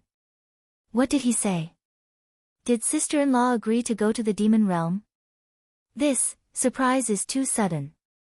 I need a minute to slow down. Brother, is what you're saying absolutely true?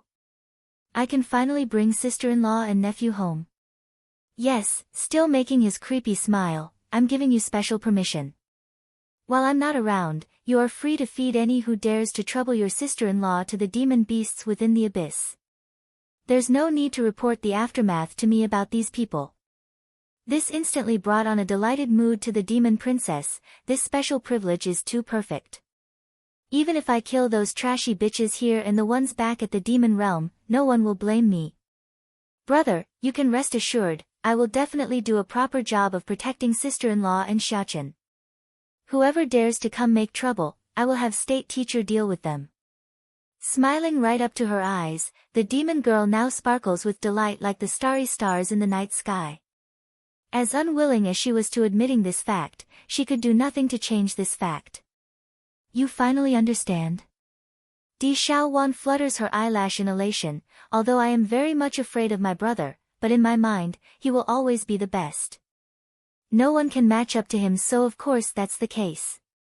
Lowering her eyes in a downcast manner, Chu Yi's voice lowered into a moan. I've always wanted to make Bai Yan my sister-in-law, but in comparison to my wishes, I know Bai Yan's happiness is more important.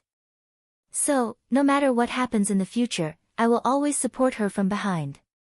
I believe my brother would do the same if he was in my case. If the road ahead is too rugged, then brother would surely flatten it. There's no way he would allow anyone to destroy Bai Yan's happiness. Let's us go already, the voting for the winner of the alchemy convention is about to begin. I'm sure cousin would be the one to win, so I don't want to miss it. Unlike the two troubled girls beside herself, Lan Xiaoyun had a better outlook on the situation and even showed off a glistening youthful light around herself. Over at the main venue, crowds of people were quickly gathering and has created a loud scene of lively gossips and chattery. Indulgence with the face slapping. 12. A humph. Elder CEO Wang makes a cough to clear his throat, allowing his eyes ample time to land on that reddish figure among the crowd. To think the incident from yesterday with this blasted woman would attract the princess of the Holy Land over. The old fella furrows his brow, troubled by the obstacle now lays before him in dealing with the troublesome disciple of that power. At the same time, over at the observation deck not far away from the venue, several old farts were currently eyeing the scene with happy smiles from their seats. Do you see now, that's my precious disciple. Renyi proudly cocked his head high. My disciple will definitely be the winner of this convention considering how amazing she is. How am I supposed to know which is your disciple when you don't point it out to me? Shooting a raised eyebrow at the silly fella, Bai Changfeng points out the biggest flaw here. Of course it is the best on there. Proud in his face, Renyi was smiling right up to high eyes then. At this point Bai Changfeng didn't even want to deal with this old fart anymore. It didn't matter anyways. After the convention comes to an end, all he has to do was to ask a subordinate on who was the disciple from the Holy Land. Want to keep a secret from me? As if they can do that while on my home turf. Seriously, how can these two old-timers be so smart in the past but be so befuddled whenever it comes to their disciple? What? Just as Bai Changfeng was scanning the venue like he usually does every year, his eyes suddenly fell upon a certain familiar figure. Jerking up from his seat, anger and shock instantly overtakes his old face. Visit my site on Catranslation if you wish to read ahead of public releases. Where is Elder Gu? Get him out here to me this instant. Milord, Elder Gu, he's currently in closed-door training right now with your son. The guard nervously answers, shuddering over the oppressive chill creeping down his spine as a result of the deathly aura exuding out of his lord. Closed-door training. Bai Changfeng huffs a grunt, his teeth grinding from rage. No wonder that brat is missing all this time. My granddaughter is already here and he has the nerve to hide it from me? Go find my son this instant. When you do, I want him in front of my face immediately. At this very moment, the old grandpa's control was at its limit. Similar, she's too similar.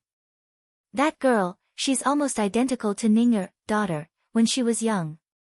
Who would dare say she's not my granddaughter? Both the face and air, they are exactly the same. Your granddaughter is here.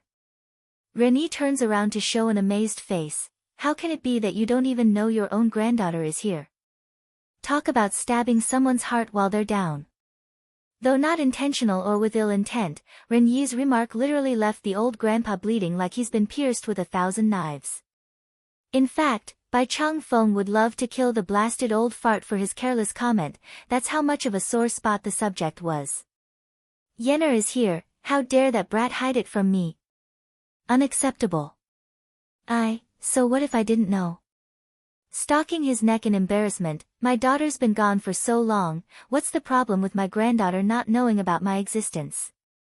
It's normal that she would not tell me when she came. Snorting at that laughable defense, Ren Yi didn't want to argue over the strange topic and ignored it. Instead, his attention was more inclined towards who the girl was. Which one is it then, your granddaughter? The one that looks the most like my daughter. Humph, when I saw your daughter, she was only a few years old. How do you expect me to recognize the girl with only that sort of detail to go upon? Scared to the point of being unable to walk, 3, without giving his feline friend a chance to say anything there, the baby boy's hand has already yanked that tail into a gripping hold. Together, one tiger and one boy, they disappeared like the gusting wind in pursuit of the 3 ladies. Meanwhile in the background still, Wenru was putting on a weeping face the entire way. He's pained by the Dan pills that's been left scattered on the floor due to Bai Xiaqin's outburst just now. What a spendthrift, a spendthrift. Those are 6th grade. How can he just eat them like it's nothing and a whole bottle at that? Why can't they be given to me instead? What's the matter? Noticing the oddity, Bai Yan's first glimpse of the grievance in her subordinate's mood was the fact that he was sorrowfully picking up the leftovers from the ground like a beggar. In light of the question, Wenru didn't answer like he usually does in an upbeat attitude. Instead, the young man only staggered back to his room and shut the door like a dispirited ghost. Now that's left the woman all confused and clueless. Since Bai Yan herself didn't know what's going on, she has decided to ignore it out of consideration for the boy's past action. There's just too many oddballs constantly running around in her life, so another Wenru here makes hardly any difference. The Elder Assembly Hall, one of the most important places within the medicine sect. I don't know what happened, but Zhangpeng suddenly called over half of us away something. Now he's not paying any attention to the alchemy convention, says a red-robed elder inside the chamber hall. Yeah, this convention is usually hosted by the young master. Now that he's gone, everything is falling into CEO Wang's hands and it's becoming a mess, especially how he tried to expel the disciple from the Holy Land at the persuasion of that Yi Ying. Visit my site on Catranslation if you wish to read ahead of public releases. These elders were all getting a throbbing migraine over the recent events of the past 2 days. They want the real lord or young lord to step in, or the very least to give them permission to interfere. As things stand now, they are helpless. Everyone, this is indeed our fault. If the time comes that the Holy Land does come seeking answers, we are going to have to endure the consequences. I heard that the position of the disciple is not high, so the Holy Land wouldn't really come make trouble because of someone like that, right? Damn it, if things do go that way then it's just going to benefit that misty fairy house. While these elders were negotiating on how to deal with the aftermath, a man dressed in protective gear had suddenly barged into their meeting. Based on how agitated and flustered the person was, it's obvious he did so in the heat of the moment after running all the way. Who allowed you to come in? A yellow-robed elder roared, slamming his fist against the table. Crumbling to the floor at the yell, the person stutters profusely, "Elders, we are in trouble. The Holy Lands which is here." What? Astonishment and fear instantly shook the chamber, their eyes borderline disbelieving the news. The witch is coming. Why did she come here? Is it because she found out about us bullying her sect's disciple? This witch have always been short-tempered and is definitely going to raise a storm. It shouldn't be. The news couldn't have spread so fast, but letting her know about it will definitely cause an uproar. Damn that Yi Ying. If this matter is really related to her then I won't let her off the hook. The yellow-robed elder was blistering red due to the anger in himself. Perhaps it's the effect of Chu Yi's nickname being so prominent, but the only one left who's still showing calm was the red-robe elder who first spoke up earlier.